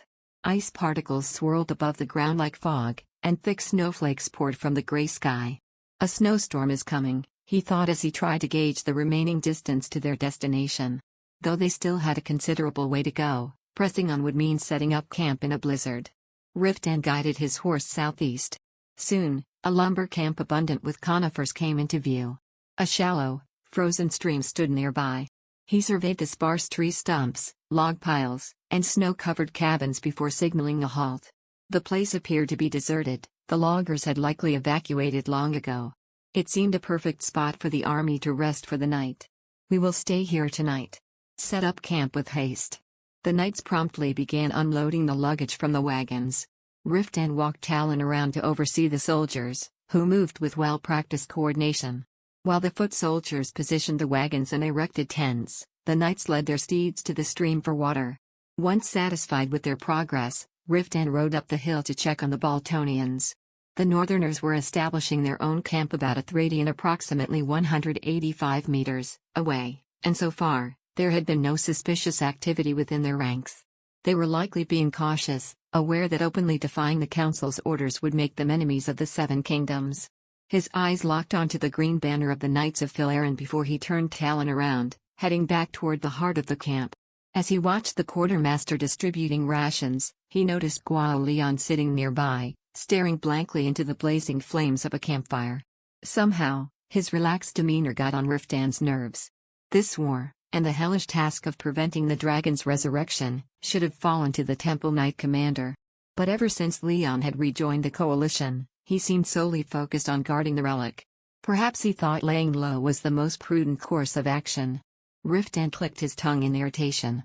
The church had cleverly managed to shirk its responsibility by relinquishing leadership of the coalition army, a first since signing the armistice. King Reuben had eagerly stepped in, hoping to consolidate his power. In stark contrast, Balto's king had chosen a more cautious, passive approach. As a result, command of the army was now Riftan's burden to bear. Success would yield him a high-ranking title and autonomy for Anatole. Yet, despite each party having something to gain, he despised how the church had cunningly absolved itself of the responsibility for losing the Dragonstone. He was certain that Leon had been on the hunt for the stone even during the expedition to the Pamela Plateau. Knowing that such critical information had been withheld from them incited a hot anger within him. Suppressing his mounting resentment, he tore his gaze from the temple knight. Nothing fruitful would come from quarreling over it now. Riftan's gaze then fell on his wife. She was leading her horse to the stream, her fiery hair in a long ponytail. Karen trailed behind, talking to her, but she seemed to ignore him. With a swift, sharp movement, she cracked the frozen stream with her boot to let Ram drink, then spiritedly led her mare toward the temporary stables. Ads by Pub Future. Riftan sighed as he watched her refuse Karen's offer of assistance, proceeding to unsaddle her steed herself. He swiftly descended the hill and dismounted, blocking her path. "Come with me. Let Karen tend to your horse." Her eyes flashed defiantly, something he had seen often when he spoke commandingly or she felt unfairly favored. "I want to help you train before the snow worsens," he quickly added. Really?" she asked, her face lighting up in delight. Riftan regretted his decision the moment he noticed the dark shadows under her eyes. Still, with the impending snowstorm, he could have her rest after a few light exercises. "I haven't had time to do so until now. This seems like a good opportunity." After a moment's hesitation, she handed her reins to Karen. Riftan led her near the lumber camp, a space mostly empty except for the neatly cut tree stumps dotted around.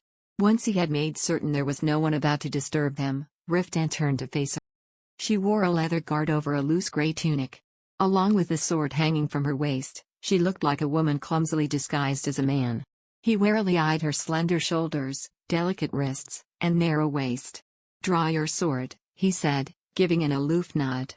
"We'll start with your posture." Maximilian flickered a nervous glance at him before unsheathing her weapon. Stepping behind her, he adjusted her elbows and the angle of her wrists. He then guided her arms up and demonstrated a slashing motion. "Now try doing it diagonally." "Like this?" she asked, tentatively swinging the sword. Though there was some progress, she was still as stiff as a block of wood. Stifling a sigh, he corrected her posture once more. "There are 5 basic swings: diagonal, sideway, and a vertical cut aimed at the head. Once you've mastered each, you must learn to seamlessly combine them. Now, try again." She awkwardly swung her sword once he stepped back. How about this?" After watching her, brows furrowed, Riftan reached out to adjust her stance. Despite his efforts, she seemed to struggle to understand the difference between the movements he was demonstrating and the erratic flailing of her limbs. As someone who had been blessed with physical prowess from a young age, he found Maximilian's complete lack of it utterly baffling. Summoning his patience, he explained gently, "Open your legs wider. You'll be able to put more strength into your lower half that way." Maximilian obediently followed his instruction and swung the sword with all her might. Repeating this unfamiliar movement over and over again must have taken a toll, as her pale cheeks were flushed and her breath winded. The sight was tantalizing. Riftan looked away with an uncomfortable expression. He had brought her here to give her a moment of respite from the grueling labors of the camp. It was not so he could have his way with her. Clenching his jaw, he spat brusquely, "We should stop here. I can keep going." She wiped the sweat from her forehead and repeated the movements. Riftan grabbed her arm and forcefully took the sword from her hands. Searching her face, he asked, "Why are you so anxious about it? There will be a battle soon, and if I wish to be helpful even a little." Riftan's expression hardened. "Have you forgotten your promise? That you will put your safety above all else? I bid you to learn the sword only so you would have an additional means of protecting yourself, not so you could fight in battle." I am aware of that. Maximilian exclaimed before snapping her mouth closed. Riftan was taken aback when he saw tears welling in her large gray eyes. When he leaned toward her, she looked down to avoid his gaze. She said in a hushed voice, "I just Wish I was capable of doing something more. You are already fulfilling your duties as a mage. But they are all menial tasks. You also cast barriers during battles and heal the wounded. Don't you see? I want to be useful to you in more ways than that. Riftan's brow furrowed as he gazed down at her slumped shoulders. What could she possibly want to do for him by learning how to use a sword? Though a part of him found it absurd, he also found her spouting of such nonsense so endearing that he nearly let go of his reason. Barely managing to maintain his composure, he said rather stiffly, "As a new recruit, you are already doing more than enough. To want more would be presumptuous." But I am also your wife," she shouted heatedly. It is not presumptuous for a wife to want to help her husband. Her eyes always flashed like silver flames whenever she was angry. All of a sudden, he found himself unable to hold back any longer. Lifting her off the ground, he carried her across the lumber camp. Maximilian flailed her legs, making incomprehensible protests. Riftan glanced around and spotted an abandoned shed nestled between the trees. He made a beeline toward it. Inside, he pressed her against the column of the dingy log shed and hungrily devoured her lips. She stopped pounding his shoulders, responding with the same passion as she wound her arms around his neck. A contented moan seeped from him as he pressed his rigid member against her soft abdomen. In one fluid motion, he undid the strap around his wrist and tossed aside his gauntlet and glove. Her skin was hot and damp with sweat beneath her tunic. After urgently stroking her smooth torso, he pushed his hand up and under her leather breastplate. He felt her nipple grow taut beneath his palm. He rubbed his thumb against it to stimulate it further, then loosened the buckle of her armor with his teeth. Spreading his hand over her full breast, he began to knead gently. Under the oak tree. Chapter 385. The sensation of her supple flesh in his hand was marvelous beyond words. After indulging in her soft breast, he removed her remaining armor and pulled up her loose tunic. For a moment, it felt as though the air had been sucked from his lungs. Her skin shimmered like pearl even in the shade, and her swollen bosom was a delicate pink. After regarding her in awe, he cupped the bottom of her firm breast and took her taut nipple into his mouth. His heart felt close to exploding. Holding her writhing body, Riftan sucked on the soft flesh. His wife responded by clasping at his hair, alternating between pulling him closer and pushing him away. He relentlessly nibbled and licked her sensitive nipple before looking up at her face. Her gray eyes, reminiscent of glass beads, were wet and misty with desire. An electrifying shudder ran down his spine at how she writhed in pleasure in his arms. The feeling was exquisite. He lowered his head to resume teasing her swollen nipple, stopping only when she was close to reaching her peak. Deprived of her climax, Maximilian let out a disgruntled groan, glaring at him with teary eyes. The sight was breathtakingly enthralling. Pressing himself against her soft body, he drove his tongue into her warm, wet mouth. Knowing that her inner wall would be as hot and wet made his member bulge painfully out of his trousers. He was close to losing his mind from the desire to tear apart his clothes and embed himself inside her. He barely managed to pry his lips from hers and press his forehead against the coarse wooden column. Though he burned with desire, he knew he would not be able to stop himself if they continued. "This was not my intention." Giving her a stiff smile, he lowered her bunched-up tunic. Maximilian shuddered as if the brush of the fabric was enough to stimulate her erect nipple. Though his throat felt constricted, Riftan managed to kiss his disgruntled wife's cheek. "See what happens when you keep saying adorable things?" I was being serious. "You, however," she said, glowering at him resentfully.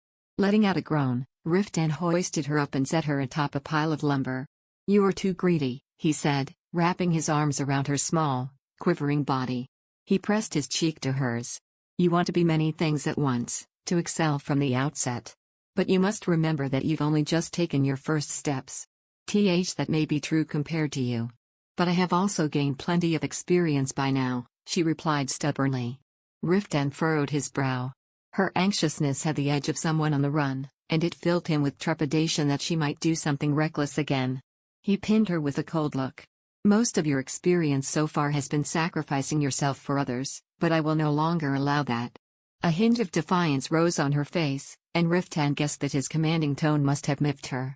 He suppressed a groan, adding placatingly, "You must learn to accept your limits as well. You cannot do everything alone.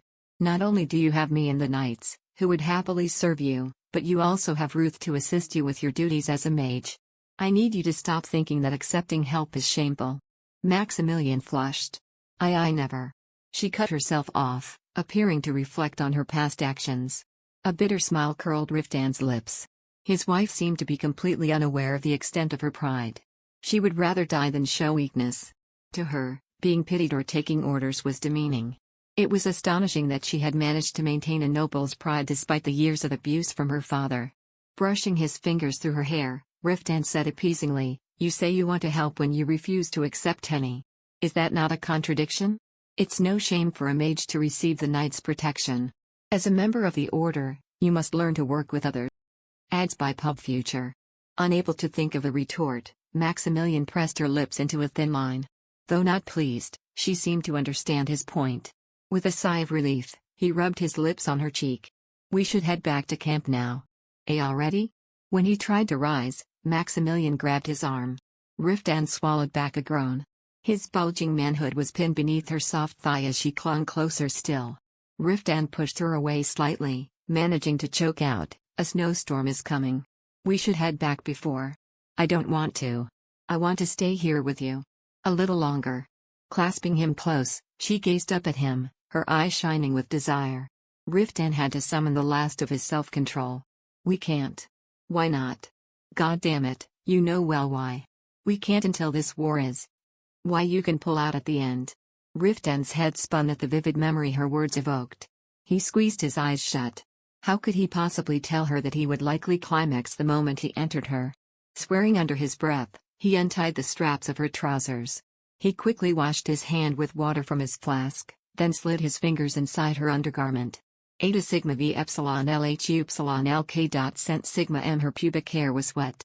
When he discovered the swollen nub beneath it and began to stoke, Maximilian threw her head back. He felt her thighs tense around his hand. A fire burned in his throat. Firmly supporting her with one arm, he slipped his fingers between her folds. When he gently rubbed her soft inner wall, he felt it spasm slightly. She rocked her hips as if to invite him even deeper, making a sound close to a sob. Riftan, I want you." He looked down at her with quivering eyes. He had nearly come there and then.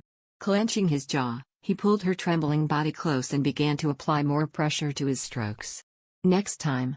We will do it however many times you wish, so be content with this for now. And no. You were the one who started it." "Yes, I know, and I'm sorry." Maximilian pounded on his chest with her fists until the mounting pleasure made her wrap her arms around his neck. Holding the back of her head with one hand, Riftan peppered kisses on her temple, forehead, and cheek. Before long, she clamped around his fingers, and her body began to convulse. He could not hold back any longer. He hastily loosened his trousers. Leaning forward, he fervently sucked her lips while roughly moving his hand up and down his throbbing member. Release came soon after. He rested his forehead on the crown of her head, his chest heaving.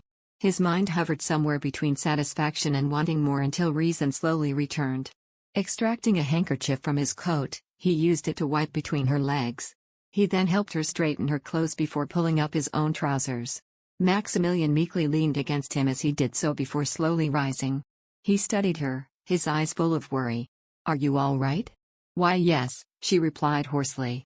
Holding her chin with his thumb and index finger, he searched her face to see if she was being truthful before plucking her breastplate off the floor. After helping her secure it, he picked up his gauntlet and led her out of the shed. Already, the sky was an ink blue, and a fierce snowstorm raged around them. He wrapped her inside his cloak and led her out of the lumber camp. When he noticed her wobbly gait, he swooped her up to carry her in his arms. Despite the frigid cold, her body against his was as hot as flame. It was like sipping salt water after a desperate struggle through the desert. The desire he impulsively tried to sate from time to time during the campaign only served to aggravate his thirst. He brooded over this fact as he hastened toward the camp. If he failed to end this war within a few months, he might very well lose his mind. A few days later, the coalition army reached the northeastern part of the duchy. Maxie stood atop a hill and gazed down at the city. The duchy's soldiers had set up camp outside the city's grey walls, and about 1,000 of them were currently laying siege. Mounted knights bellowed orders from the rear. When some of them noticed that reinforcement had arrived, they promptly came galloping up the hill. "We thank you for coming. We have waited weeks for aid." Riftan, who had been observing the fighting, said curtly, "Things do not look good. We have been trying to scale the wall with siege ladders, but we are only losing soldiers," said a knight with a thick black beard. Why don't we continue this discussion at the main camp? Sir Derek will give you a full report. Under the oak tree. Chapter 386. Lead the way, Riftan said, nodding. The knight promptly turned his horse around. Following suit, the soldiers fell into strict formation and began their march. As Maxie trailed behind, her gaze swept over the sprawling array of tents, catapults, and hundreds of armored war horses. Most notable was a field hospital behind the camp for those wounded in battle. Even a cursory glance revealed over 200 patients being treated.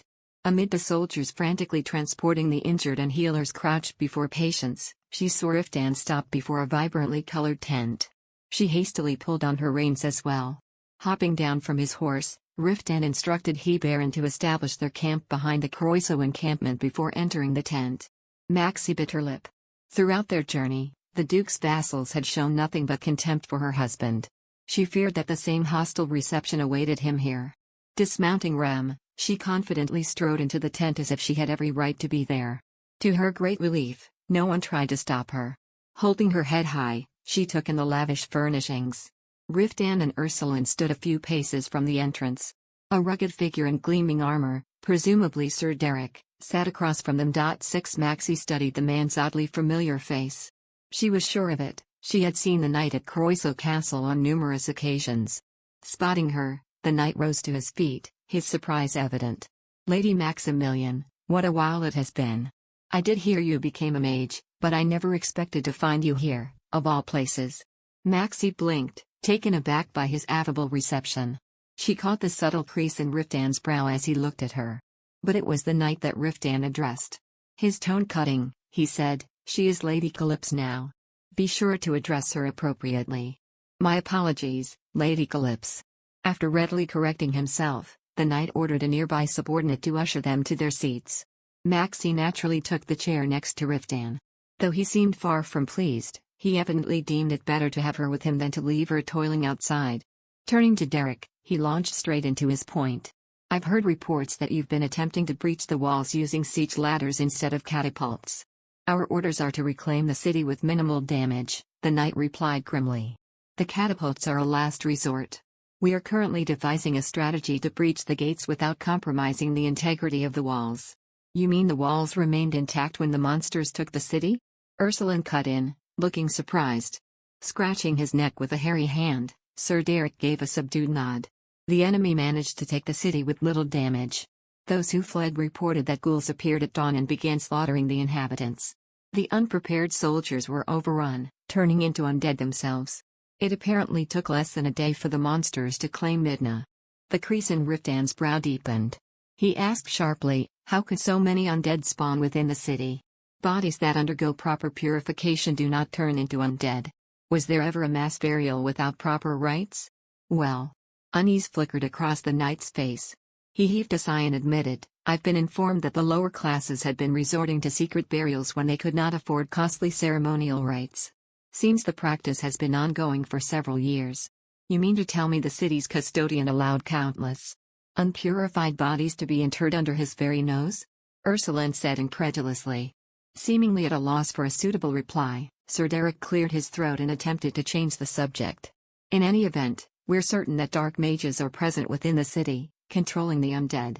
Ghouls and skeletons are hardly known for their intelligence, yet these undead patrol the walls with military precision. Must be that they're being guided by someone. We need to locate and eliminate this malefactor." Ads by Pub Future. Nye ukohoi Honda KMT Angelo Antivsot 2024. Nye ukohoi Honda KMT Angelo Antivsot 2024.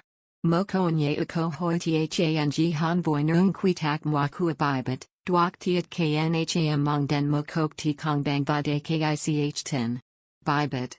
"The fastest way would be to breach the walls and storm the city," Riftan said coldly. "You'll need to utilize your catapults and magical devices at once. Target the east and west sides, launch a coordinated assault, and we will recapture the city in a day." "And after that?" Sir Derek asked stiffly. "I doubt the coalition army will linger to act as guards until the walls are repaired. You will ultimately leave, leaving the city defenseless." Riftan fell into contemplative silence, acknowledging the knight's point as a valid concern. After a pause, he rose from his seat with a resigned sigh. "Very well. We shall devise a means to infiltrate the city without compromising the walls. Do you have a map of the city's layout? I have one right here. Sir Derek looked to a clerk, who retrieved a large roll of parchment from a chest and offered it to Ursuline. Maxie watched as the fair-haired knight accepted it, relaxing a little as she realized all the previous hostility had dissipated. Unlike her father's other vassals, Sir Derek did not seem to harbor any hostility toward Riftan. Observing the knight's cooperative manner with skepticism, Maxie turned her attention back to Riftan. However, before they could leave the matter behind, the knight spoke abruptly. Lady Calypse, the Duke's health is failing. Maxie turned to the man in surprise. She was momentarily dumbfounded, not because of the news itself, but due to her struggle to grasp his motives for sharing this information with her. Furrowing her brow, she said icily, "And why? Are you telling me this? Are you unaware of the bad blood between me and my father? Regardless of the state of your relationship, you are the Duke's firstborn," Sir Derek replied calmly. "Although His Grace has declared the Crown Princess's second child his heir, his condition might not hold until then. If you were to pass without a designated heir, as the eldest, you would likely inherit all." Maxie stood stunned, yet the knight continued discussing the matter with the detachment of a trivial conversation. "Should you assert your right to inheritance, even the royal tribunal would be compelled to honor your claim. As it happens, many of the eastern nobles are curious to know your intentions." In other words, the nobles were deciding which of the Duke's daughters to back. Even Sir Derek had taken a neutral stance in case Maxie chose to assert her claim to the duchy. She was about to say she had no interest in inheriting her father's estate but stopped herself. It occurred to her that it would be strategically advantageous for Riftan and the coalition army if she showed some ambition for becoming heir, at least until this war was over. By giving the impression that she was willing to fight for her inheritance, many of her father's vassals would tread carefully around Riftan. Maxie thought fast. She might even be able to prevent the duchy from cutting off the coalition's supplies. Her father's vassals would inevitably waver if she spread rumors about the Duke's weakening influence while subtly applying pressure as the likely heir. Her heart began to race. She could almost envision the Duke of Croissant flying into a rage when he learned that she had acted so presumptuously. It was a most gratifying mental image. However, an overt display of intent could alienate her father and those who supported her sister, Rosetta. With her social networks cultivated since the age of 14, Rosetta had garnered friends among the eastern nobles, granting her a notable advantage over Maxie. After careful deliberation, Maxie said neutrally, "I believe this is not an appropriate time for discussing such matters." Sir Derek narrowed his eyes, clearly wondering what her ambiguous response could mean.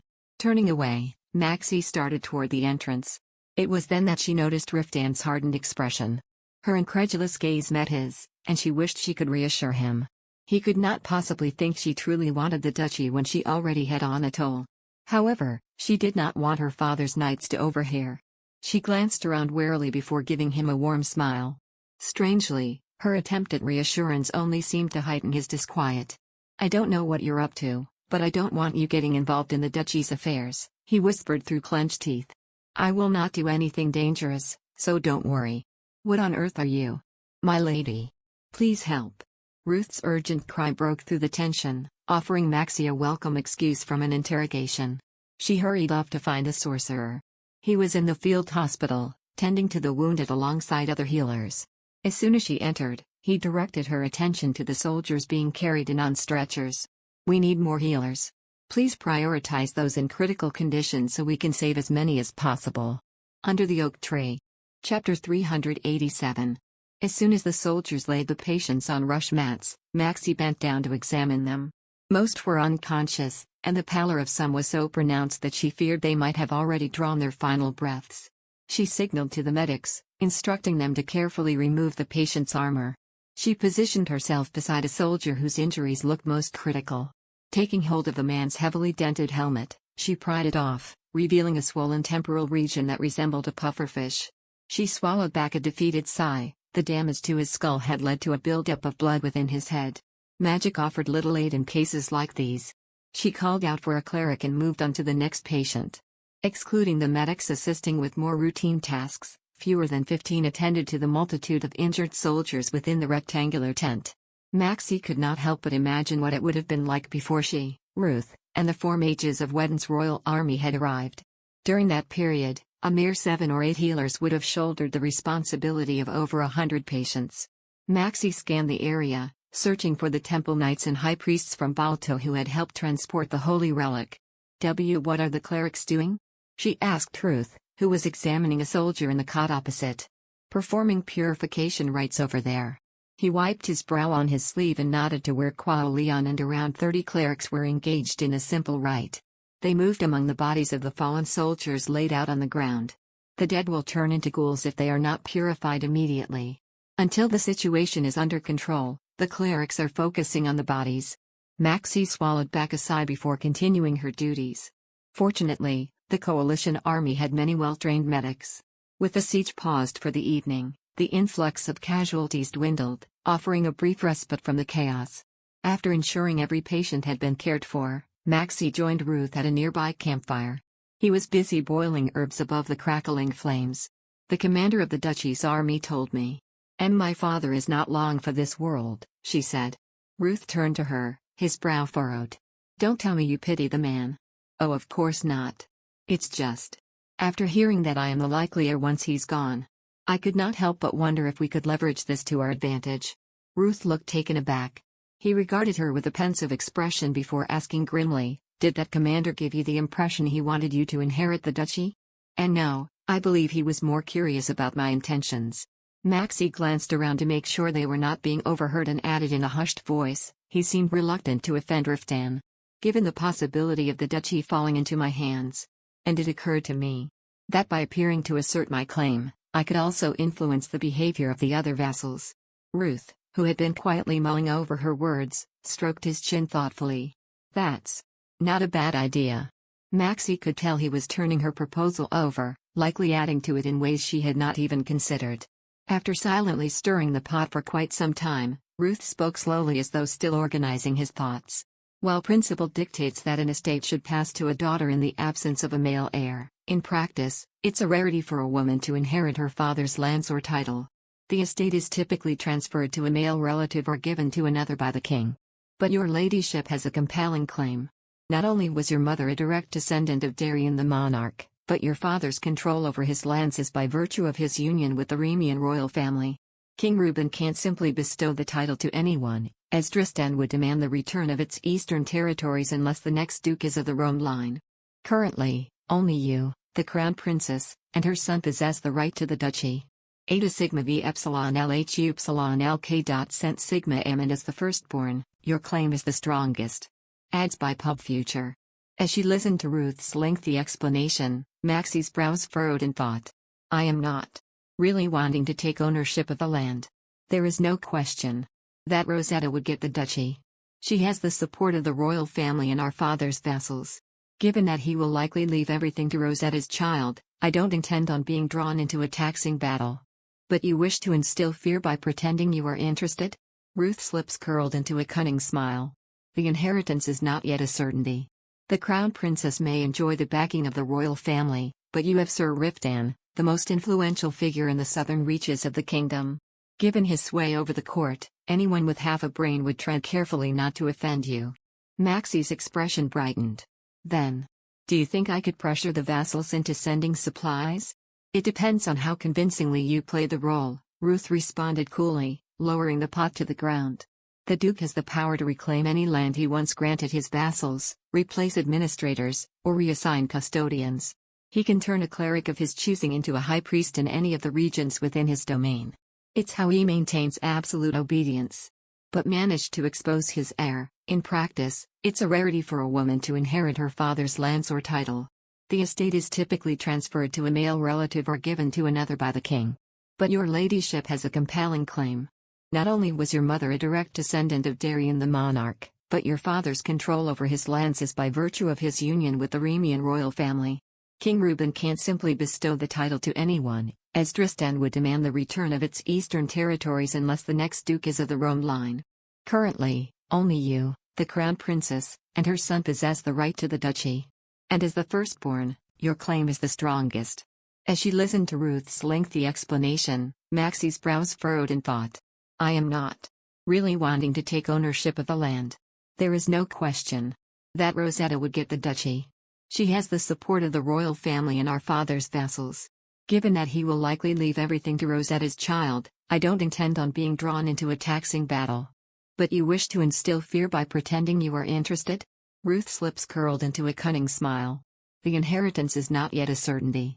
The crown princess may enjoy the backing of the royal family, but you have Sir Riftan, the most influential figure in the southern reaches of the kingdom.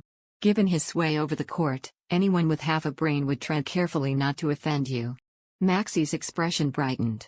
Then, do you think I could pressure the vassals into sending supplies? It depends on how convincingly you play the role, Ruth responded coolly, lowering the pot to the ground. The Duke has the power to reclaim any land he once granted his vassals, replace administrators, or reassign custodians. He can turn a cleric of his choosing into a high priest in any of the regions within his domain. It's how he maintains absolute obedience. But managed to expose his heel. Maxie left the tent with a heavy heart. She instructed the medics emerging from their lodgings to prepare tonics and porridge for the patients before heading toward the cooking area for breakfast. Hundreds of soldiers were already lined up to receive their rations. Spotting Ruth's haggard face among them, she happily walked up to him. "Gee, good morning, Ruth," Maxie greeted automatically, then blushed as she realized the inappropriateness of such pleasantries on a battlefield. Ruth, however, seemed unaffected. He responded with his usual nonchalance, yawning widely. "Good morning, my lady. Did you manage to rest last night?" "Why, yes, I did. Say, have you seen Riftan?" "I don't think he returned to the tent last night. He is in a strategy meeting with the knights in those barracks over there. We'll be joining them shortly. It seems they've come up with a feasible plan." Maxie was suddenly wide awake. That was quick." "Not at all," said Ruth. "In fact, we're lagging behind compared to Sir Sigulu and Princess Agnes's units. They have already reclaimed 3 castles, while we've yet to take back even one. I think Sir Riftan intends to liberate Midna by tomorrow and then lead the army directly to the border." Maxie stared at the sorcerer blankly. She could not fathom how that could be possible. Ruth continued, "Now moving in the line for food, once we've retaken Midna and Vismore Castle, we can set up a powerful barrier that will cut off all mana flow into the Lexos Mountains. That should thwart the dragon's revive." "Tell me more about this barrier," Maxie asked, suddenly curious. Ruth looked at her quizzically as he ladled porridge into a bowl. "Have I not already explained it? The barrier was established nearly 5 years ago now. It was put there by the church before the dragon campaign. They identified 5 sites with strong energy currents and built holy sanctuaries, inscribing ancient divine runes to ward off the entire mountain range. It played a crucial role during the dragon campaign." "Yes, I remember that part," Maxie said. "I meant more specifics." Ruth stood in silence for a moment until complaints from the back of the line prompted him to move forward. Maxie clutched her bowl and hurried after him. "What role did the barrier play, exactly?" "Under the oak tree." Chapter 388. As I've mentioned before, Ruth began, settling himself by the campfire. The barrier was designed to temporarily weaken the dragon by obstructing its ability to gather mana. The church never divulged the intricacies of the barrier's functioning, but my guess is that it prevents anyone from manipulating the natural flow of mana. The high priests who took part in the dragon campaign referred to it as the invoked sanctuary. Once activated, it renders magic useless within its confines. Maxie lowered herself onto an empty pail, her expression disconcerted. Until this point, she had believed the barrier would have only affected the dragon. Stirring his porridge thoughtfully, Ruth continued, "This rendered most mages, including myself, powerless during the final battle. Given that offensive magic is ineffective against the dragon anyway, the campaign's military leaders opted to weaken Sector, even if it meant incapacitating the mages." Maxie let his explanation sink in, then raised a question. "But couldn't the dragon have simply flown past the barrier? A monster's wings are usually immobilized first with magic during a raid, or at least a shield cast before an attack. How was Sector prevented from flying away if the mages were unable to use magic? Dragons do not use their wings for flight. They are only used for steering while levitating with magic. In essence, the barrier not only hindered Sector from gathering mana, but it also prevented it from taking flight." Ruth shoveled a spoonful of porridge into his mouth, his brows knit as though he were recalling something. "The major force during Sector's campaign was the Temple Knights, and they dictated all strategies. It was only logical, given that the Ream Dragon Knights were merely a unit within the Wedonian army. The Temple Knights boasted renown across the Seven Kingdoms. Had the military leader's plan succeeded, Sir Riftan would never have become the Dragon Slayer. Maxie's eyes widened in astonishment. Their plan failed? The initial plan aimed to force the dragon into self-destruction by depleting its mana, rather than slaying it with a sword. Dragonbone ranks among the world's sturdiest materials, second only to adamantine or orichalcum. Dealing a fatal blow to a dragon with human weapons is near impossible. Thus, the original strategy entailed weakening Sector with a barrier and relentlessly attacking until it drained its mana reserves. Given the immense amount of mana required to mobilize its nearly 860 cavet body, the military leaders anticipated a swift depletion. However, Sector's reserves exceeded our estimates, imperiling the entire campaign. If Sir Riftan hadn't intervened, the whole endeavor would have been a colossal failure. Ruth let out a heavy sigh. I'm certain even Sir Riftan himself was unsure of his success. While he did manage to slay the dragon, absorbing its flames nearly ruptured his mana pathway. It's a miracle he wasn't reduced to ashes. Maxie's gaze fell to her bowl, her face turning ashen. Though she had heard tales of Riftan's reckless feats during the dragon campaign, she had not known they had been in such desperate circumstances. Losing her appetite, she weakly lowered her spoon. If we fail to stop the dragon from coming back, will Riftan be forced to take such risks again? If the dragon returns with its former might? Yes, Ruth affirmed. After he scraped the last of the porridge from his bowl, Ruth took a swig from his flask. He added flatly, but should Sector be weaker, Sir Riftan might not need to stake his life. An undead dragon could potentially be more susceptible to divine magic. Nonetheless, the optimal course remains preventing its revival entirely. Ads by Pub Future. Maxie gazed up at the overcast sky with forlorn eyes, watching the sporadic snowfall. For years, the monsters of the Pamela Plateau had amassed mana from all over the Seven Kingdoms. Sector's resurrection could only be a matter of time. Suddenly seized by urgency, Maxie hastened to finish her meal. She joined Ruth on the way to the military barracks, where they found Riftan, Ursuline, Hebaron, Quail, the other Temple Knights, Richard Breston, and the High Priest. The atmosphere within the spacious tent buzzed with tension, and Maxie's gaze darted nervously to Riftan. Towering before a grand table, he was explaining something to the group of skeptical onlookers. Undeterred, he pressed on with a confident timbre to his voice. Maxie tried to hide a proud smile. Listening to him seemed to dispel all her anxiety. Stepping closer to the table, she sank into one of the vacant chairs. Everyone poring over the city's layout with grave expressions turned their attention to her. Quao, his arms crossed and his eyes closed, spoke first. Your timing is impeccable. We were in need of a mage's expert opinion. He pointed a blackened gauntlet-clad finger to a spot on the map. Could magic be used to dig a tunnel here? Frowning, Maxie studied the parchment. You wish to create a tunnel beneath the rampart? It is feasible, but... She craned her neck to read the recorded width of the walls, her eyes narrowing. To prevent the tunnel from caving in, we would have to dig well below the wall. That would take time, during which the enemy would become aware of our presence. Memories of soldiers being pierced with arrows or doused in scalding oil along the ramparts flooded her mind. Riftan seemed unfazed by Maxie's cautious evaluation. Moving a miniature wooden soldier over the map, he countered, there is a deep trench up north along the wall. The terrain is full of rocks and trees, making the trench bottom invisible from the rampart.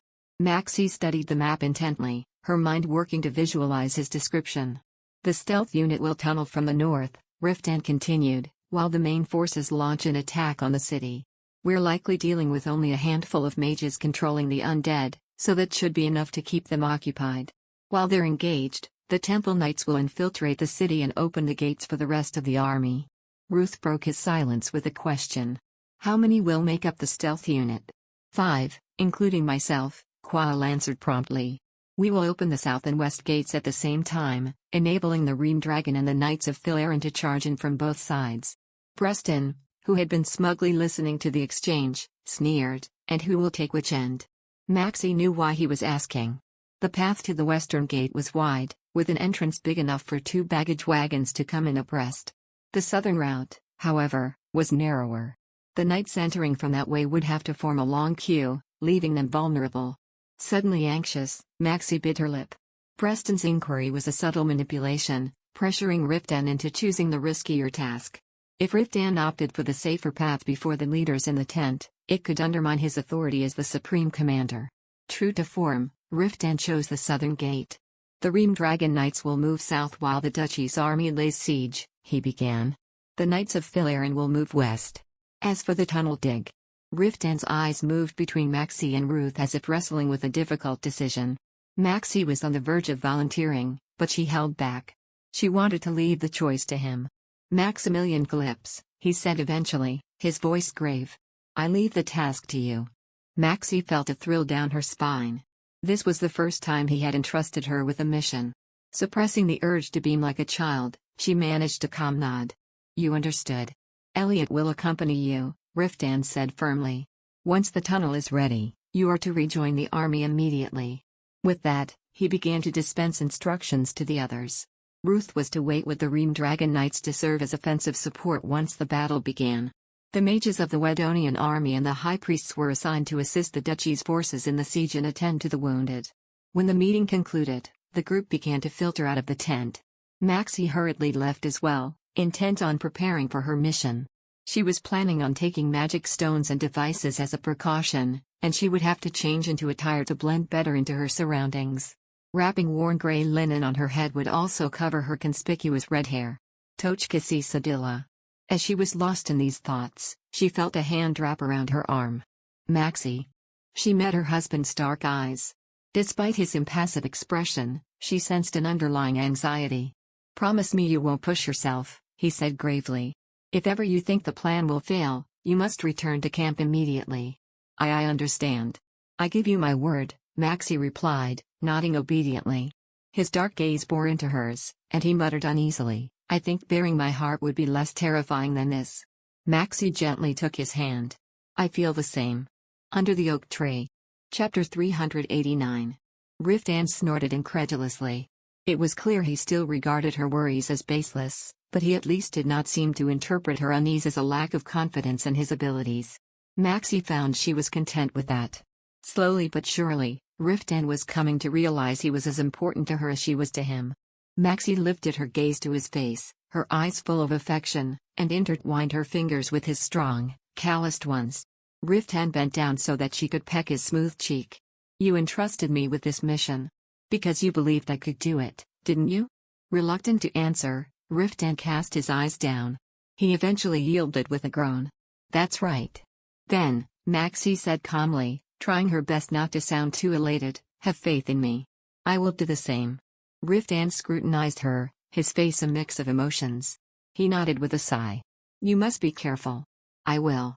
His eyes bore into hers for a long time before he bent to give her a light kiss. He released her hand. Fearing that she would not be able to tear herself away if they lingered, Maxie quickly pocketed her hands in her robe. She observed her husband standing amid the swirling snow for a moment, then slowly turned away. The wind was growing increasingly violent. According to Elliot, this was a good sign. A high wind blowing toward Midna would help carry the coalition's arrows to greater distances. At the same time, it would greatly hinder the skeletal army, whose projectiles would be loosed from above the ramparts. After watching the distant archers launching flaming arrows, Maxie shifted her attention to Quail. Instead of their usual dark plate armor, the Temple Knight commander and his subordinates wore leather breastplates and wrist guards over dark, form-fitting gambesons. Armed with longbows at their backs and blades at their sides, no casual observer would have taken them for men of the cloth. Maxie felt restless.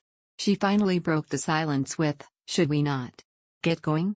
We should wait a little longer, the Temple Knight replied calmly, looking skyward. Storm clouds are gathering.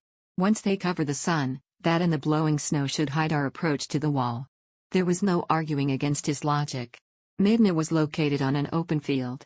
Although there was a lumber camp near the wall and rock formations dotted around, the city's manned watchtower made it nearly impossible to approach without being spotted. Willing herself to keep calm, Maxie kept her gaze fixed on the darkening sky. Before long, everything was a dull gray, just as Quail had predicted. The wind blew even fiercer, and the siege seemed to intensify. The Duchy's soldiers charged toward the rampart with ladders. Maxie watched them until the Temple Knights began to pull their hoods over their heads. She followed suit, tugging her hood even lower. Though she had concealed her neat braid beneath the gray headscarf, she feared the fabric alone would not contain her unruly hair. She cinched the headscarf's knot and joined the night. Are we setting out now? Yes, Qua'al replied curtly, gesturing with a nod to his subordinates. Maxie trailed the temple knights, her heart pounding with excitement and fear with each step. Things may not go as planned. The rampart's foundations would be deeply rooted. For a wall of such height to hold firm, the base would need to stretch at least 20 cavets underground. Maxie would have to find the deepest part of the trench if she wanted to dig with minimal damage to the wall. Once this was determined, she would employ tracing magic to survey the city's layout and begin excavating soil and rock as discreetly as possible. Adds by Pub Future. My lady, it would be best to cast the concealment spell from here. She was trudging through the snow, lost in her thoughts, when she jerked her head up at the voice. Elliot stood before her, his navy-rimmed dragon cloak replaced with a dark gray robe. He was gazing up at the soaring tower in the distance. I see lights flickering, which means someone must be up there. We wouldn't have to exercise such caution if it were merely an undead sentry, but... A gale swept past, cutting off the knight's words. Maxie could guess what he had been about to say. If it was a necromancer and not an undead monster standing watch in the tower, they were in danger of being discovered before they even got close. Hastily summoning her mana, Maxie cast a thin shroud over herself and the knights. The spell walled off airflow to stifle any sounds while cleverly refracting light so that they blended into their surroundings. The spell is set. Try to stay close. Quail acknowledged her with a backward glance before starting out again. They skirted the hills and cautiously made their way to the city's northeastern side. Before long, they came upon the trench Riftan had mentioned. Indeed, it was deep enough to conceal them from prying eyes. Descending the steep slope, they landed on an uneven terrain of gravel, snow, and ice. Along the narrow trench, Maxie assessed the sparse fir trees and the imposing wall jutting above the rocks. Though most of the enemy's forces seemed to be concentrated at the siege front, there could still be sentries on this side. Moving in utmost silence was crucial to avoid detection. I believe this will do, Quail remarked, his lengthy stride halting just before the wall. Maxie peeled off her sweat-dampened gloves and placed her hands on the slope. It was so steep that it was practically an earthen wall in itself. Initiating a tracing spell, she gauged the thickness and structure of the rampart above. As expected, the stonework extended deep into the ground. After meticulously probing the rampart's interior, she began to dig with magic. For 30 minutes, she cleared through thick layers of gravel and frozen soil. Finally, at the end of the deep hole, the wall's foundation emerged. She groped the evenly stacked stone and mortar blocks, infusing her mana into the wall to create a small hole.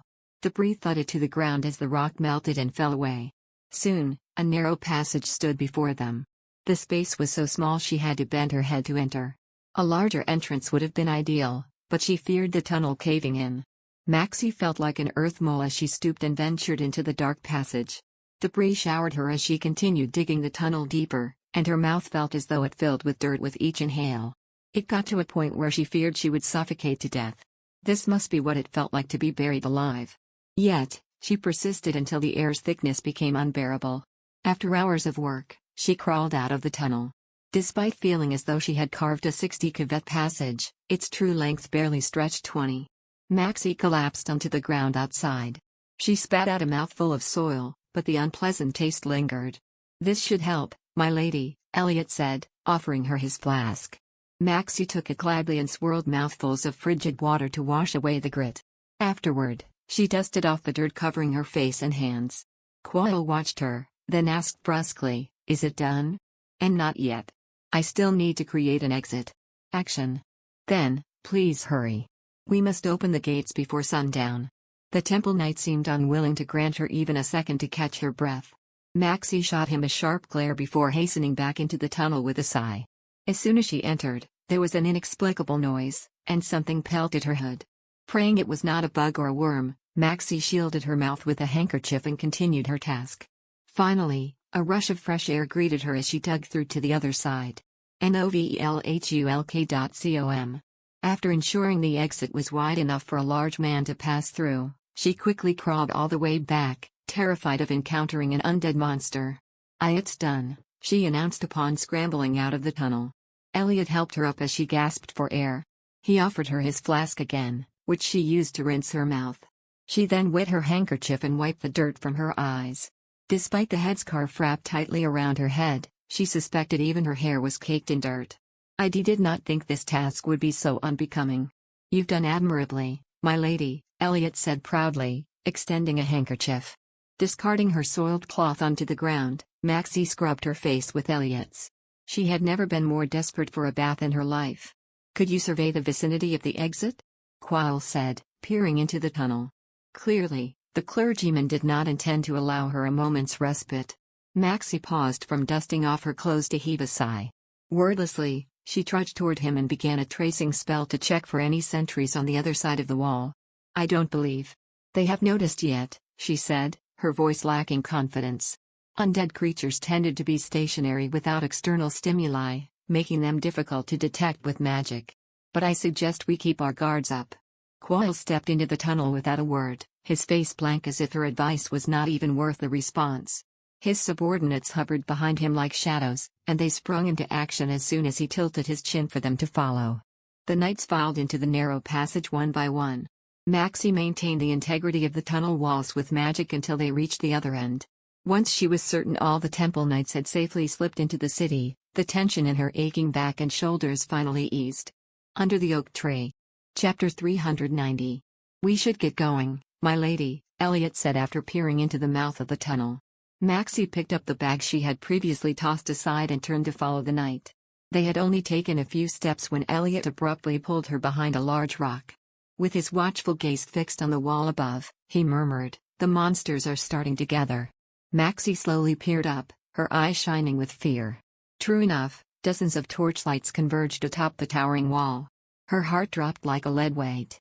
The gale carried the haunting sounds of bones clattering on steel, followed by the piercing whistle of a pipe.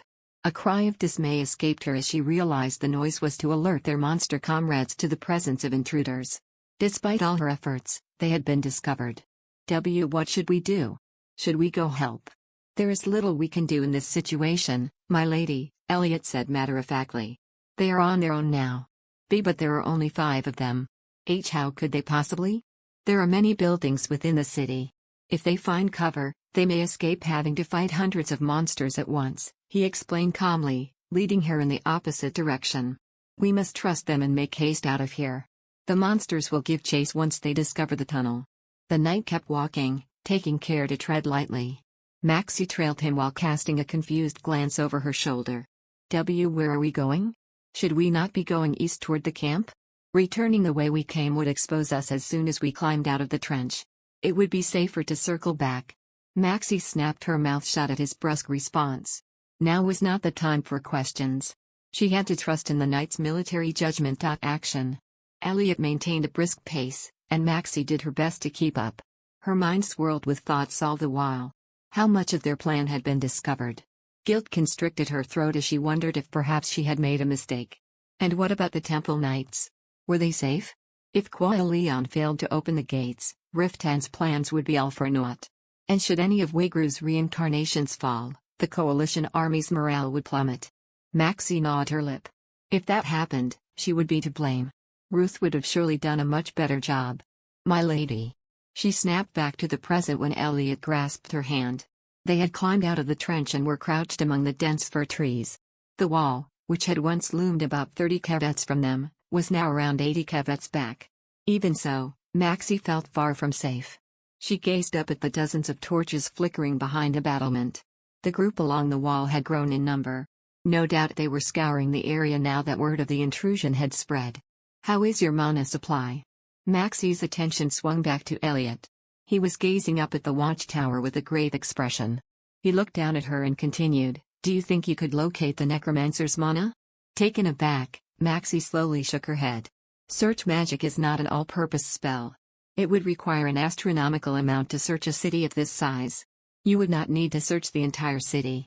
The necromancer is most likely in a position with a good vantage point to better control the undead. In one of those 3 towers, I assume. You would only need to see if there is magic flowing from any of them. The 3 towers in question were rectangular structures wedged between the thick ramparts.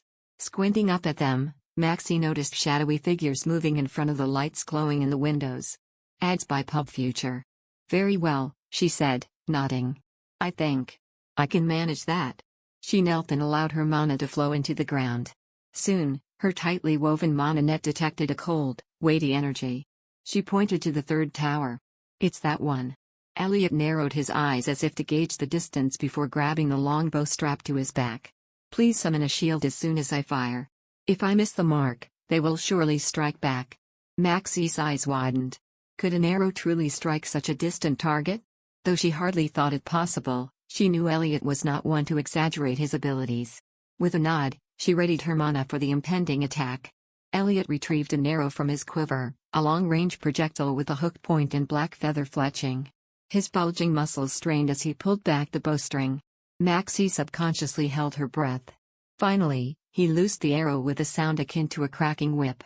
Maxie conjured a shield, anticipating a counterattack, but nothing came.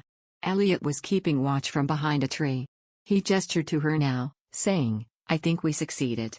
With their leader gone, the undead horde will be pacified for a time. We should hasten back to camp." After staring at the knight in awe, Maxie removed the shield. True to his words, the monsters on the wall appeared disoriented, dispersing in all directions. Here was their chance. They could not afford to waste it. Maxie sprinted through the trees behind Elliot, who only slowed when they were out of enemy range. She bent down to catch her breath.